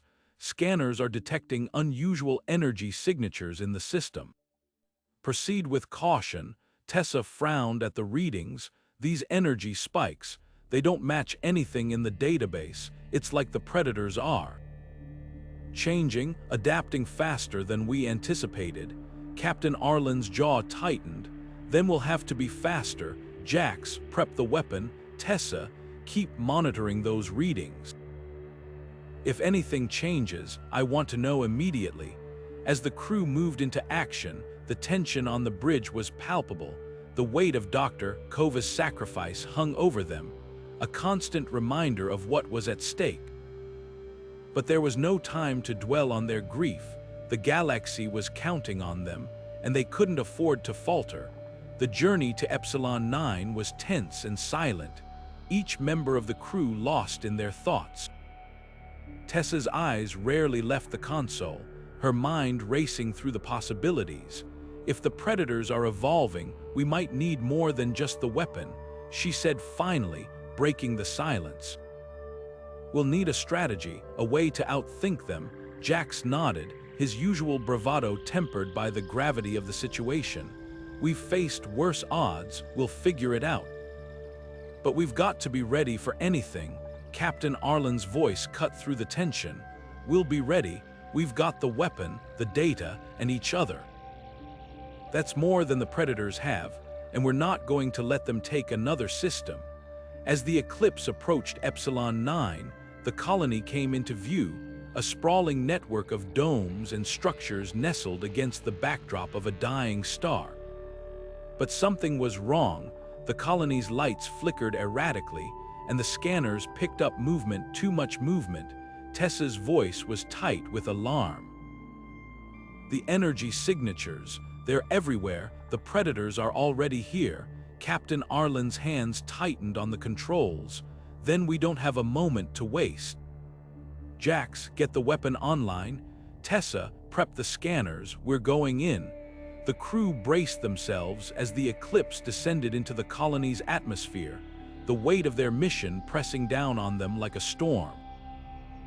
The fight wasn't over, it was only beginning, and as the ship touched down, they knew one thing for certain: they would either stop the predators here or die trying. The airlock hissed open, and the crew stepped out into the colony, the weapon in hand and determination in their hearts. The shadows around them seemed to shift and writhe, but they pressed forward, ready to face whatever horrors awaited. For Dr. Kova, for the galaxy, and for the hope that one day the predators would be nothing more than a distant memory. As the Eclipse descended into the chaos of Epsilon 9, the crew was met with a scene of utter devastation. The colony, once a beacon of human ingenuity, was now a battleground. The domes were cracked and smoldering, their lights flickering like dying embers. Shadows moved in the ruins too fast, too many. The predators were here, and they were everywhere. Captain Arlen's voice cut through the tension. Deploy the weapon. Now, Jax activated the device, its hum resonating through the ship as a pulse of energy rippled outward. For a moment, the swarm of creatures faltered, their forms flickering as if caught in a storm. But the effect was short-lived. The predators recoiled, then surged forward again, their movements sharper, more deliberate. Tessa's eyes widened as she studied the readings. The weapon's working, but not enough. They're adapting to it, faster than we anticipated. Jax slammed his fist against the console. We don't have time for this. If the weapon's not enough, we need another plan, fast. Captain Arlen's mind raced. We can't outgun them, so we'll have to outthink them. Tessa, what do we know about their behavior? Any patterns, weaknesses? Tessa's fingers flew across the controls, pulling up data from the colony's last transmissions. They're drawn to energy sources. The colony's power grid is still active, and they're swarming it. If we can lure them into a concentrated area, we might be able to trap them. Jax raised an eyebrow. Trap them with what? We're not exactly equipped for a predator roundup. Captain Arlen's eyes narrowed as she studied the colony's layout. We don't need to trap them. We just need to buy time. If we can overload the power grid, the explosion might take out enough of them to give us a fighting chance. Tessa nodded, her expression grim but determined. It's risky. If we overload the grid, the colony's structural integrity could collapse, but it might be our only shot. Jax cracked his knuckles. I'll take risky over dead any day. Let's do it. The crew moved quickly, their training and instincts kicking in, Tessa rerouted the ship's power to the colony's grid, creating a surge that lit up the domes like a beacon. The predators reacted immediately, their forms converging on the energy source in a writhing, pulsating mass. Captain Arlen watched the swarm through the viewscreen, her jaw clenched. "That's it, keep them focused. Jax, get ready to trigger the overload." Jax's hands hovered over the controls, his eyes locked on the readings. "Just say the word, Captain." Tessa's voice was tense, the grid's reaching critical levels. If we don't pull back soon, the ship could get caught in the blast. Captain Arlen hesitated for only a moment. "Do it." Jax slammed the controls, and the colony's power grid erupted in a blinding explosion. The shockwave rocked the Eclipse, sending the crew sprawling. When the dust settled, the swarm was gone, or so it seemed. Tessa scanned the area, her heart sinking. The explosion took out a lot of them, but not all. Some are still active, and they're regrouping. Jax cursed under his breath. "They're not just adapting, they're learning. We hit them hard, and they're still coming." Captain Arlen's voice was steady, but her eyes burned with determination. "Then we hit them harder. We've got the weapon, the data, and each other. We'll find a way to stop them.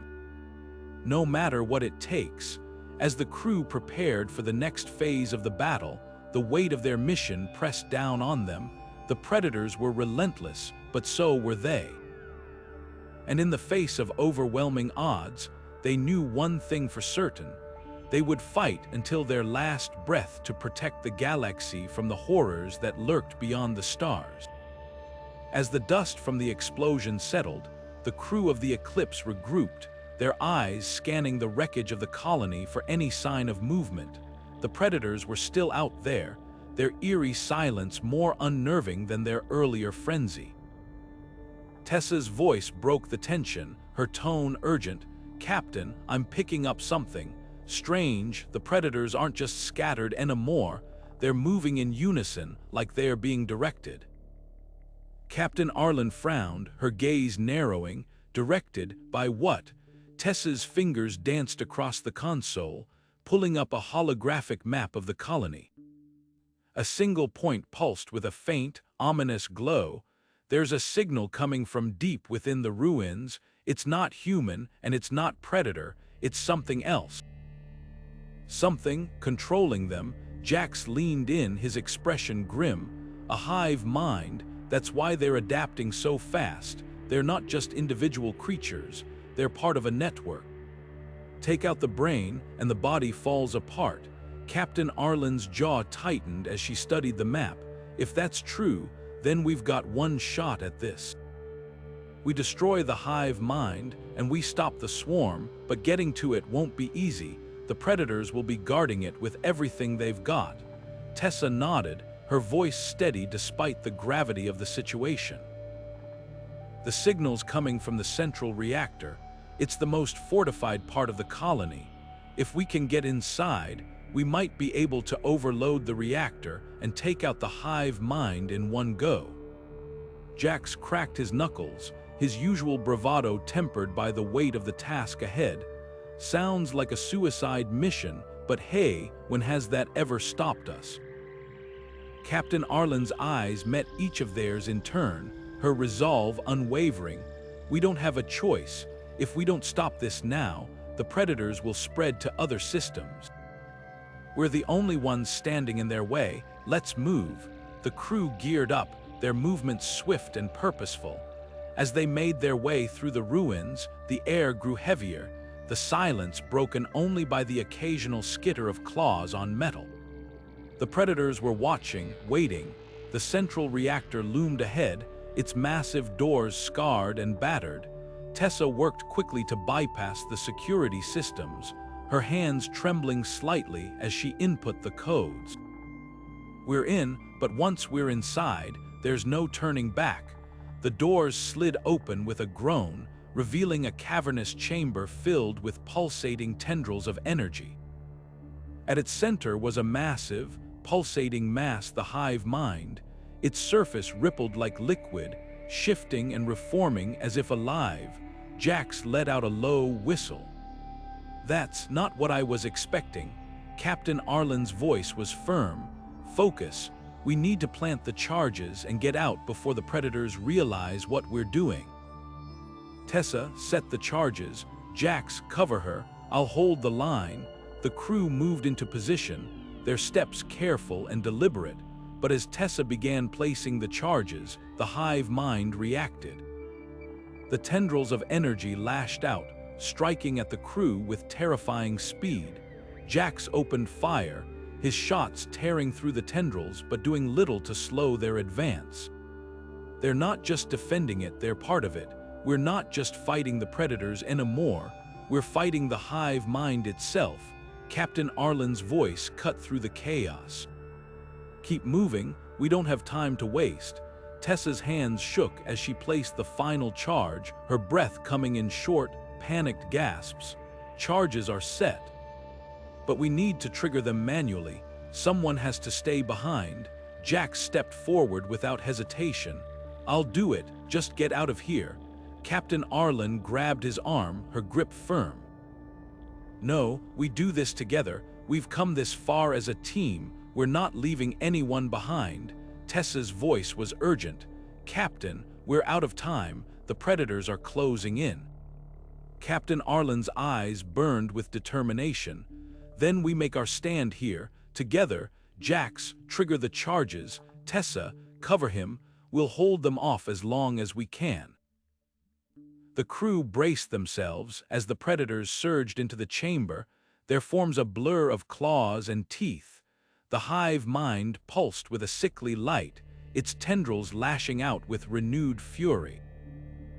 Jax's hand hovered over the detonator, his eyes locked on the hive mind. "For the galaxy," he muttered and pressed the button. The explosion tore through the chamber, its force shaking the very foundations of the colony. The crew was thrown to the ground, their ears ringing as the hive mind disintegrated in a burst of light and energy. When the dust settled, the chamber was silent. The predators lay motionless, their forms lifeless and still. Tessa struggled to her feet, her voice barely a whisper. Did we do it?" Captain Arlen's gaze swept the room, her expression a mix of relief and sorrow. "We did, but the cost, it's too high." Jax lay on the ground, his breathing shallow. "We stopped them, that's what matters." As the crew gathered around him, the weight of their victory settled over them. They had faced the horrors of the hive mind and emerged victorious, but the fight was far from over. The galaxy was vast, and the predators were only the beginning. With the hive mind destroyed, the crew of the Eclipse knew one thing for certain: their mission was far from finished. The stars held more secrets, more dangers. And they would be ready to face them, no matter the cost. As the crew pressed deeper into the reactor chamber, the air grew thick with an oppressive energy, as if the very walls were alive and watching. The hive mind loomed before them, a grotesque, pulsating mass of shifting tendrils and glowing veins. Its surface rippled with an unnatural rhythm, and a low, resonant hum filled the air, vibrating through their bones. Tessa's voice was barely audible over the hum. "This is it, the core of the hive mind. If we can plant the charges here, we can destroy it for good." Captain Arlen nodded, her eyes fixed on the monstrous entity. "Stay sharp, we don't know what this thing is capable of." Jax adjusted his grip on his weapon, his usual bravado replaced by a tense focus. "Let's just get this over with before it decides to throw us a welcome party." The crew moved forward, their steps cautious but determined. As they approached the hive mind, the hum grew louder, morphing into a cacophony of whispers that seemed to come from all directions at once. The whispers were faint at first, but soon they became impossible to ignore. Voices, familiar and unfamiliar, speaking in fragmented sentences. Tessa froze, her eyes widening. "Do you hear that? It's like it's inside my head." Captain Arlen's voice was firm, but even she couldn't hide the unease in her tone. Ignore it. Focus on the mission. We don't have time for distractions. But the whispers grew louder, more insistent. They weren't just random noises. They were memories, fears, doubts, all pulled from the deepest corners of the crew's minds. Jack stumbled, his weapon slipping from his grasp as he clutched his head. It's showing me things I don't want to see. Tessa's hands trembled as she tried to steady herself. It's not just showing us, it's using our own thoughts against us. We have to fight it, or we'll never get close enough to plant the charges. The hive mind pulsed brighter, its tendrils writhing as if in anticipation. The whispers became screams, each one a dagger of fear and regret. Captain Arlen gritted her teeth, forcing herself to take another step forward. We can't let it win. Whatever it's showing you, it's not real. Focus on the mission, focus on each other. But the hive mind was relentless. It dredged up memories of failure, loss, and betrayal, twisting them into vivid, horrifying visions. Tessa saw the Eclipse engulfed in flames, her crewmates screaming as they were torn apart by the predators. Jax relived the moment he lost his family, their faces twisted in accusation. Captain Arlen was forced to confront her deepest fear, that she would fail her crew, that her decisions would lead to their deaths. The crew staggered under the weight of the hive mind's assault, their resolve crumbling. Tessa's voice was a desperate whisper. I can't do this, it's too much." Jax dropped to his knees, his hands pressed against his ears. "Make it stop. Please, just make it stop." Captain Arlen's vision blurred as the hive mind's whispers turned into a deafening roar, but amidst the chaos, a single thought cut through the noise, a memory of her crew standing together, fighting against impossible odds. She straightened, her voice cutting through the cacophony. "We are not alone, we have each other, and as long as we stand together, we can face anything." Even this, her words seemed to break the hive mind's hold, if only for a moment. Tessa and Jax looked up, their eyes meeting hers. Tessa took a shaky breath. "You're right, we can't let it win, not now, not after everything we've been through." Jax forced himself to his feet, his hands steady as he picked up his weapon. "Let's finish this, for the galaxy, for each other." The crew moved forward again, their steps more determined this time. The hive mind's whispers grew frantic, its tendrils lashing out in desperation. But the crew pressed on, their bond stronger than the hive mind's manipulations. Tessa reached the core first, her hands steady as she placed the charges. "Charges are set, but we need to trigger them manually. Someone has to stay behind." Jack stepped forward, his expression resolute. "I'll do it, just get out of here." Captain Arlen grabbed his arm, her grip firm. "No, we do this together. We've come this far as a team. We're not leaving anyone behind." The hive mind's whispers turned into a deafening roar, its tendrils lashing out with renewed fury. But the crew stood their ground, their resolve unshakable. Jax's hand hovered over the detonator, his eyes locked on the hive mind. "For the galaxy," he muttered and pressed the button. The explosion tore through the chamber, its force shaking the very foundations of the colony. The crew was thrown to the ground, their ears ringing as the hive mind disintegrated in a burst of light and energy. When the dust settled, the chamber was silent. The whispers were gone, replaced by an eerie stillness. Tessa struggled to her feet, her voice barely a whisper.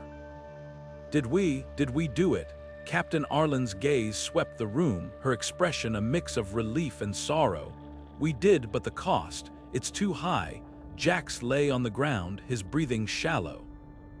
"We stopped them, that's what matters." As the crew gathered around him, the weight of their victory settled over them. They had faced the horrors of the hive mind and emerged victorious. But the fight was far from over. The galaxy was vast, and the predators were only the beginning. With the hive mind destroyed, the crew of the Eclipse knew one thing for certain: their mission was far from finished. The stars held more secrets, more dangers, and they would be ready to face them, no matter the cost. As the echoes of the explosion faded, the crew of the Eclipse found themselves surrounded by the eerie silence of the ruined chamber.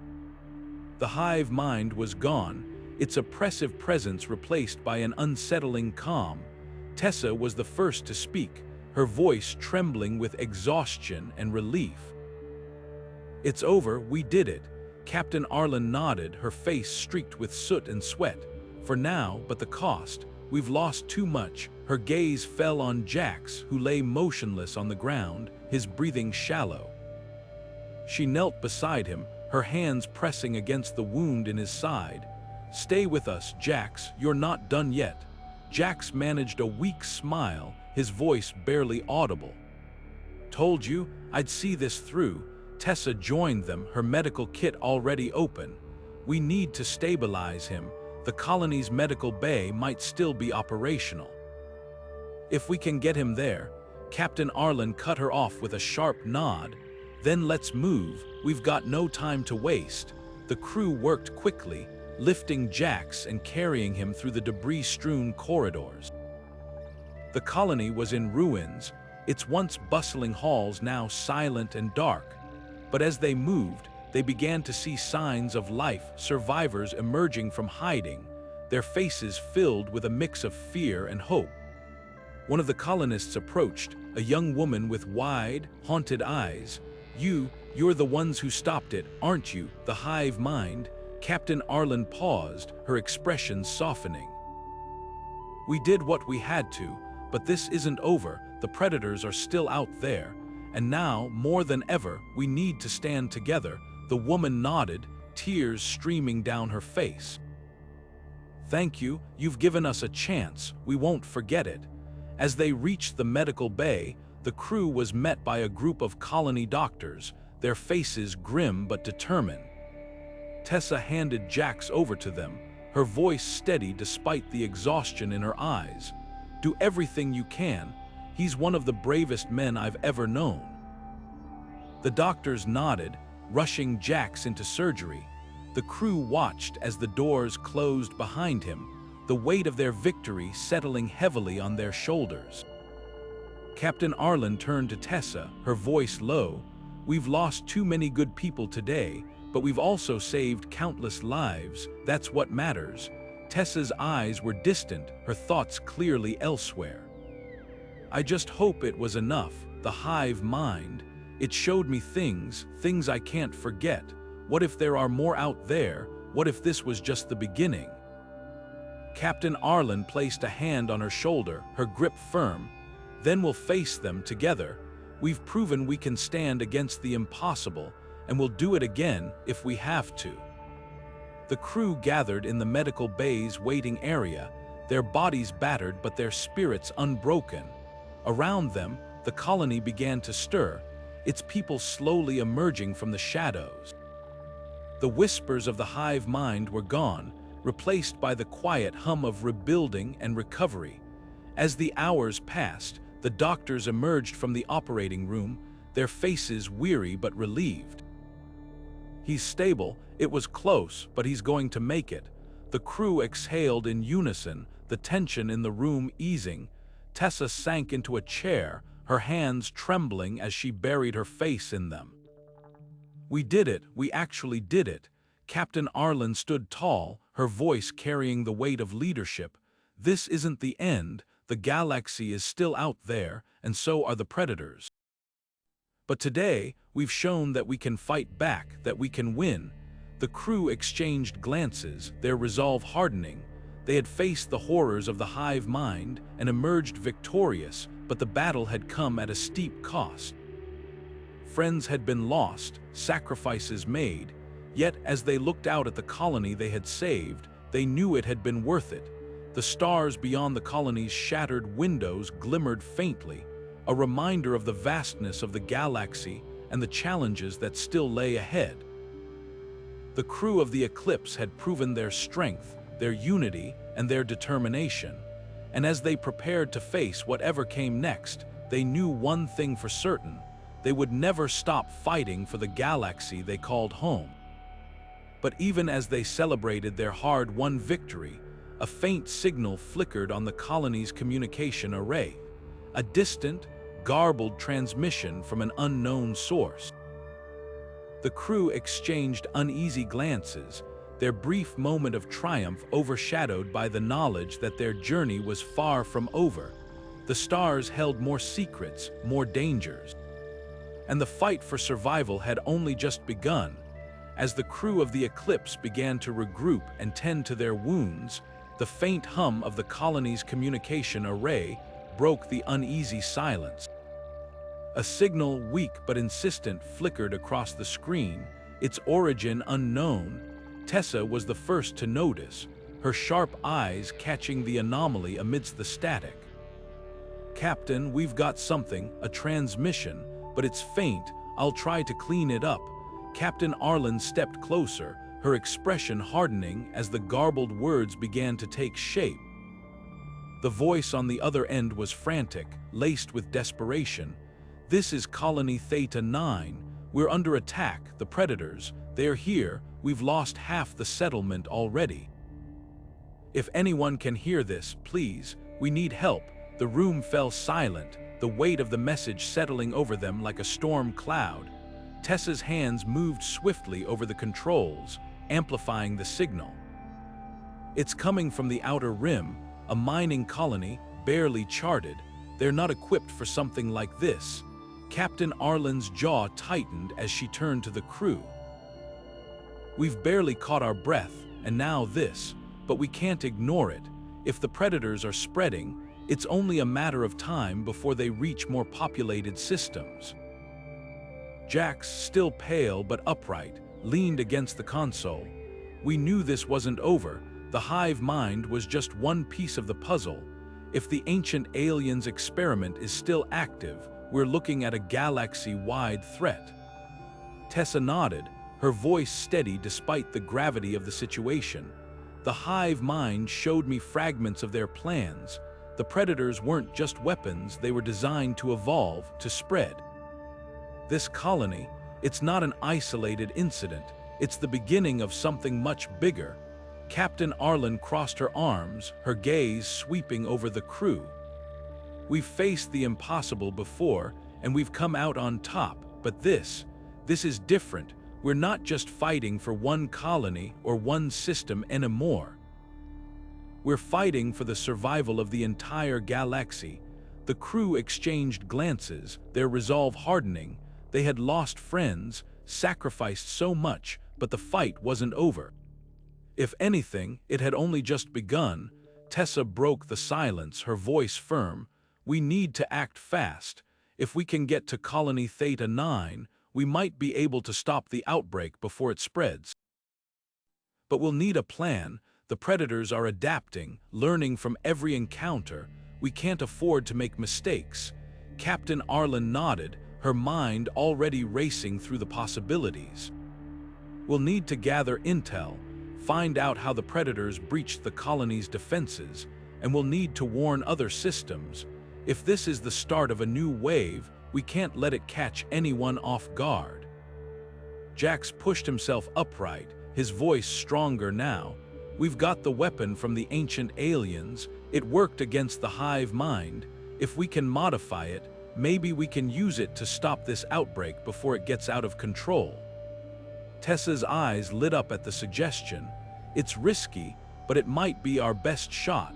If we can amplify the weapon's pulse, we could create a barrier, something to contain the Predators long enough to evacuate the colony." Captain Arlen's expression was grim but determined. "Then that's what we'll do, but we'll need to move quickly. Every second we waste is another life lost." The crew sprang into action, their exhaustion pushed aside by the urgency of the situation. Tessa and Jax worked on modifying the weapon, their hands moving in sync as they adjusted its settings. Captain Arlen coordinated with the colony's survivors, gathering whatever resources they could spare. As the Eclipse prepared for departure, the crew gathered one last time. Captain Arlen's voice was steady, her words carrying the weight of their mission. "We've faced the darkness before, and we've come out stronger. This time, the stakes are higher than ever. But if we stand together, if we fight with everything we've got, we can stop this, for the galaxy, for everyone who's counting on us." The crew nodded, their determination unwavering. They had faced the horrors of the hive mind and emerged victorious. Now, as they prepared to confront a new threat, they knew one thing for certain: the fight for survival was far from over. The Eclipse's engines roared to life, the ship lifting off from the ruined colony and streaking toward the stars. Behind them, the faint glimmer of the colony's lights faded into the distance, a reminder of the lives they had saved, and the lives still at risk. Ahead, the unknown awaited, a new chapter in their fight against the ancient aliens' experiment. As the ship hurtled through the void, the crew braced themselves for what lay ahead. The predators were out there, spreading like a plague across the galaxy, but so were they, the crew of the Eclipse, determined to stand against the darkness, no matter the cost. The stars stretched endlessly before them, a vast and unforgiving frontier, but within the ship's walls, a spark of hope burned bright. They had faced the impossible before, and they would do it again. As the Eclipse surged forward, its engines straining against the damage sustained in their last battle, the crew found themselves facing a new challenge. The ship's systems flickered intermittently, and the low hum of the engines carried an unsettling undertone of wear. Captain Arlen stood at the helm, her eyes scanning the readouts with a mix of determination and concern. "We're not going to make it to Colony Theta 9 in this state," she said, her voice cutting through the tension. "We need to find a way to patch up the ship and replenish our supplies before we can even think about taking on the predators again." Tessa, already deep in the ship's diagnostics, nodded in agreement. "The power core is stable for now, but it's running at less than half capacity.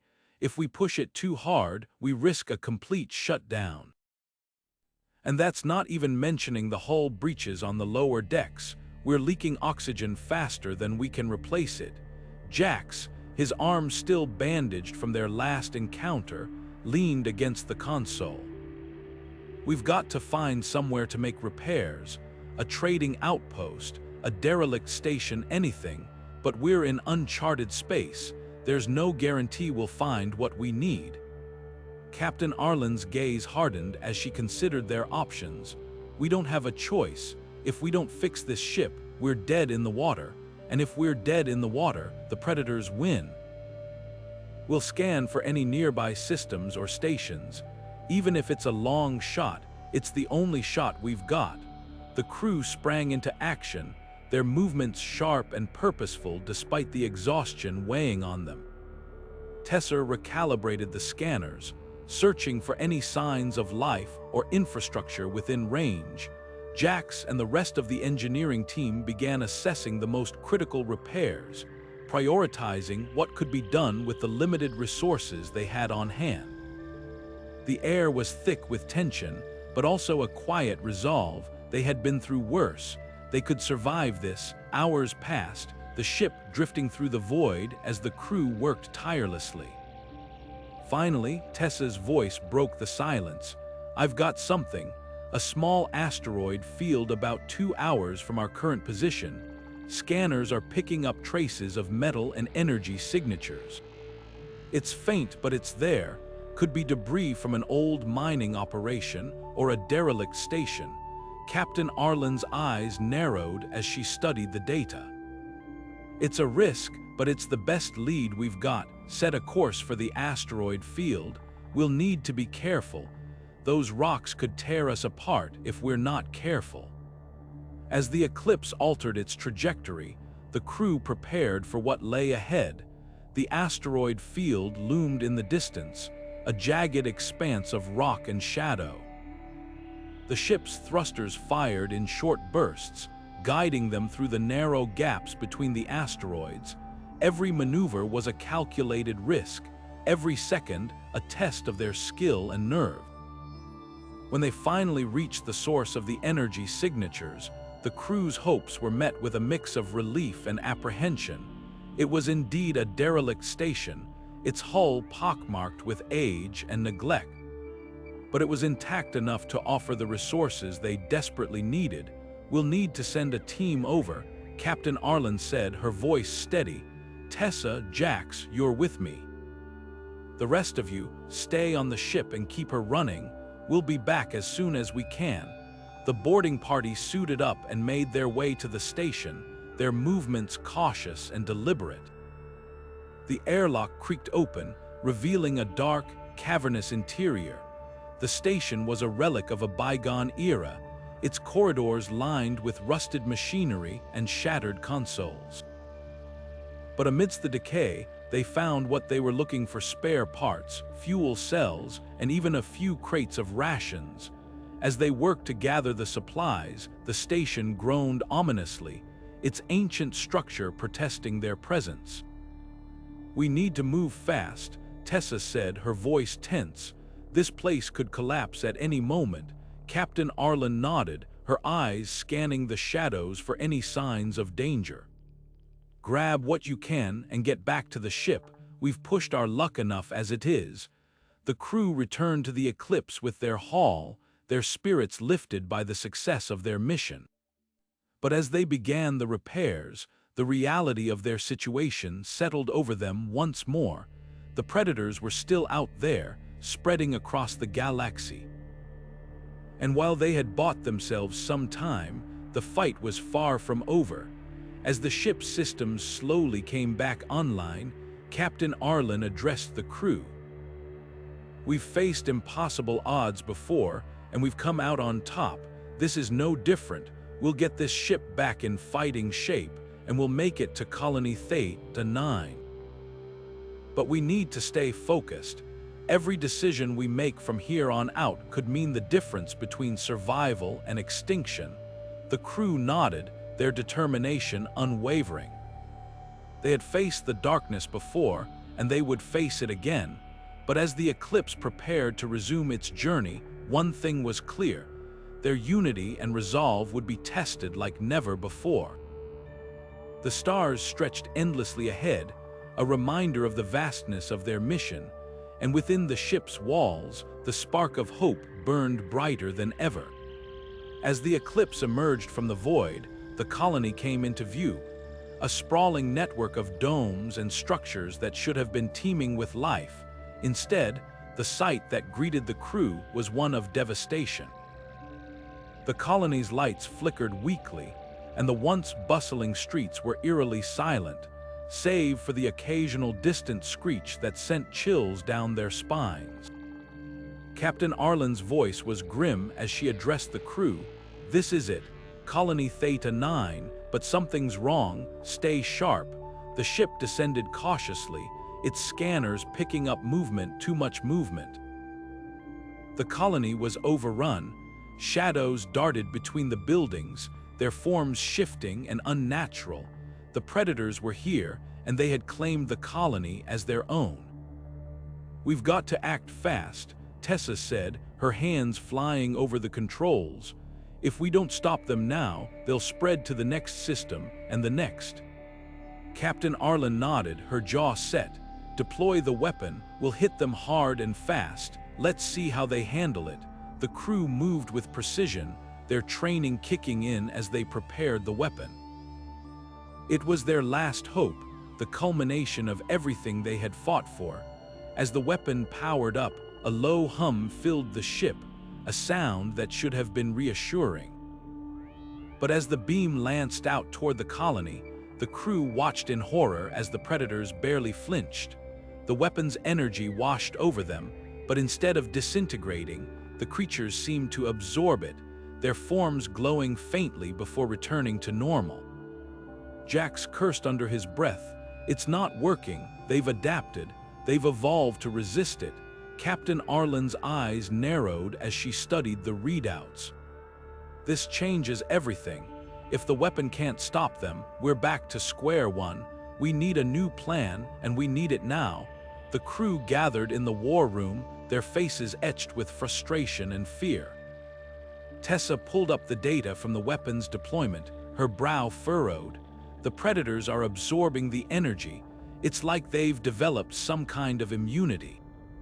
But how? They shouldn't be able to adapt this quickly. Dr. Kova, who had been silent until now, spoke up. Unless they've been exposed to the weapon before. Or something like it. If the colony's scientists were experimenting on them, trying to create a countermeasure, it's possible they accelerated the predator's evolution. They may have inadvertently made them stronger. The room fell silent as the weight of her words sank in. Captain Arlen broke the silence, her voice steady but urgent. Then we need to find out what they were working on. If the colony's scientists were trying to stop the predators, they might have left behind something we can use. Tessa, Jax, you're with me. We're going down there. The boarding party suited up, their movements quick but deliberate. The colony's surface was a nightmare, the air thick with the stench of decay and the acrid tang of burnt metal. The predators were everywhere, their forms blending into the shadows. The crew moved cautiously, their weapons at the ready, but the creatures seemed to ignore them as if they were no longer a threat. As they made their way to the colony's research facility, the crew encountered signs of a desperate struggle. Shattered glass, scorch marks, and the remains of defensive barricades told the story of a last stand.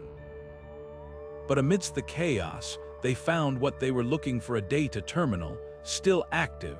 Tessa worked quickly, her fingers flying over the controls. I've got something. It's a log from the lead scientist. They were trying to reverse engineer the predator's biology to find a weakness, but they underestimated how fast the creatures could adapt. Captain Arlen leaned in, her eyes scanning the data. Is there anything we can use, anything at all? Tessa nodded, her expression grim. There's a prototype. A new weapon based on the predator's own biology, but it's untested and it's deep in the facility. We'd have to fight our way through to get it. Captain Arlen didn't hesitate. Then that's what we'll do. We don't have a choice. If this weapon can stop them, we have to try. The crew pressed on, their resolve hardening with every step. The predators were evolving, but so were they. And as they moved deeper into the facility, one thing became clear: this was no longer just a fight for survival. It was a fight for the future of the galaxy, and they would not back down. As the crew pressed deeper into the colony's research facility, the air grew heavier, thick with the scent of chemicals and the faint hum of malfunctioning machinery. The walls were lined with shattered containment units, their glass shards glinting like jagged teeth in the dim light. It was clear that whatever had happened here, it had been catastrophic. Captain Arlen led the way, her weapon raised, her eyes scanning every shadow for movement. Stay close, she muttered. We're not alone here. The facility's central lab was a scene of chaos. Workstations were overturned, monitors flickered with static, and the floor was littered with broken equipment. But amidst the wreckage, the crew found something unexpected: survivors. A group of scientists huddled in a corner, their faces pale and drawn, their eyes wide with fear. One of them, a woman with streaks of gray in her hair, stepped forward, her hands raised in surrender. Please, she said, her voice trembling. We're not your enemies. We were trying to stop them. Captain Arlen lowered her weapon slightly but kept her guard up.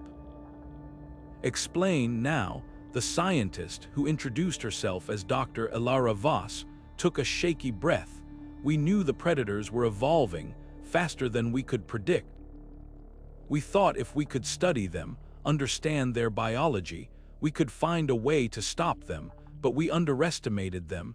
They're not just predators, they're something else. Something intelligent. They adapted to our experiments, turned them against us.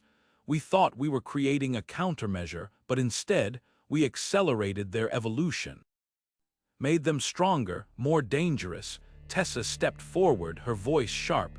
You were experimenting on them. Do you have any idea what you've done? You've made them nearly unstoppable. Dr. Voss flinched but didn't look away. We were desperate. The colony was falling. We thought we had no choice, but you're right, we made a mistake. A terrible mistake, and now they're beyond anything we've ever seen. Captain Arlen's expression was grim. Do you have anything left, any data, any prototypes? Anything we can use to stop them? Dr. Voss nodded, though her face was filled with regret. There's one thing, a prototype weapon based on the Predator's own genetic code. It's untested and it's dangerous, but it might be our only chance. It's in the secure lab, deeper in the facility, but the Predators, they've taken over that area. It's a death trap. The crew exchanged glances, the weight of the situation settling over them. Captain Arlen broke the silence, her voice steady. We don't have a choice.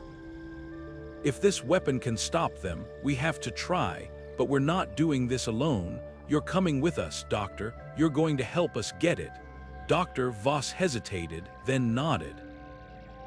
I'll do whatever I can, but you need to understand the Predators aren't just hunting us. They're learning, they're adapting. Every second we waste, they get stronger. The crew moved out, their pace quick but cautious. The secure lab was at the heart of the facility, a labyrinth of corridors and sealed doors. The Predators were everywhere, their forms shifting and writhing in the shadows. The crew fought their way through, their weapons barely holding the creatures at bay. Every step was a battle, every corner a potential ambush, but they pressed on, driven by the knowledge that this was their last hope. As they reached the secure lab, the door hissed open, revealing a room filled with advanced equipment and glowing monitors. In the center of the room was the prototype, a sleek, ominous device that pulsed with a faint, otherworldly light. Dr. Voss moved to the console, her fingers flying over the controls. This is it, she said, the weapon, but it's unstable. If we activate it, there's no telling what might happen. Captain Arlen didn't hesitate. Do it, we'll deal with the consequences later. As Dr. Voss worked, the crew formed a defensive perimeter, their weapons trained on the door. The Predators were closing in, their screeches growing louder, more frantic. The air was thick with tension, the weight of their decision pressing down on them. But as the weapon powered up, a faint hum filled the room, a sound that was both terrifying and hopeful. The crew braced themselves, knowing that whatever came next, it would change everything. The Predators were evolving, but so were they, and in that moment, they realized that this was no longer just a fight for survival. It was a fight for the very future of the galaxy. And they would not back down. As the hum of the prototype weapon filled the room, the crew and scientists worked in a frenzy, their movements sharp and deliberate. Dr. Voss and Tessa huddled over the console, their fingers racing across the controls as they merged the colony's research with the ancient alien technology. The air was electric with tension, every second stretching into an eternity. Captain Arlen stood guard, her eyes darting between the door and the progress being made. How much longer? She barked, her voice cutting through the chaos. Almost there, Dr. Voss replied, her voice strained but steady. We're integrating the Predator's genetic code with the alien tech. If this works, it should disrupt their cellular structure on a massive scale. But it's unstable. One wrong move, and it could blow us all to pieces. Tessa glanced up, her face pale but determined. We don't have a choice. If we don't finish this, the Predators will overrun the colony, and then the galaxy. We have to see it through. The room shuddered as a deafening crash echoed from the corridor outside. The Predators were close, their guttural screeches growing louder with every passing moment. The crew tightened their grip on their weapons, their eyes locked on the door. They're breaking through, One of the scientists shouted, his voice cracking with fear. Captain Arlen stepped forward, her voice calm but commanding. "Hold the line, no matter what happens, we don't let them through, not until the weapon is ready." The door buckled under the force of the Predator's assault, the metal groaning as it began to give way. The crew opened fire, their weapons blazing, as the first wave of creatures surged into the room. The Predators were faster now, their forms shifting and writhing as they adapted to the crew's attacks. Bullets tore through their flesh, but they barely slowed, their eyes burning with a terrifying intelligence. "Keep them back," Captain Arlen shouted, her voice barely audible over the chaos. "We're almost out of time." In the center of the room, Dr. Voss and Tessa worked feverishly, their hands moving in perfect sync. The weapon's hum grew louder, the light from its core pulsing with an otherworldly intensity. "It's ready," Dr. Voss cried, her voice trembling with a mix of relief and dread. "But we have to activate it manually. Someone has to stay behind." The crew exchanged glances, the weight of the decision settling over them. Captain Arlen stepped forward without hesitation. "I'll do it, get everyone out of here, now." Tessa shook her head, her voice fierce. "No, you're the one who can lead them out of this. I'll stay. I know how the weapon works. I can make sure it detonates." Before anyone could argue, the door finally gave way, the Predators flooding into the room in a wave of claws and teeth. The crew fought desperately, their weapons barely holding the creatures at bay. "Go," Tessa shouted, her voice cutting through the chaos. "I'll hold them off. Just get the weapon out of here." Captain Arlen hesitated for a moment, then nodded, her face grim. "We'll come back for you, I promise." As the crew and scientists retreated, Tessa turned to face the Predators, her weapon raised. The room was a blur of motion and sound, the air thick with the stench of blood and burning metal. She activated the weapon, the hum growing deafening as the light from its core intensified. The Predators hesitated, their forms writhing as if sensing the danger. Tessa smiled, a fierce, defiant smile. "You're not taking this galaxy," she said, her voice steady. "Not while I'm still breathing." The weapon detonated with a blinding flash, the shockwave tearing through the facility and obliterating everything in its path. The crew barely made it to safety, the force of the explosion throwing them to the ground. As the dust settled, the facility was gone, reduced to a smoldering crater. The Predators were gone too, their forms disintegrated by the weapon's energy, but the cost was devastating. Tessa was gone, her sacrifice ensuring the weapon's success. The crew stood in silence, their faces etched with grief and determination.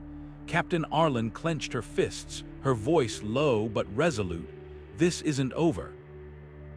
Not yet. We'll honor her sacrifice by finishing what we started. The Predators may have evolved, but so will we, and we won't stop until they're wiped out for good." The crew moved out, their steps heavy but purposeful. The fight was far from over, but they had taken the first step toward victory, and in that moment, they knew they would do whatever it took to protect the galaxy, no matter the cost. As the crew scrambled to activate the weapon, the room seemed to hold its breath, the air thick with tension and the acrid smell of burning circuitry.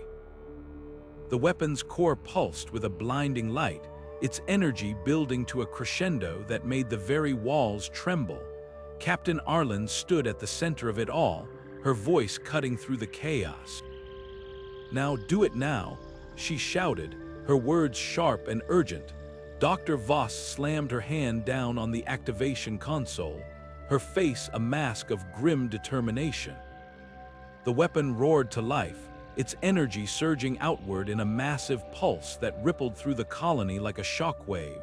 The Predators, caught in the blast, let out unearthly shrieks as their forms disintegrated, their twisted bodies reduced to ash in an instant. The crew watched in stunned silence as the wave of energy swept through the facility, obliterating everything in its path. But the victory was short-lived. The weapon's pulse had done more than destroy the predators. It had destabilized the colony's core. Alarms blared, their shrill tones echoing through the corridors as the facility began to collapse. The core's going critical, Tessa shouted, her voice barely audible over the din. "We have to get out of here, now." The crew moved as one, their training kicking in as they raced toward the nearest exit. The ground beneath their feet shook violently, chunks of debris raining down from the ceiling. Captain Arlen led the way, her eyes scanning the path ahead for any sign of danger. "Stay close," she barked, her voice steady despite the chaos. "We're not losing anyone else today." As they reached the evacuation point, the colony's core let out a deafening roar, the sound of it reverberating through the air like a death knell. The crew piled into the escape pods, their movements frantic but precise. "Go, go, go," Captain Arlen shouted, slamming her hand on the launch controls. The pods shot out into the void, just as the colony exploded in a blinding flash of light, the force of the blast sending shockwaves rippling through space. The crew watched in stunned silence as the colony was consumed by the explosion, its once thriving structures reduced to nothing more than debris. The predators were gone, their threat neutralized, but the cost had been devastating. The colony, its people, and everything they had fought to protect were now lost. Captain Arlen leaned back in her seat, her face etched with exhaustion and grief.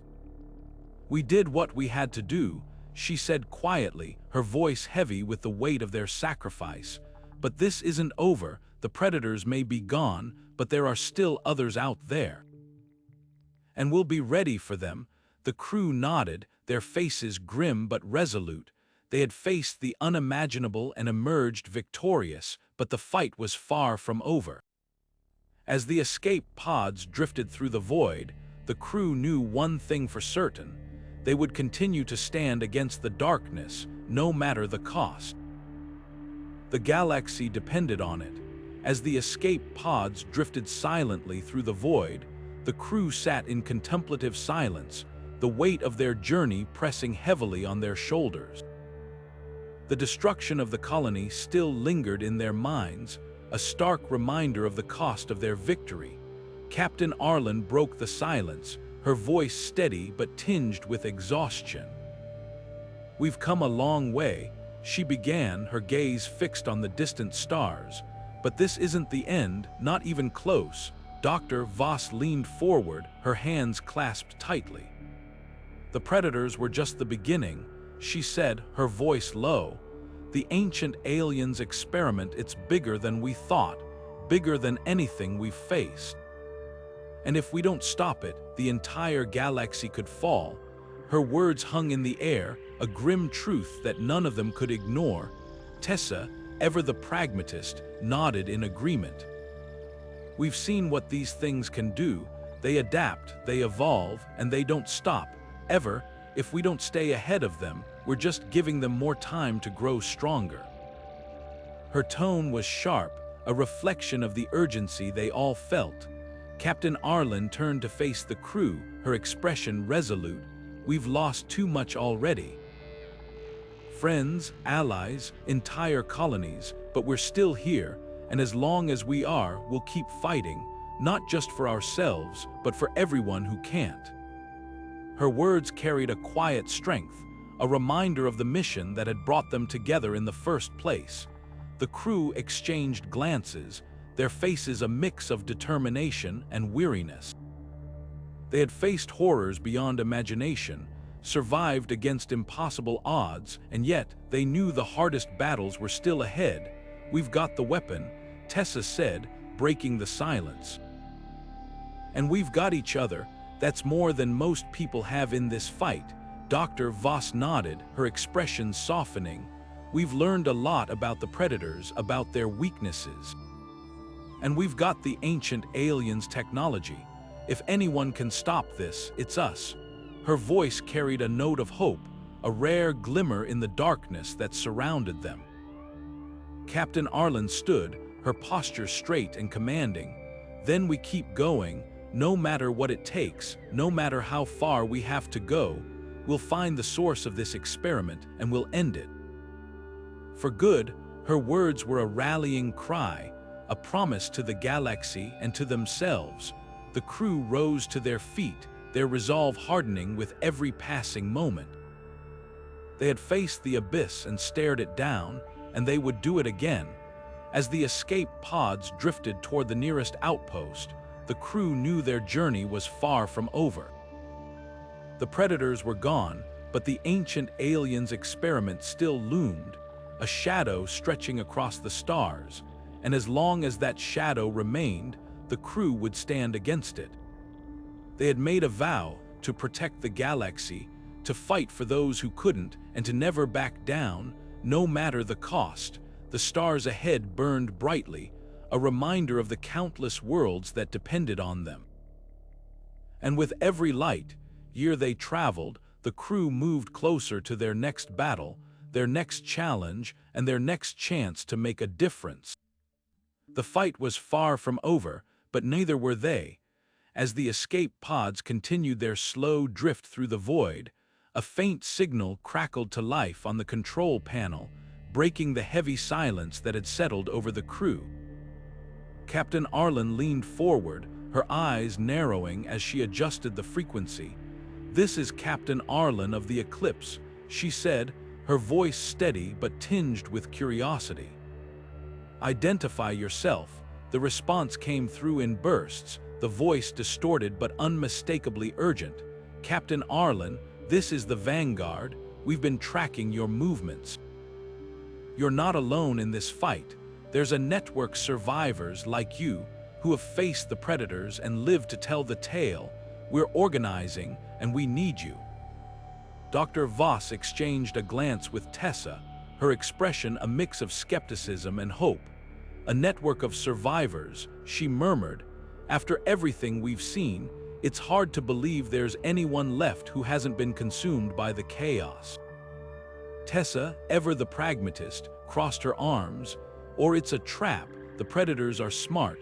They've adapted to everything we've thrown at them. This could be another one of their tricks." Captain Arlen studied the transmission, her mind racing. "If it's real, it could change everything," she said finally. "We've been fighting this war alone for too long.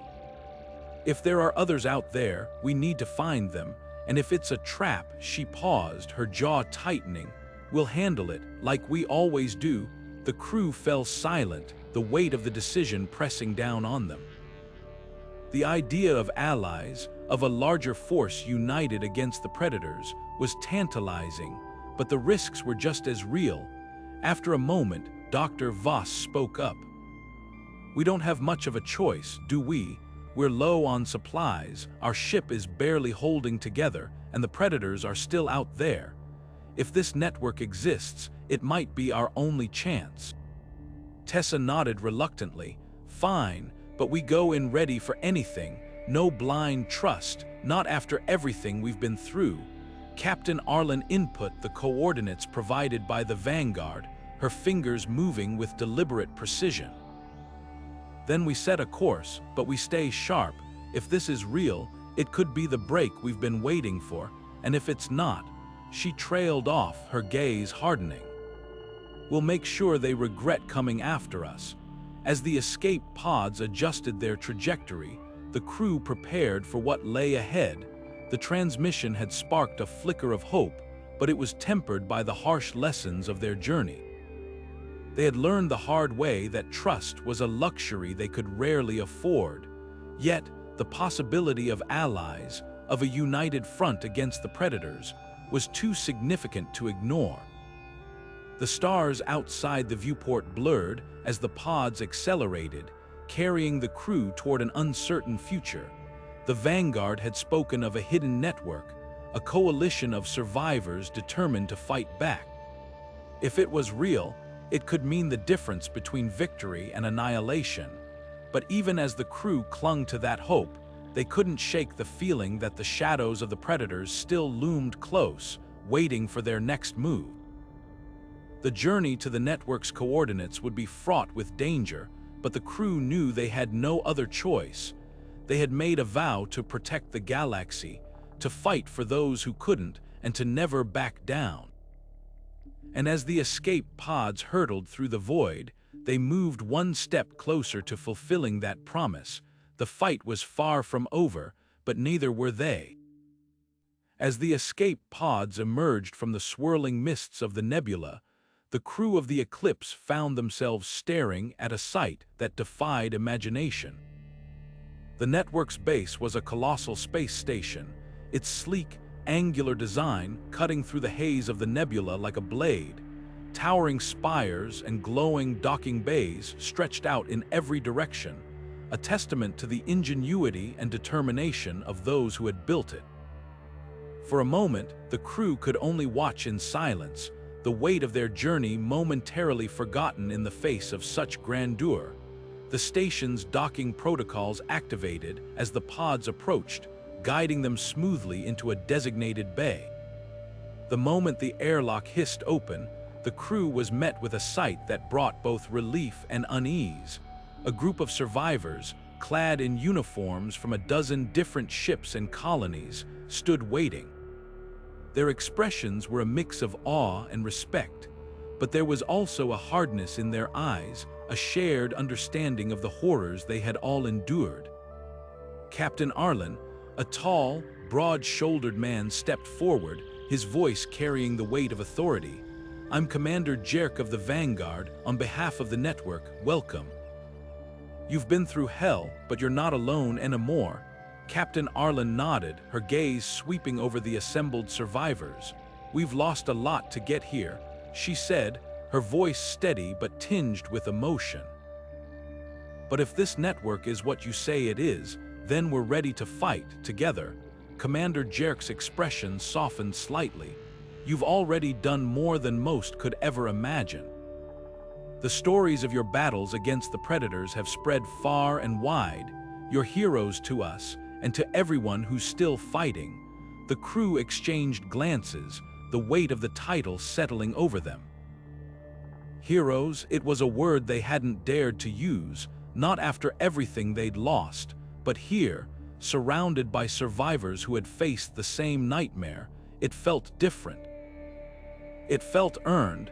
As they were led deeper into the station, the scale of the network's operations became clear. The corridors buzzed with activity, technicians and soldiers moving with purpose, their faces set in grim determination. Holographic displays flickered with data on predator movements, their patterns analyzed and mapped in meticulous detail. Advanced weaponry and technology lined the walls, each piece a testament to the network's relentless drive to turn the tide against the predators. Dr. Voss paused by one of the displays, her eyes widening as she took in the information. "This is incredible," she murmured. "They've been tracking the predators' movements across entire star systems. If we'd had this kind of intelligence earlier, we might have saved more lives." Tessa finished, her voice low. She crossed her arms, her expression a mix of admiration and frustration.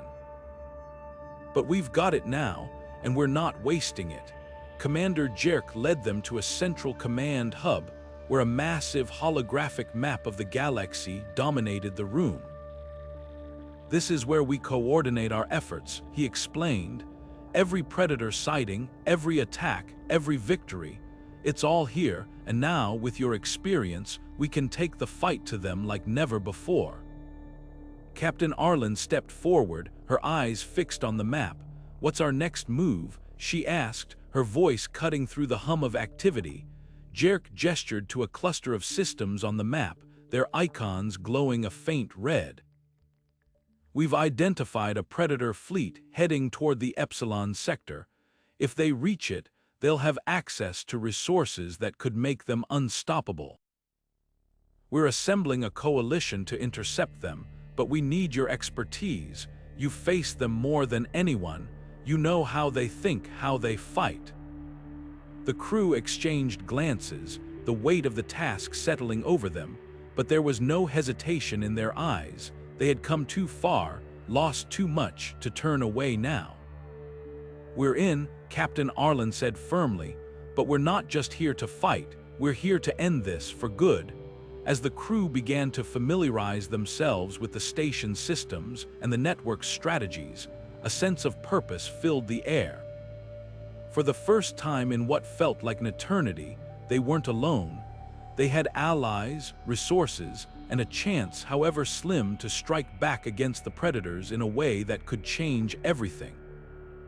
But even as they prepared for the battles to come, the shadows of the past lingered.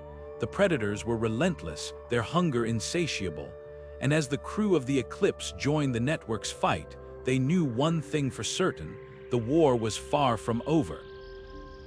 But for the first time, they dared to believe it could be won. As the crew settled into their new roles within the network's base, the urgency of their mission became impossible to ignore. The holographic map in the command hub pulsed with activity, its glowing nodes and lines tracing the movements of the Predator fleet like a deadly constellation. The fleet was massive, a swarm of ships that seemed to stretch across the void, their trajectory unmistakable. They were heading straight for the Epsilon sector, a densely populated system teeming with life and resources. The implications were chilling. If the Predators reached their destination, the galaxy would face a catastrophe unlike anything it had ever seen. Commander Jerk called an emergency briefing, his voice cutting through the hum of the command hub. "We've confirmed the fleet's trajectory," he began, his tone grave. "They're moving faster than we anticipated, and if they reach the Epsilon sector, they'll have access to resources that could make them unstoppable." "We can't let that happen." Captain Arlen stepped forward, her eyes scanning the holographic display. "What's the plan?" she asked, her voice steady but laced with determination. Jerk gestured to the map, highlighting a narrow corridor of space between the fleet and the Epsilon sector. "This is our best chance to intercept them," he explained. "We're assembling a coalition of ships from across the network, fighters, cruisers, everything we've got. But we need your expertise. You face the Predators more than anyone. You know how they think, how they fight. We need you to lead the charge." The crew exchanged glances, the weight of the task settling over them. This wasn't just another battle. It was a fight for the survival of the galaxy. And they were at the forefront of it. "We'll do whatever it takes," Captain Arlen said firmly. "But we need to be smart about this. The Predators adapt quickly. If we're going to stop them, we'll need to hit them hard and fast before they can counter." Dr. Voss stepped forward, her eyes fixed on the holographic display. "We've seen how they operate," she said. "They're relentless, but they're not invincible. If we can disrupt their coordination, we might be able to turn the tide."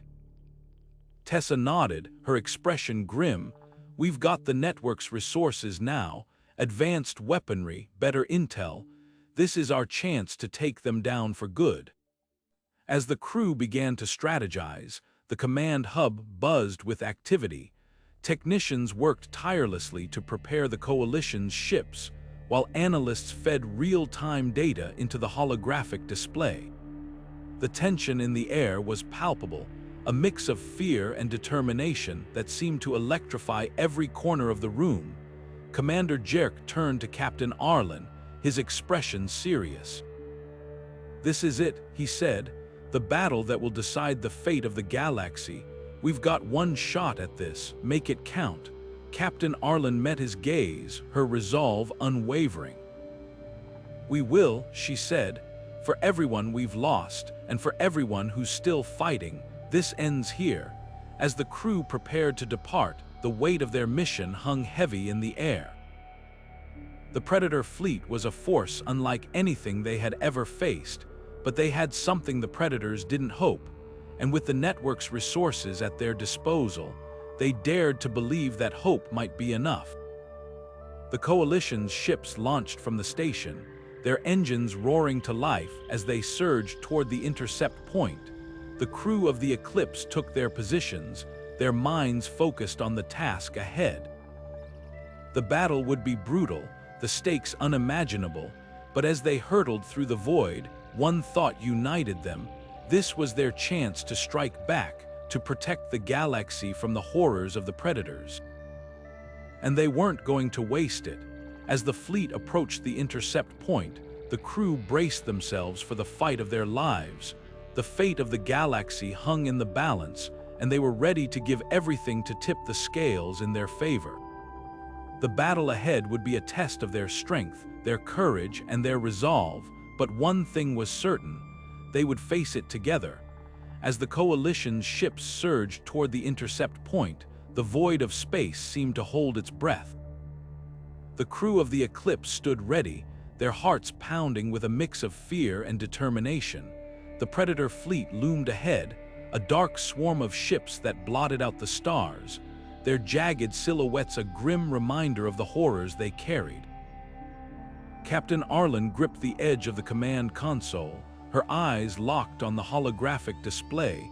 "This is it," she said, her voice steady but edged with urgency. "We hit them hard, and we hit them fast, no hesitation." The battle erupted in a storm of light and chaos. Coalition ships streaked forward, their weapons blazing as they clashed with the Predator fleet. Explosions lit up the darkness, each one a fleeting burst of brilliance against the endless void. The Eclipse weaved through the chaos, its crew working in perfect sync. Tessa manned the weapons systems, her fingers flying over the controls as she targeted Predator ships with precision. "They're adapting faster than before," she shouted over the din. "We need to keep them off balance." Dr. Voss monitored the ancient alien weapon, her brow furrowed in concentration. "The energy levels are fluctuating," she warned. "If we push it too hard, it could overload. We need to time this perfectly." Captain Arlen nodded, her mind racing. "We'll draw them in," she said, "lure them into a tight formation. When they're clustered, we hit them with everything we've got." The crew executed the plan with ruthless efficiency. Coalition ships feigned retreat, drawing the Predators into a trap. As the enemy ships closed in, the Eclipse unleashed the ancient weapon, its pulse rippling through the fleet like a shockwave. Predator ships shuddered and collapsed, their systems overwhelmed by the weapon's energy. For a moment, it seemed like victory was within reach, but the Predators were relentless. Their fleet regrouped, their ships twisting and shifting as they adapted to the weapon's frequency. "They're evolving," Dr. Voss said, her voice tight with frustration. "The weapon's losing effectiveness. We need another plan." Captain Arlen's jaw tightened. "Then we fight them the old-fashioned way," she said. "Ship to ship, weapon to weapon. We don't stop until they're dust." The battle raged on, each moment stretching into an eternity. The Coalition's ships fought valiantly, but the Predators' numbers seemed endless. The crew of the Eclipse pushed themselves to their limits, their bodies and minds strained to the breaking point. Yet through it all, they held onto one unshakable truth. This was their chance to protect the galaxy, to ensure that the horrors of the Predators would never reach another innocent world. As the fight reached its climax, Captain Arlen made a decision. "We're taking the fight to them," she declared. "We'll board their command ship and destroy it from the inside. If we can take out their leadership, the rest will fall." The crew didn't hesitate. They launched a daring assault on the Predator command ship, their determination unwavering even as the odds stacked against them. Inside the ship, they faced horrors beyond imagination, twisted corridors filled with pulsating organic matter, walls that seemed to breathe, and creatures that defied description. But they pressed on, driven by the knowledge that failure was not an option. In the heart of the command ship, they found the source of the Predator's coordination, a massive, pulsating hive mind that seemed to pulse with malevolent energy. "This is it," Captain Arlen said, her voice barely above a whisper. "We destroy this and we end the fight." With the last of their strength, the crew planted explosives at the hive mind's core. As they retreated, the ship began to collapse around them, its structure unraveling as the hive mind disintegrated. The explosion tore through the Predator fleet, its shockwave rippling across the battlefield. Coalition ships cheered as the enemy ships faltered and fell, their once formidable fleet reduced to debris, but the victory came at a cost. The Eclipse was battered, its systems barely holding together. The crew was exhausted, their bodies and spirits pushed to the brink, yet, as they looked out at the remnants of the Predator fleet, they felt a glimmer of hope. They had done the impossible, they had turned the tide. Captain Arlen leaned back in her chair, her face etched with weariness but her eyes shining with resolve. "This isn't over," she said. "The Predators are still out there, but today we showed them that we won't back down, we'll keep fighting for everyone who can't." As the Eclipse limped back to the network's base, the crew knew their journey was far from finished. The galaxy was vast, and the threat of the Predators loomed large. But they had proven that even in the face of unimaginable darkness, hope could prevail, and with that hope, they would continue their fight, ready to face whatever challenges lay ahead. If you enjoyed this thrilling chapter of the Apex Predator from Beyond the Stars, don't forget to subscribe, hit the like button, and ring the notification bell to stay updated on the next installment. The galaxy's fate hangs in the balance, and the crew's journey is far from over. Until next time, stay brave, stay curious,